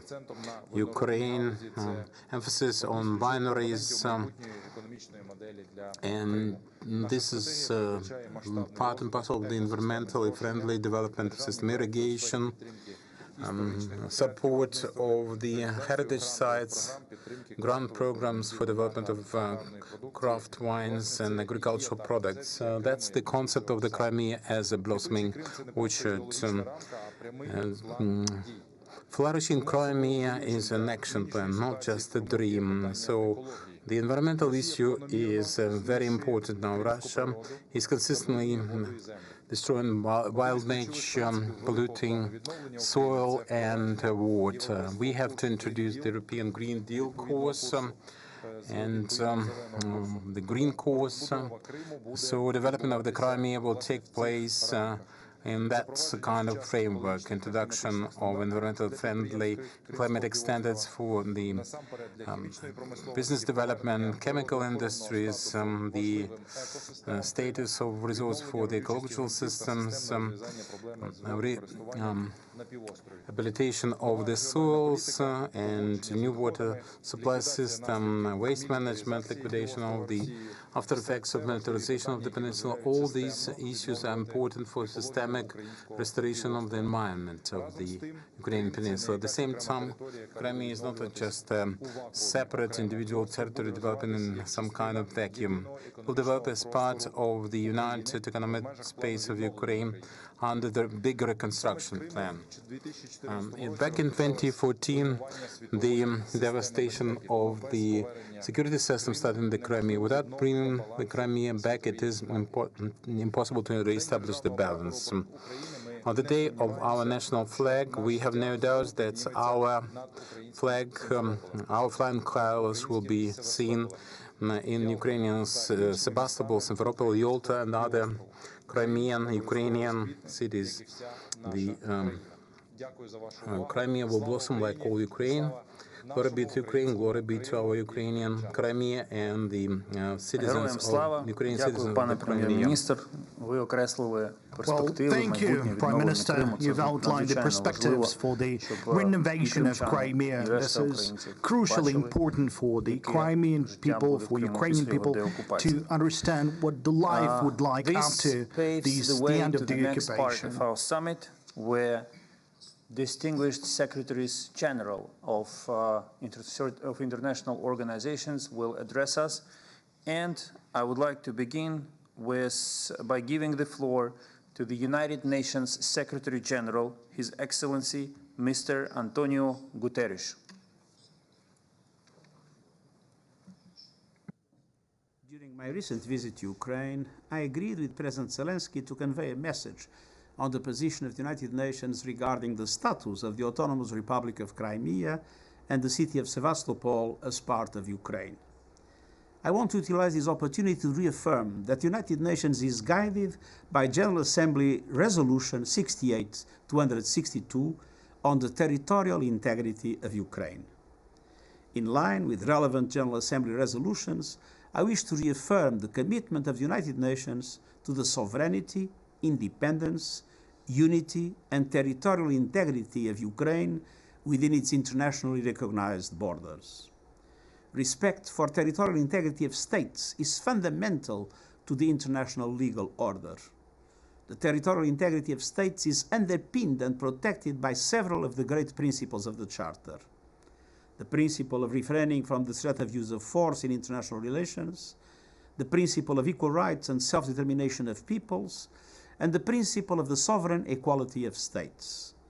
This has been reaffirmed by the General Assembly in its Declaration of Principles of International Law concerning friendly relations and cooperation among states in accordance with the Charter of the United Nations, the so-called Friendly Relations Declaration. The territorial integrity of states is inviolable. Every state must refrain from any action aimed at the total or partial disruption of the national unity and territorial integrity of any other state. Most fundamentally, the territory of a state shall not be the object of acquisition by another state resulting from the threat or use of force. All of these represent bedrock principles and long-standing policies to which the United Nations is fully committed.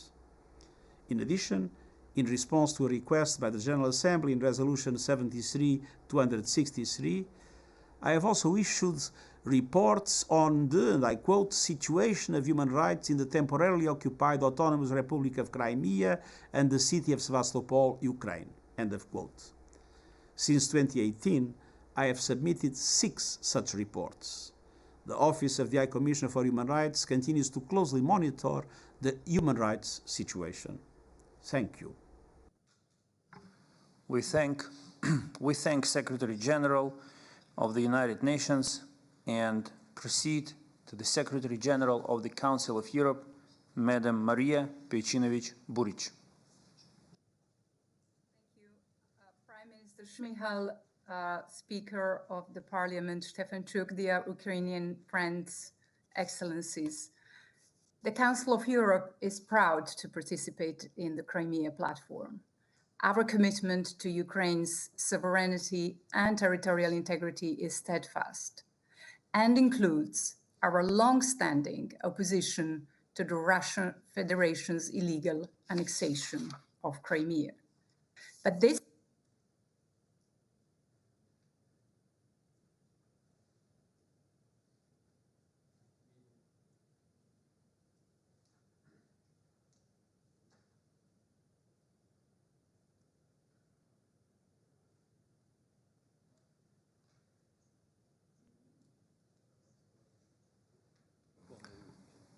Maria, if I may, we lost you. We cannot hear you. We can still see you, but we cannot hear you. Can you double check your microphone? Okay, yeah. Is it better now? Now we can hear you again. Thank you. Yeah. And our member states were right to expel the country from our organization earlier this year. Now, our focus is on doing what we can to support Ukraine and its people. Our experts are helping the Office of the Prosecutor General as it investigates evidence of war crimes. With the Ukrainian authorities, we have agreed an adjusted action plan, bolstering institutions, including the justice system and the media, given the challenges they now face. And we are helping member states support Ukrainian refugees who have fled. It is also important to acknowledge that the situation in the Autonomous Republic of Crimea and the city of Sevastopol has further deteriorated. I heard first-hand accounts of this suffering. I met activists and others at the administrative boundary line near Kherson. And I was also able to talk about the issues at stake with leaders of the Majlis of Crimean Tatars in May of this year. Since then, my team has held consultations with Tatar representatives and with other human rights defenders and civil society activists. And we will continue to work with them on ways to shed light on human rights violations. In June, I presented my first report on the human rights situation in Crimea. And this was followed by a decision of our member states to continue their monitoring of the situation. There are obvious limits to what can be done given the reality on the ground. But we will do all that we can, and our approach will respond as circumstances change. This is true for Crimea and for all of Ukraine.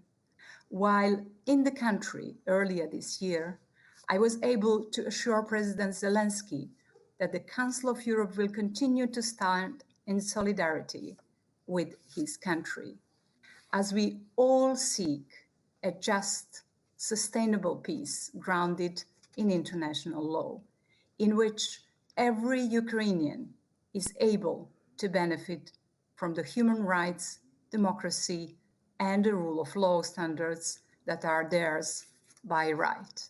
And finally, congratulations on your Independence Day. Thank you. Thank you, Secretary General, for your kind words and continued support. The next speaker on my list is Secretary General of the Organization for Democracy and Economic Development, GUAM, Ambassador Altai Efendiev. Шановні представники влади України, dear representatives of Ukrainian authorities, Mustafa Jamiliev, and honorable participants.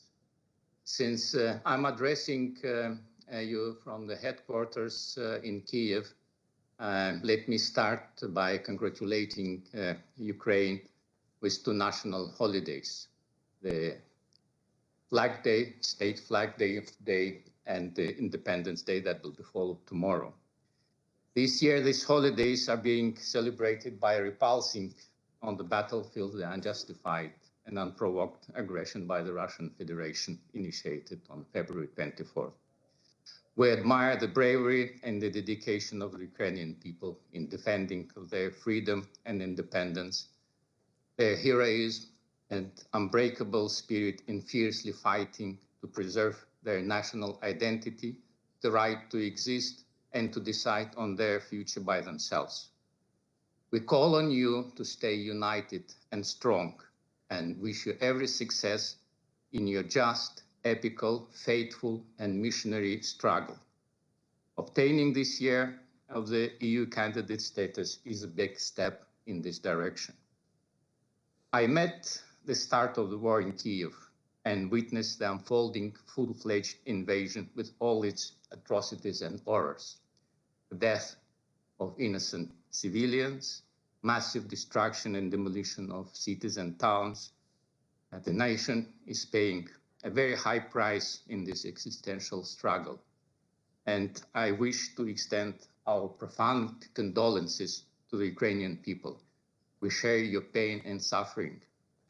And of course, I want to to express our strong solidarity. Convening the second summit of the Crimean platform in given circumstances is yet another diplomatic victory of Ukraine that instills hope for a better future. We wish every success to these initiatives aimed at restoration of territorial integrity and sovereignty of Ukraine within internationally recognized border, and with that, peace and cooperation in the wider Black Sea region. We reiterate our full commitment to these objectives. In my statement at the forum last year, referring to the lessons from our region, I warned of the danger of the decades-long inertia of inaction of the international community vis-à-vis flagrant violations of the norms and principles of international law and the impunity of perpetrators. It took 184 days to witness yet another terrible aftermath of such an attitude, this time unprecedented in its scale, brutality, and potential global consequences.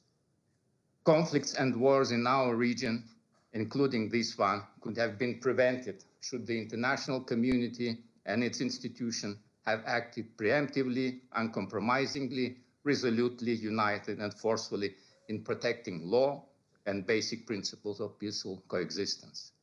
Today, we are in need to critically reassess and rectify mistakes of the recent past, recalibrate the malfunctioning, discredited institution, redesign the whole system of international relations that would ensure rules-based, predictable, and peaceful coexistence among all nations, big and small. This collective initiative, this coalition of willing, growing, can be viewed as a step in the right direction. In the new security and cooperation architecture, the role of regional groupings based on common rules and shared visions and interests will significantly increase. The Guam organization can be one of such important regional pillars of stability and cooperation in a region of ever-growing strategic importance. From the very beginning of the war, we stand firmly with Ukraine in our unwavering support of its of territorial integrity and sovereignty.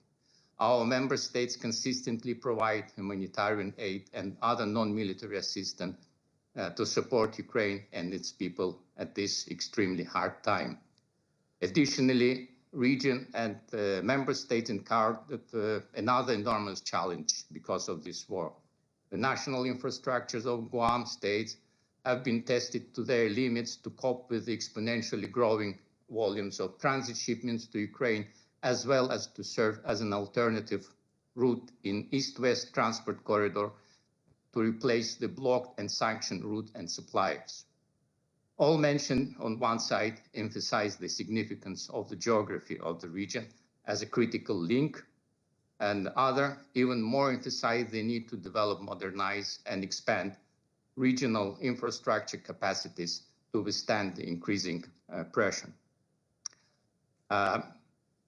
Guam responded to this challenge with its flagship initiative, the development of Guam Transport Corridor. I will share a map and will continue with the text.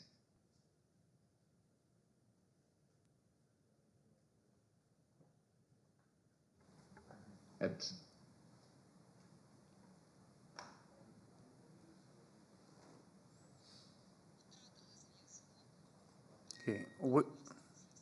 We lost, unfortunately, we lost the connection with the Guam Secretary General.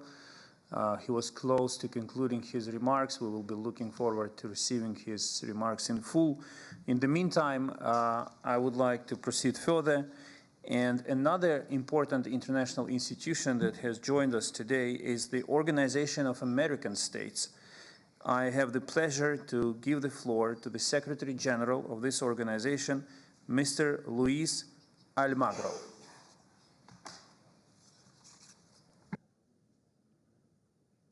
La terrible situación que enfrenta hoy el pueblo ucraniano como consecuencia de la invasión rusa nos obliga a todos a manifestar nuestra condena más enérgica.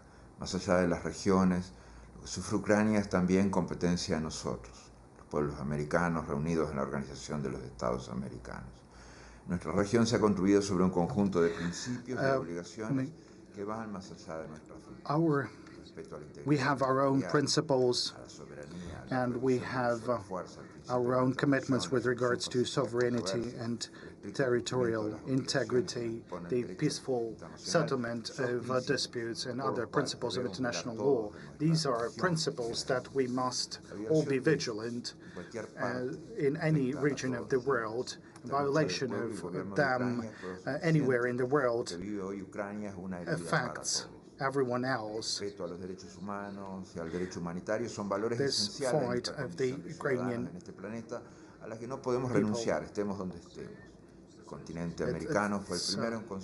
it has to do with all the platform. And American continent was the first to affirm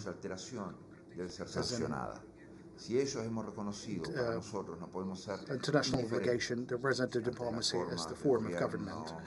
And of course, we have to understand the form of governance in the other countries.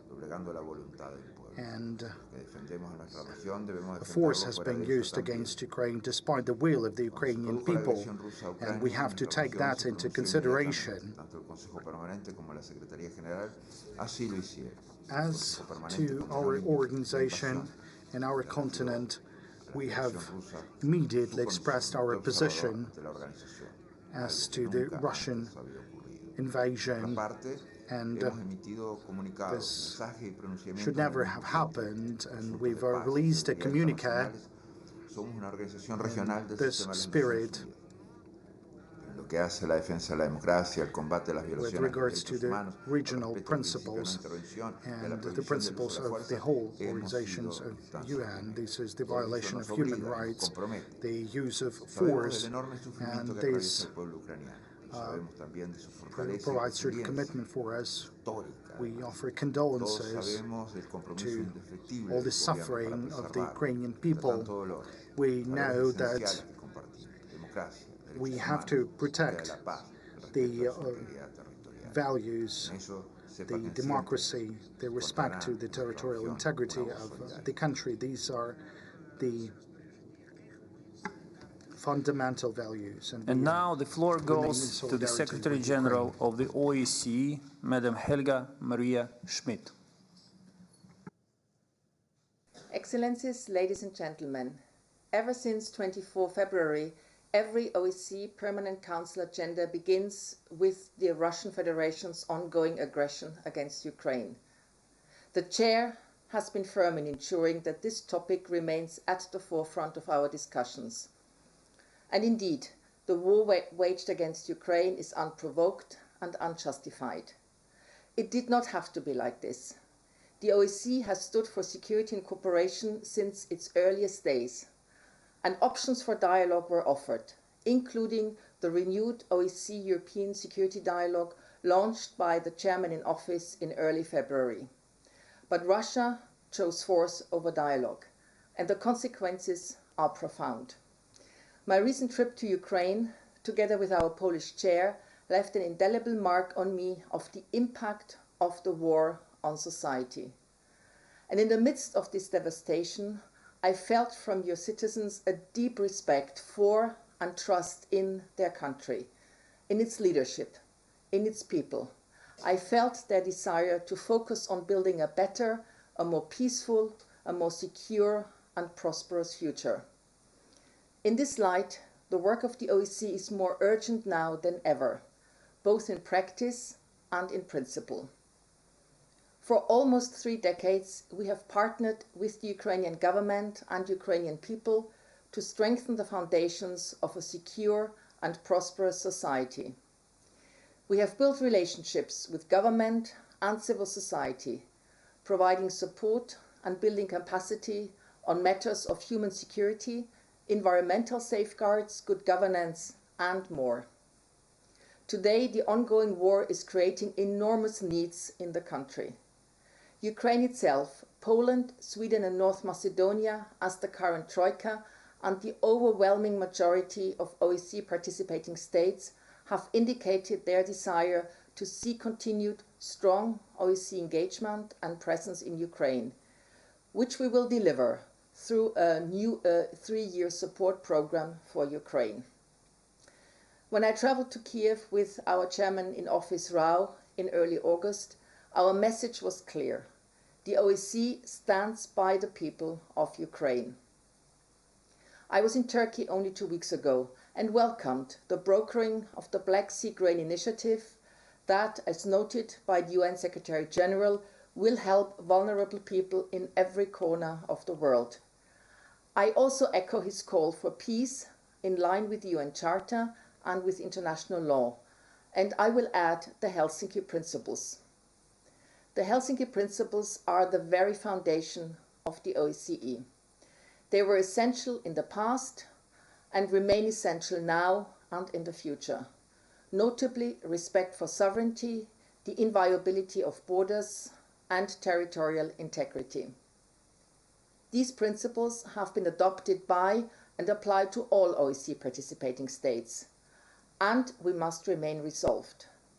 Resolved in our belief that the principled rules-based order remains the essential foundation for peace and security in Europe and beyond. Resolved in our demand for compliance with the Helsinki Principles in letter and spirit by those in flagrant violation of these principles. And resolved in our commitment to continue providing support to those who are vulnerable, including national minorities, as well as Crimean Tatars and Roma. We will continue to support Ukraine and its independence, sovereignty, and territorial integrity within its internationally recognized borders. And we stand ready to offer all the tools we have in the OSCE to help build peace and security. Thank you for your attention. Thank you, Madam Secretary General. We continue with the speakers on my list, and the next speaker is the distinguished representative of the United States of America, U.S. Secretary of State, His Excellency Antony Blinken. Thank you, President Zelensky, and all the representatives of Ukraine's government for the opportunity to participate in today's summit. To the Ukrainian people, I know it's a day early, but on behalf of all Americans, happy Independence Day. Respect for Ukraine's independence is at the core of the Crimea platform, as is the principle that every nation's sovereignty and territorial integrity must be respected, and no country should be able to redraw another's borders by force. These principles are also at the heart of the United Nations Charter, and the broader rules-based international order, which has underwritten decades of greater peace and prosperity for people around the globe. When that order is undermined anywhere, it's a threat to people everywhere. And governments willing to flout these principles in one place rarely stop there. That's what Russia's actions in Ukraine teach us. Indeed, in Crimea, we see the blueprint for much of President Putin's full-scale invasion of Ukraine on February 24th. We see it in the unelected puppets that the Kremlin is installing in Ukrainian cities it seizes to try to impose Moscow's policies, just like it did in Crimea. We see it in the sham referenda the Kremlin is organizing in regions it controls to try to legitimize its occupation, just like it did in Crimea. And we see it in the atrocities and repression by Russian forces in the territories that they besiege and control, like the extrajudicial executions, forced disappearances, torture, rape, and filtration operations that the world witnessed in Bucha and Irpin, some of which we saw and still see being perpetrated by Russian forces in Crimea. This last point is crucial. The installment of proxies and sham referenda may be in Crimea's past, but human rights abuses are an everyday reality in Crimea's present, such as the more than 40 prosecutions in Crimea documented by the United Nations between February and May of this year, targeting people who criticized the Kremlin's full-scale invasion of Ukraine. One of those found guilty was a 70-year-old woman. Her crime was carrying flowers and a handmade sign that said, "No to war," to a monument of the famous Ukrainian poet, Taras Shevchenko.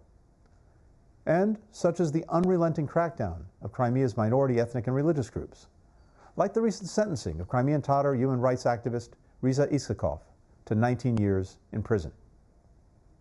All are reasons why this summit and the Crimea platform are so important.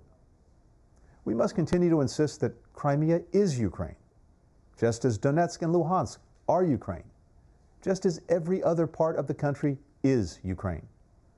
That was our position in 2014. It's our position in 2022.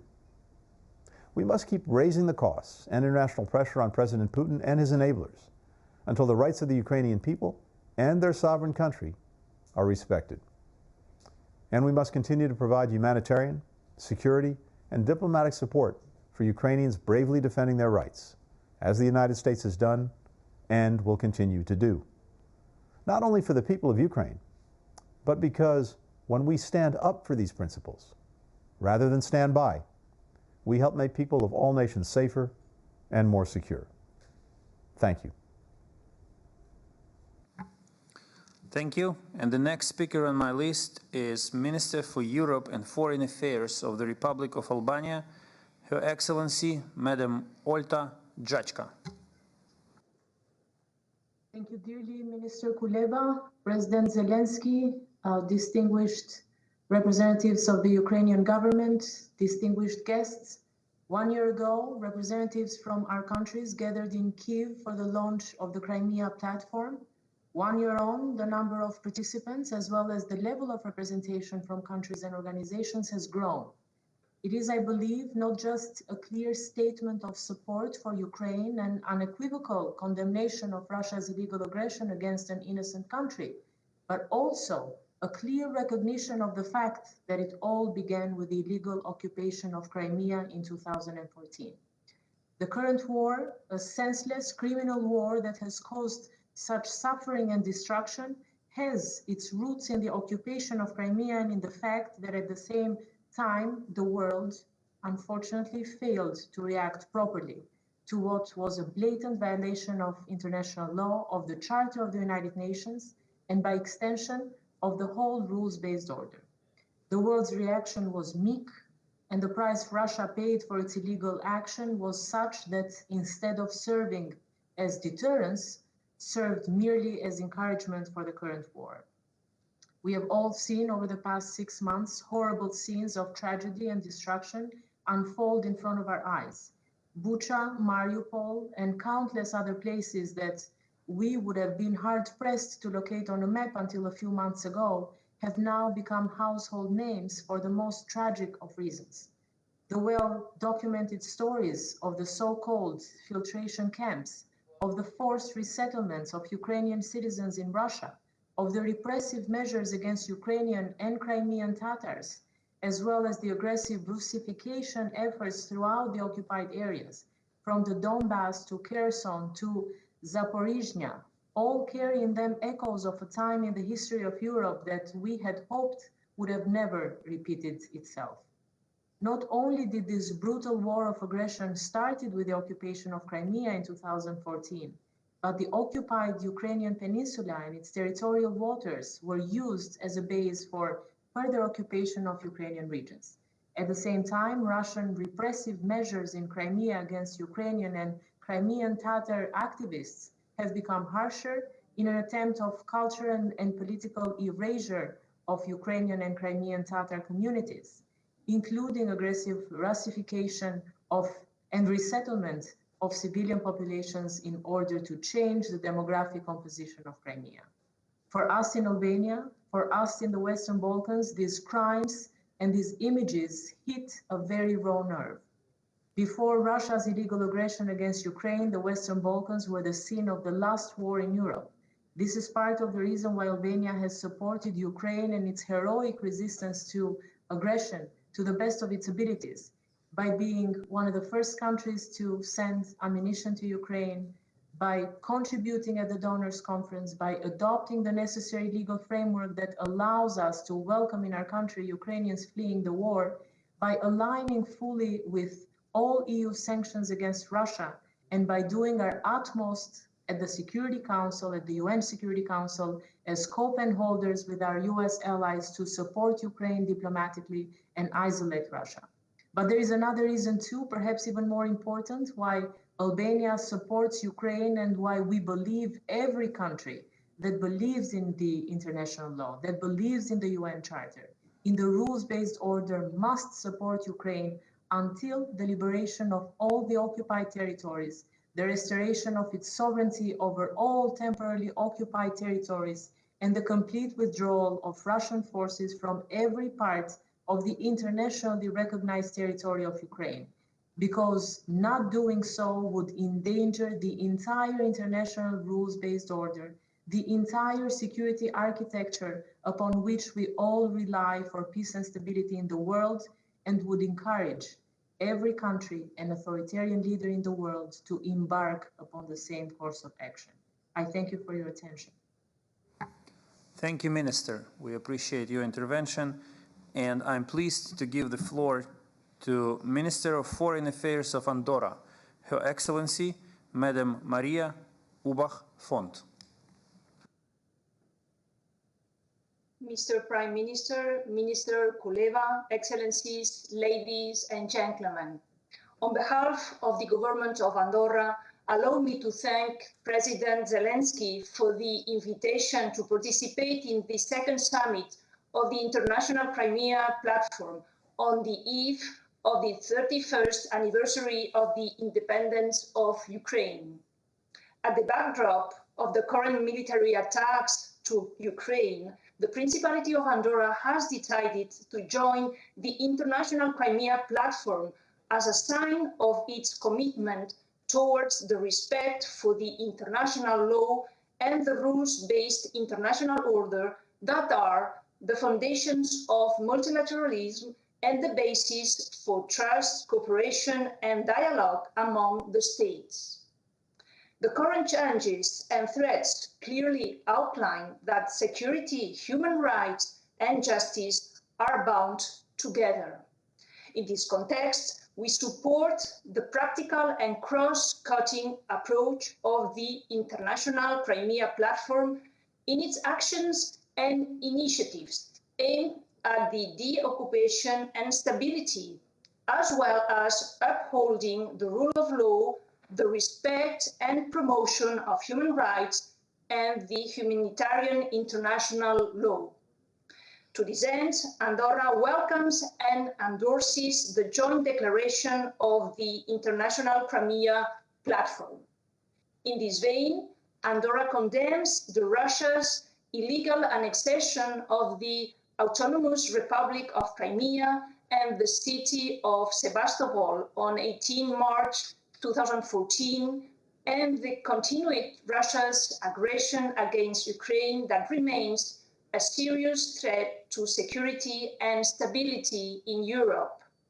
The independence, sovereignty, and territorial integrity of Ukraine within its international recognized borders need to be respected.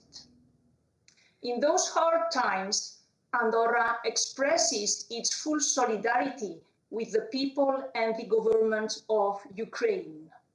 Since Russia's invasion of Ukraine last February, Andorra, a country of 80,000 inhabitants, hosts almost 300 refugees from Ukraine fleeing the horror of war and provides them resident permit, access to education, social insurance, and access to the labor market. On the other hand, the government of Andorra decided to join the European Union policy on sanctions against Russia and Belarus. To this end, the Parliament of Andorra adopted a law on March 3rd on application of international sanctions, as the concept of sanctions and its subsequent implementation did not exist in the Andorran legal framework. The Andorran government calls to a return to the diplomatic path. Dialogue must prevail. It is our common responsibility to put an end to the suffering of the civil population and to work together for a sustainable peace, security, development, and well-being in the European continent. Thank you for your attention. Minister, thank you for joining the Crimea platform and for all the support that you have extended to the people of Ukraine since February 24th. I'm now giving the floor to Federal Minister for European and Foreign Affairs of the Republic of Austria, His Excellency Mr. Alexander Schallenberg. Thank you very much, dear President Zelensky, dear Chairman Stefanchuk, dear Prime Minister Smihal, and Foreign Minister Kuleba, my dear friend Dmytro, ladies and gentlemen. A year ago in Kiev at the first Crimea Platform Summit, I called the legal annexation of Crimea and the city of Sevastopol the most disturbing attempt in recent history to redraw borders in Europe. At that time, we didn't yet fully realize that this was only the tip of the iceberg of Russia's destructive and aggressive plans towards Ukraine. Tomorrow, we will mark 6 months since Russia has started the war against Ukraine. 6 months of Russia trying to redraw borders using tanks and rockets. World War. 6 months of atrocities and war crimes. The pictures of Bucha and other towns will forever be engraved in our collective memory. There can be no impunity for such crimes. 6 months of families torn apart, losing their homes and their livelihoods. For 181 days, Russia has mocked international law and our security order. It has weaponized energy and food supplies, driving millions of people into poverty and starvation. But for 181 days, we have also seen the courage and resolve of the Ukrainian people, fighting for their independence, their sovereignty, and the right to self-determination.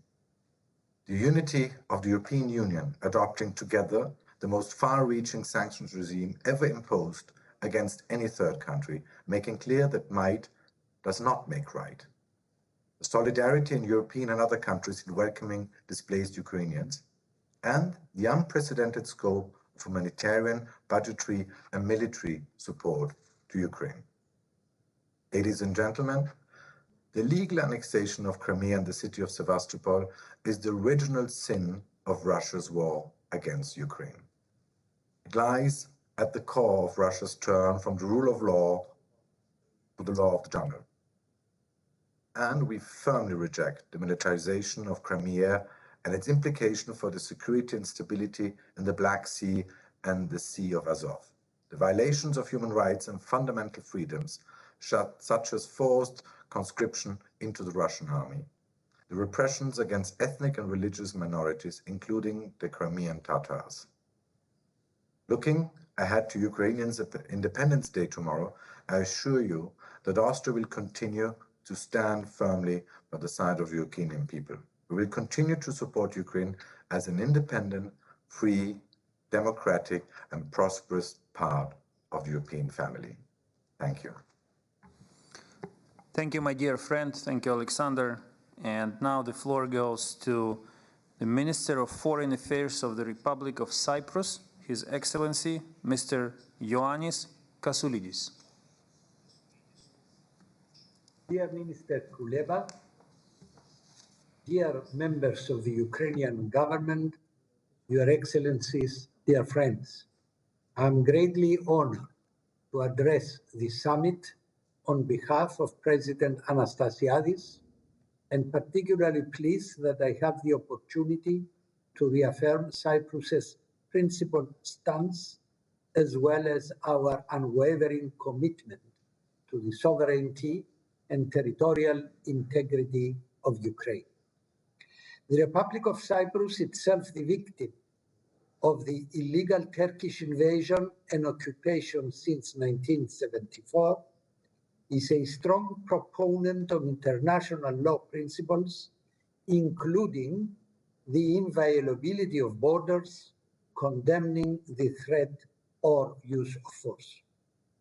These serve as the cornerstone of the rules-based international order and the foundation of peace, according to the UN Charter as established by the Helsinki Final Act, and must be respected by all. In this regard, we also support Ukraine's just claim to restore the territory occupied by Russia since 2014, and as a result of the ongoing war, and we condemn annexation. Your Excellencies, dear friends, Cyprus took a clear stance in 2014, condemning Russia's illegal annexation of the autonomous Republic of Crimea and the city of Sebastopol. We did not hesitate to take a similarly responsible stance this year further to Russia's illegal invasion of Ukraine. Our strong resolve to address actions challenging the international order and security has been evident by our determined approach to impose, collectively as EU member states, restrictive measures against Russia. Both in 2014 and in 2022, our decisions were not taken lightheartedly, but with full awareness of their impact on our own national economies. The determination and unity shown at international level is one that offers hope for the future, in particular as regards countering actions by countries defying international law. President Zelensky, dear Ukrainians, I assure you that the government and the people of Cyprus stand with the government and the people of Ukraine at these difficult times, and that we will continue offering our support so that peace and stability may prevail. Thank you. Thank you, Minister. And the next speaker on my list is Minister of Foreign Affairs of the Kingdom of Norway, Her Excellency Anniken Huitfeldt. Excellencies, colleagues, thank you for the opportunity to address the Crimean Platform Summit.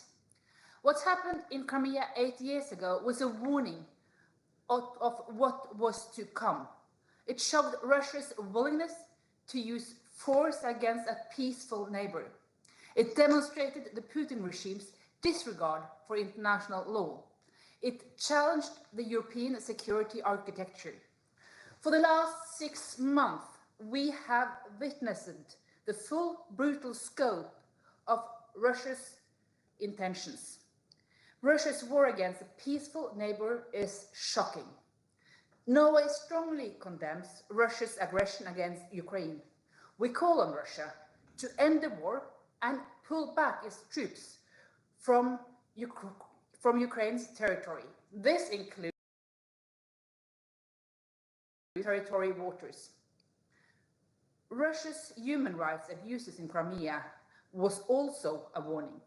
It was an example of what happens in an area where Russia takes control with force. We have seen countless examples of this since February. The stories from Bucha, Irpin, Mariupol, and other places have made a lasting impression on all of us. They remind us of what the Ukrainian people is bravely fighting for and what they are up against. Russia has underestimated the ability and willingness of the Ukrainian people to defend their country and their freedom. I think we are all deeply impressed by the resilience of the Ukrainian people, by its military and political leadership in the face of a stronger enemy.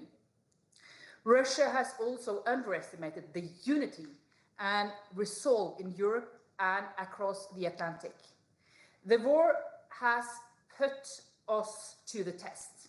So far, European countries and our partners have met this challenge with unity.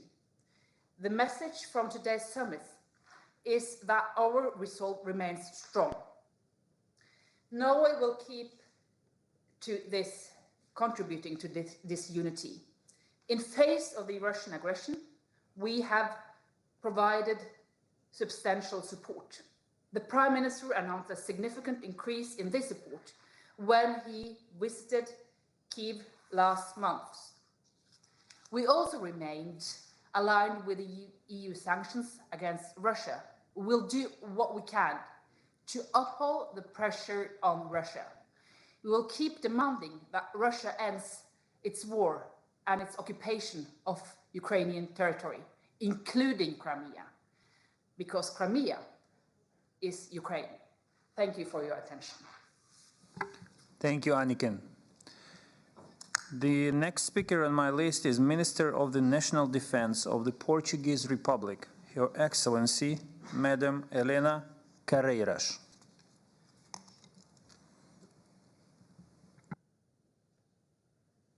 Madam Minister, yes, turn on the sound. Thank you.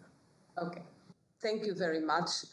Dear Prime Minister of Ukraine, dear friends, on behalf of the Portuguese government, I'm honored to join you today to convey a clear signal of Portugal's unwavering commitment to Ukraine's territorial integrity and sovereignty, and by extension, to the primacy of international law.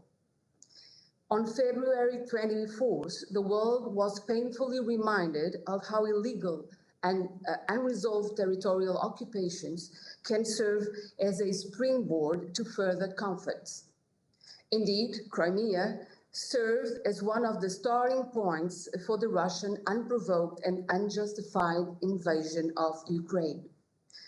What happened in 2014 is an example of how these situations can bring around further harm and destructions for those involved, including the escalating deterioration of human rights standards on the ground.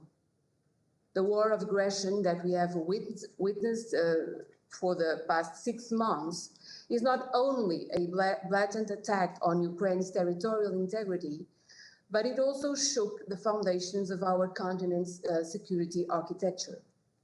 In parallel, the previous occupation of the peninsula contributed to the blockage of maritime communications in the Sea of Azov and in the Black Sea, which led to the suspension of exports of Ukrainian agricultural products, with its consequences being felt all around the world. This series of aggressions cannot be tolerated. From the earliest days of the illegal annexation of Crimea by Russia, Portugal has been a part of every major multilateral effort to emphasize the importance of internationally recognized borders, be that through the United Nations, the European Union, or NATO. That support has not only remained steadfast, but also increased since the start of the most recent offensive, which now encompasses the entire Ukrainian territory. As expressed during the visit of our Prime Minister to Kyiv on May 21st, we stand by the Ukrainian government and people in providing political support in every multilateral fora, like the Ukraine Defense Contact Group. We have distributed military equipment, financial and humanitarian aid, and welcomed over 50,000 Ukrainian refugees thus far. We remain ready to provide further assistance for as long as it takes and support the national reconstruction effort that is set to follow. We also actively encourage initiatives such as the recent grain agreement reached under UN mediation as a way to bring back the focus to the main tenets of a rules-based international order. However, any further attempts to occupy Ukrainian territory will be perceived as additional violations of international law and need to be quickly opposed. That is why multilateral venues such as the International Crimean Platform remain paramount in highlighting the continuing occupation of the Ukrainian territory. As long as the current context endures, it will remain a direct challenge to international security and to us all. Until international order is restored, Portugal stands together with Ukraine in the effort to restore the country's full sovereignty and integrity. I am certain Ukrainians can continue to rely on the strength of international solidarity while inspiring us with the resolve of their people and their leadership. Thank you. Thank you, Minister, for joining us. I would like now to welcome Minister of Foreign Affairs of the Republic of Bulgaria, His Excellency, Mr. Nikolai Milkov. Thank you very much. Dear Prime Minister, dear Chairman of the Rada, dear Minister Kuleba, Excellencies, I would like at the outset to thank our Ukrainian hosts for organizing today's second summit of the International Crimean Platform, aiming at reconfirming the Autonomous Republic of Crimea and the city of Sevastopol as integral parts of Ukraine.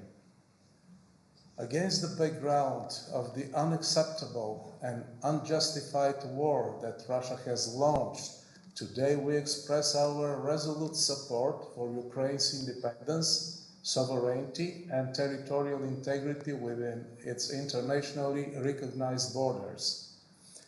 Our common call is not only focused on restoring Ukraine's territorial integrity, it is about safeguarding the rules-based international order, about reaffirming the strength of the law rather than the law of the strength.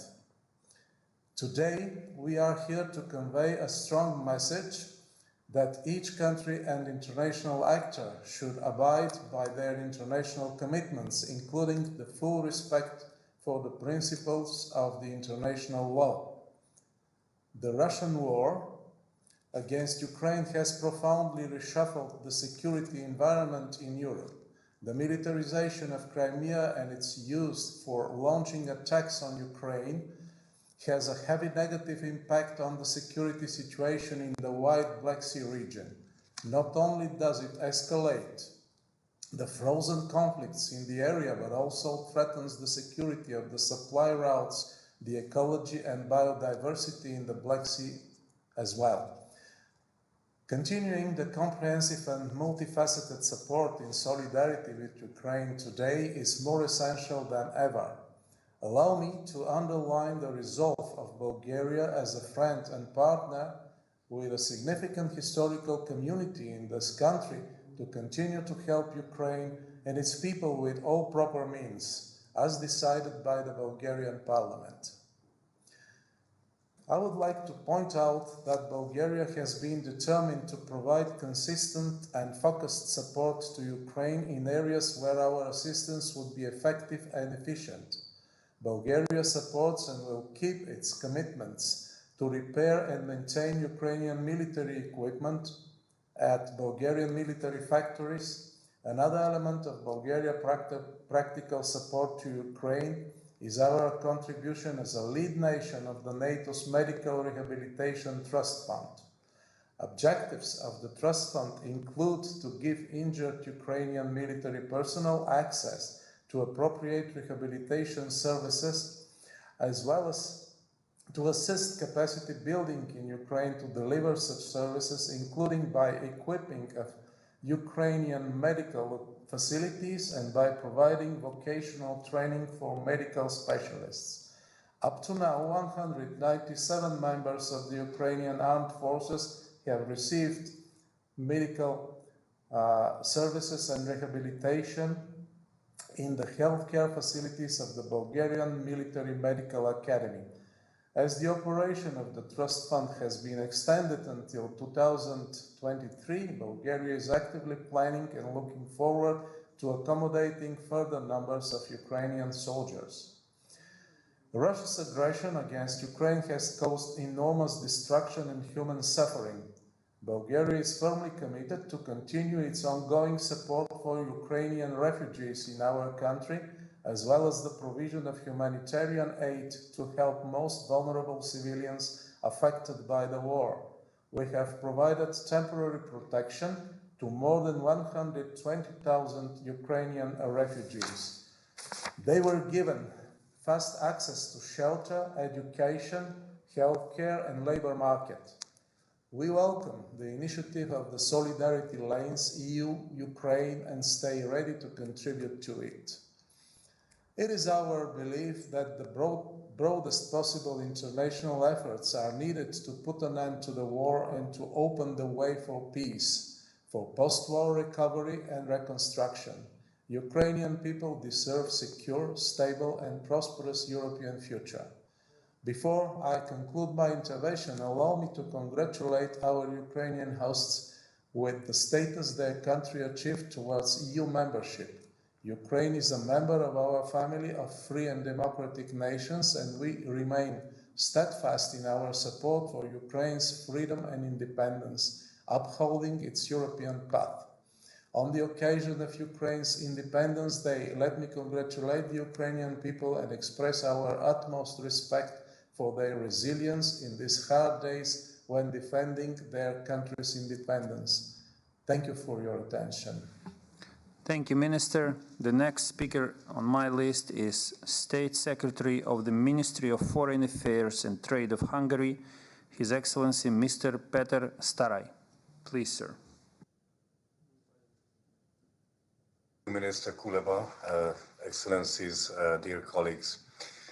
First of all, I'd like to underline that Hungary continues to support and stand for the territorial integrity and sovereignty of Ukraine. Unfortunately, since our last meeting in the format of the International Crimea platform in 2021, circumstances have dramatically changed, but our commitment to Ukraine remains undiminished. And in accordance with our EU and NATO allies, we condemn Russia's military aggression against Ukraine. As a neighboring country, we are deeply concerned about the situation in our neighborhood and agree that war cannot be a solution to any kind of dispute. We are also concerned about the fate of national minority communities. Hungary is interested in a peaceful resolution of the conflict as soon as possible. We are involved in numerous international efforts to restore peace. Beyond political statements, we are also helping with real initiatives. In this spirit, we have launched one of the largest humanitarian relief operations in the history of Hungary. The Hungarian government is investing significant resources to improve the situation of people living in Ukraine through regular aid deliveries and works closely with Hungarian interchurch aid organization to deliver food, hygiene, and childcare supplies. Besides humanitarian aid, we are continuously taking care of the refugees arriving in Hungary. Today, I can tell you that it's about 20,000 people arriving on a daily basis. The Hungarian government has implemented measures to facilitate the employment of those people fleeing from Ukraine who intend to settle down in Hungary. We are also prepared to continue to provide all the assistance we can. Therefore, Ukraine and the Ukrainian people can continue to count on our country, and in alleviating the humanitarian disaster caused by the war, we are ready to continue our cooperation.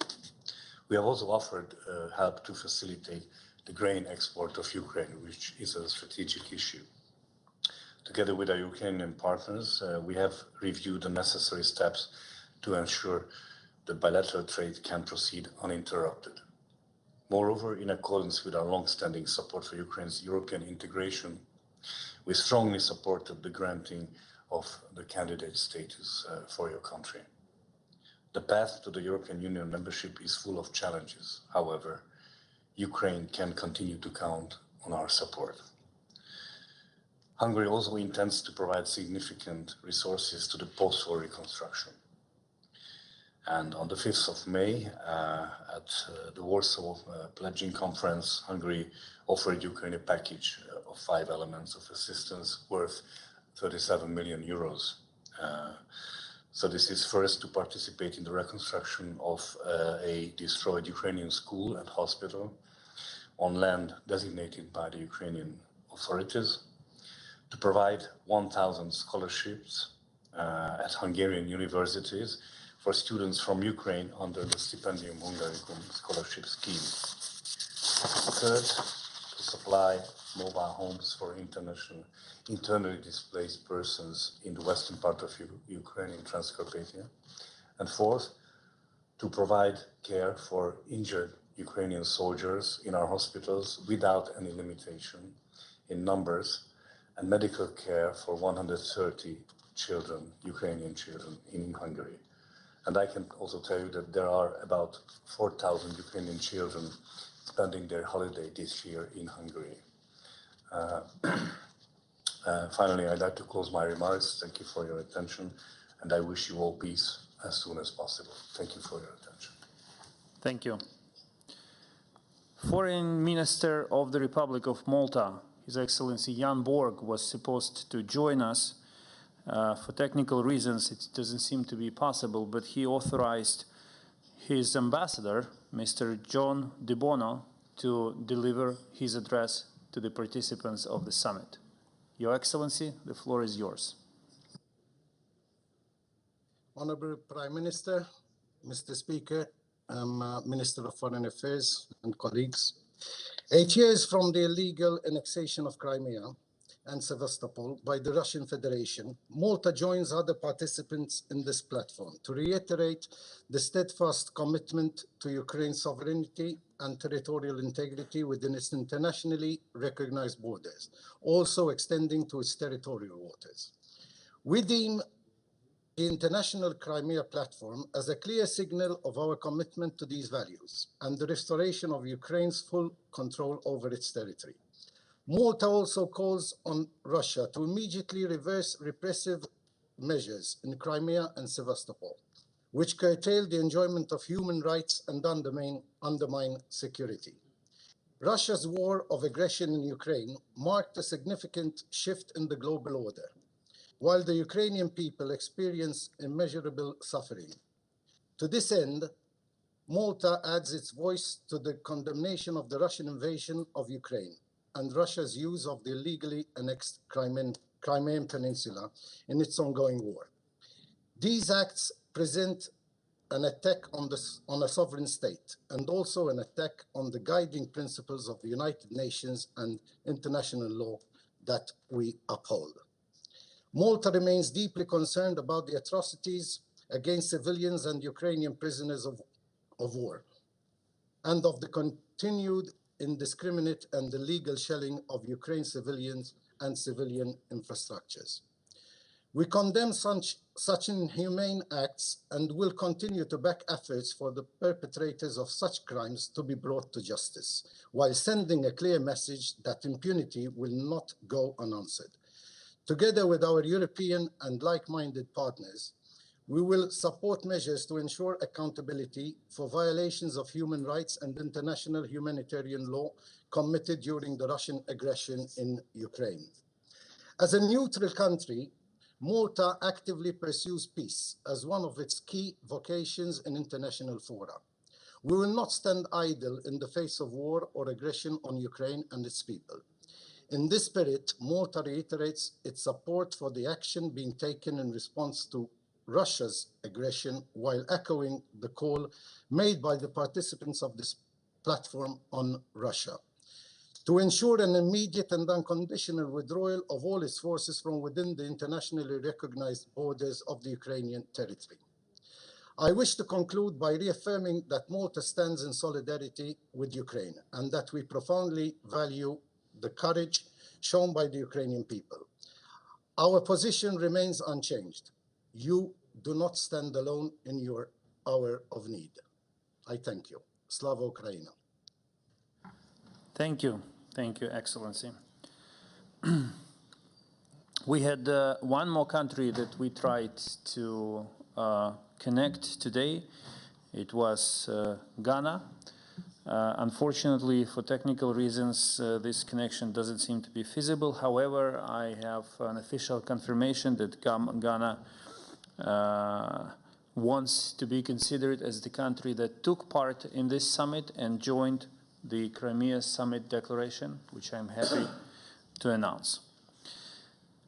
This exhausts the list of international speakers, and I would like to thank all countries and international organizations who have joined us today. However, this does not mean the end of our summit. We still have a couple of things to do. And first of all, I would like to offer you a short video explaining to you what Ukraine has done and is doing for Crimea. Since the occupation, we have never laid our hands down. We've been making steps to bring Crimea back in the second summit. In the meantime, please pay attention to your screens to see what has been done since the first summit of the International Crimea Platform.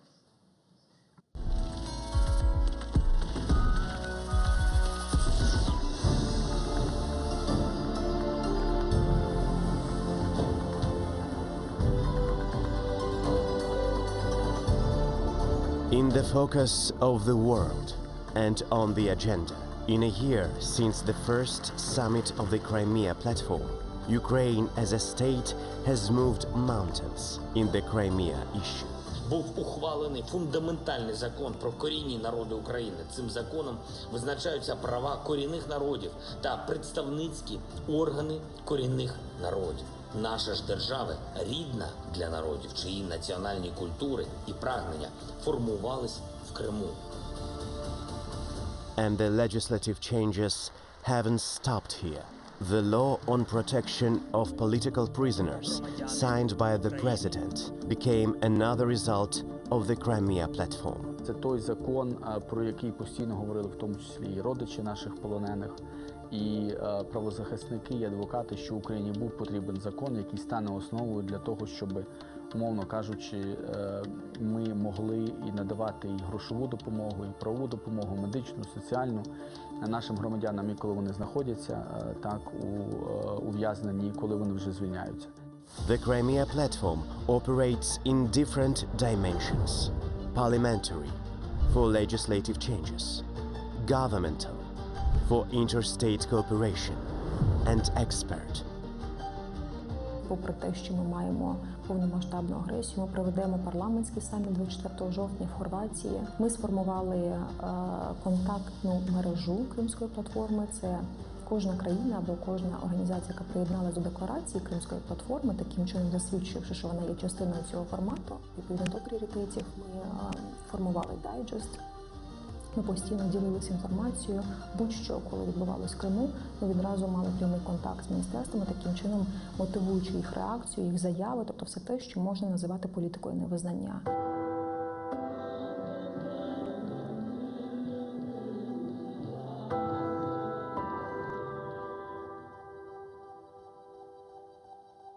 Ми напрацьовуємо рішення по амністії, ілюстрації, праву власності, питанням колабораціонізму на окупованих територіях.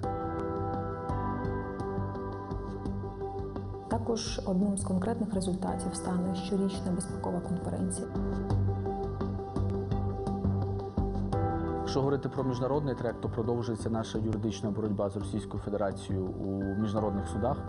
Це і міждержавні справи стосовно порушень Російською Федерацією Європейської конвенції з прав людини в Європейському суді, з прав людини у Страсбурзі. Це і далі робота активна в Міжнародному суді ООН. Коли ми працюємо для звільнення півострову, ми боремось і за відновлення територіальної цілісності нашої держави, і за повернення дому корінним народам України. Я вірю, що так і буде.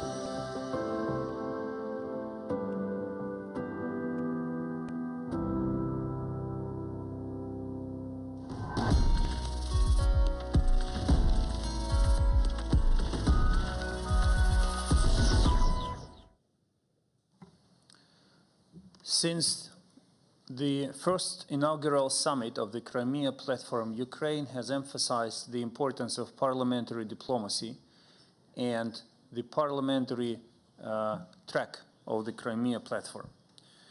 Therefore, it gives me particular pleasure to now give the floor to Mr. Ruslan Stefanchuk, Chairman of the Верховна Рада of Ukraine. Пане голово, будь ласка. Дякую. Speaker, please.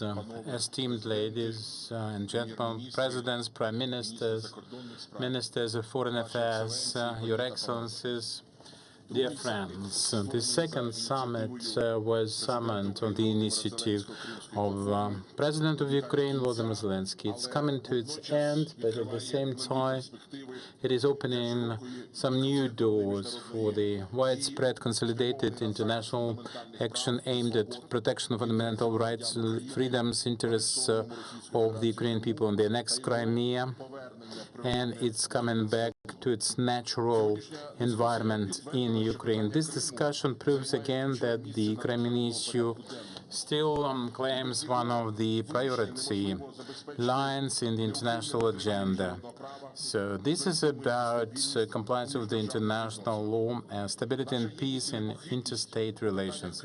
Our staunch position in the Crimean issue has to demonstrate the aggressor that whatever their assertions and their claims and attempts, the reaction is going to be rapid, powerful, and severe.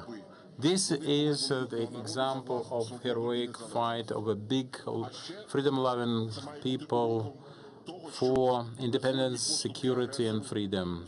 Appeasing aggressor, delays with the reaction, and trying to put up with the appetites just make them bigger and lead to irreparable losses, human lives, territories, time, effort, and this is wasting a lot of time and effort that could have been used for solving the issues. As a result of that, with a full-scale war, the temporarily occupied Crimea served as a bridgehead to invade Kherson region, and also acted as a logistical hub for the aviation raids and missile impact and bombardments covering practically all the territory of Ukraine. But feel the difference, please. Unlike the Russian Federation that turned the Crimea into an armed, heavily armed stronghold of their military ambition, we created this platform, practical steps to protect our citizens restore historical justice and bring the world back to normal. The Parliament has always been and will always stay the strategic venue to adopt key legislative solutions for legal support of our citizens, assistance to them, consultation with the international community to counteract the aggressor.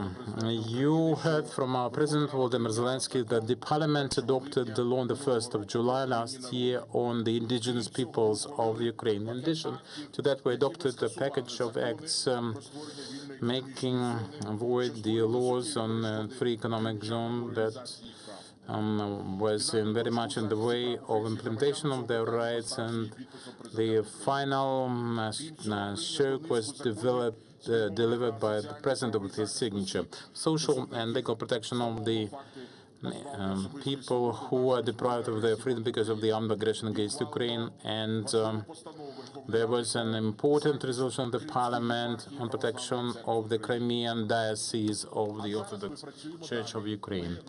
Now we are working on a whole set of other statutes to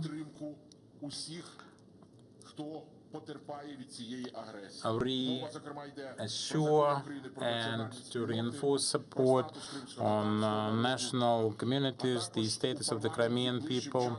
In the nearest future, we'll have a special hearing dedicated to the strategy of the occupation and reintegration of the Crimea.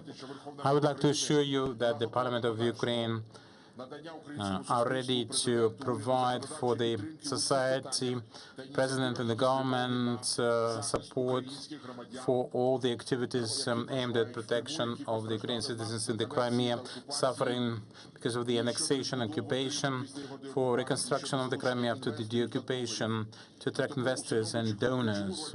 So the key role of the Parliament is played in livelihood for the we created the inter-faction group called Crimean Platform, and at the Parliamentary Assembly of NATO and the parliaments of Latvia and Lithuania, there are similar caucuses, and we would like to call upon all the fellow parliaments to do the same, to coordinate the efforts of non-recognition of the annexation, parliamentary oversight, and also reconciling positions and steps for the international organizations and the international fora and conferences. With my great pleasure, I announce today the first parliamentary summit of the International Crimean Platform that will take place at the end of October, provisional on the 24th, 25th of October in Croatia, in Zagreb. With the Croatian party, our parliament and Parliament of Croatia co-found this and add a parliamentary dimension to the Crimean Platform. I'm looking forward to this parliamentary summit of the Crimean Platform, and I'd like to thank all the participants of this summit for their continuous support of Ukrainians during such hard times. The Crimea will come back to Ukraine and the civilized world, and Ukraine will come to the Crimea with the civilized world. And now, glory be to Ukraine, I would glory like be to heroes. to offer to your attention a short video with a very simple and yet meaningful title: "The Resistance to Occupation."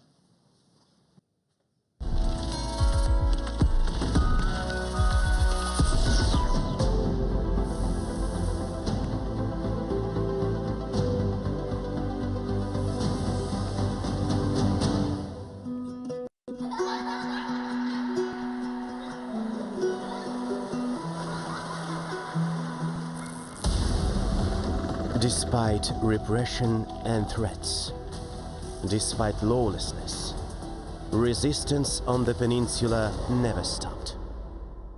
Мене звати Олександр Кольченко.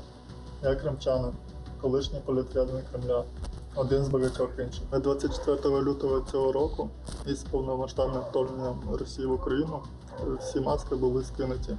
І як і тоді, так і цього разу я одразу доєднався до спротиву, бо знав, що таке сучасна Росія.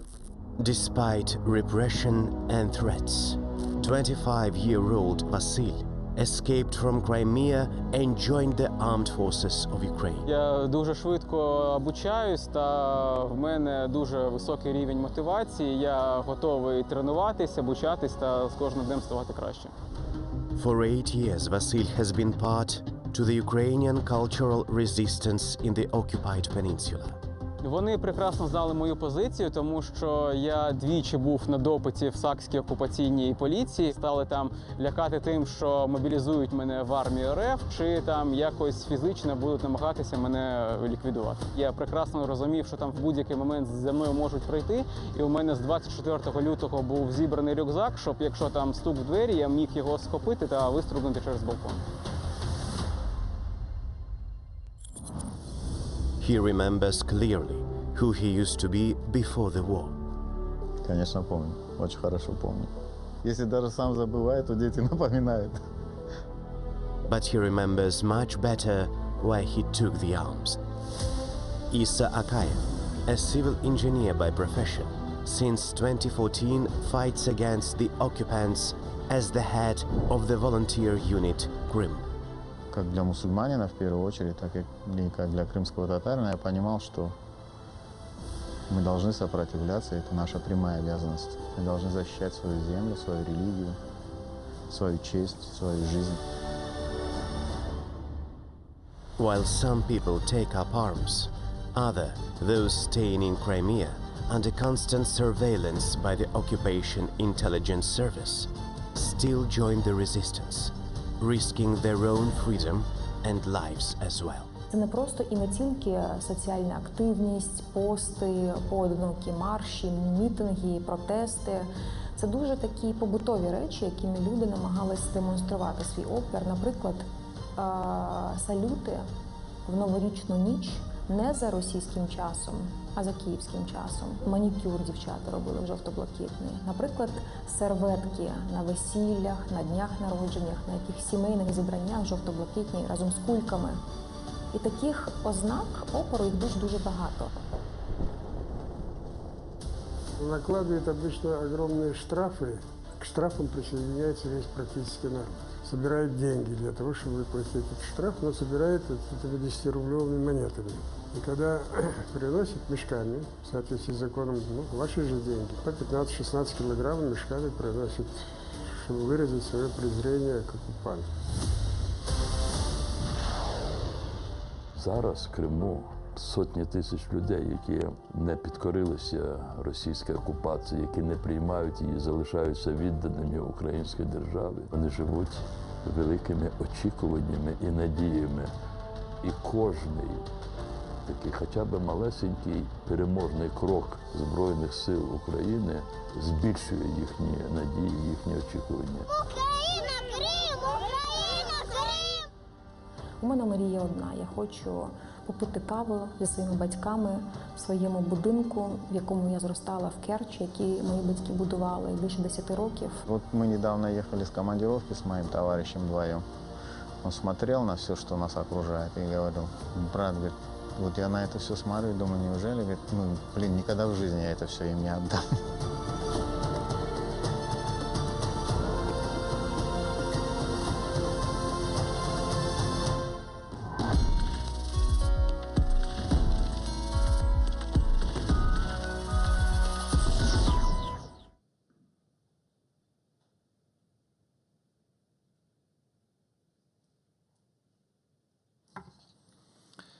Distinguished participants of the summit, dear friends, it was my honor to moderate this summit that brought together 60 delegations. Now it's time to wrap up and sum up.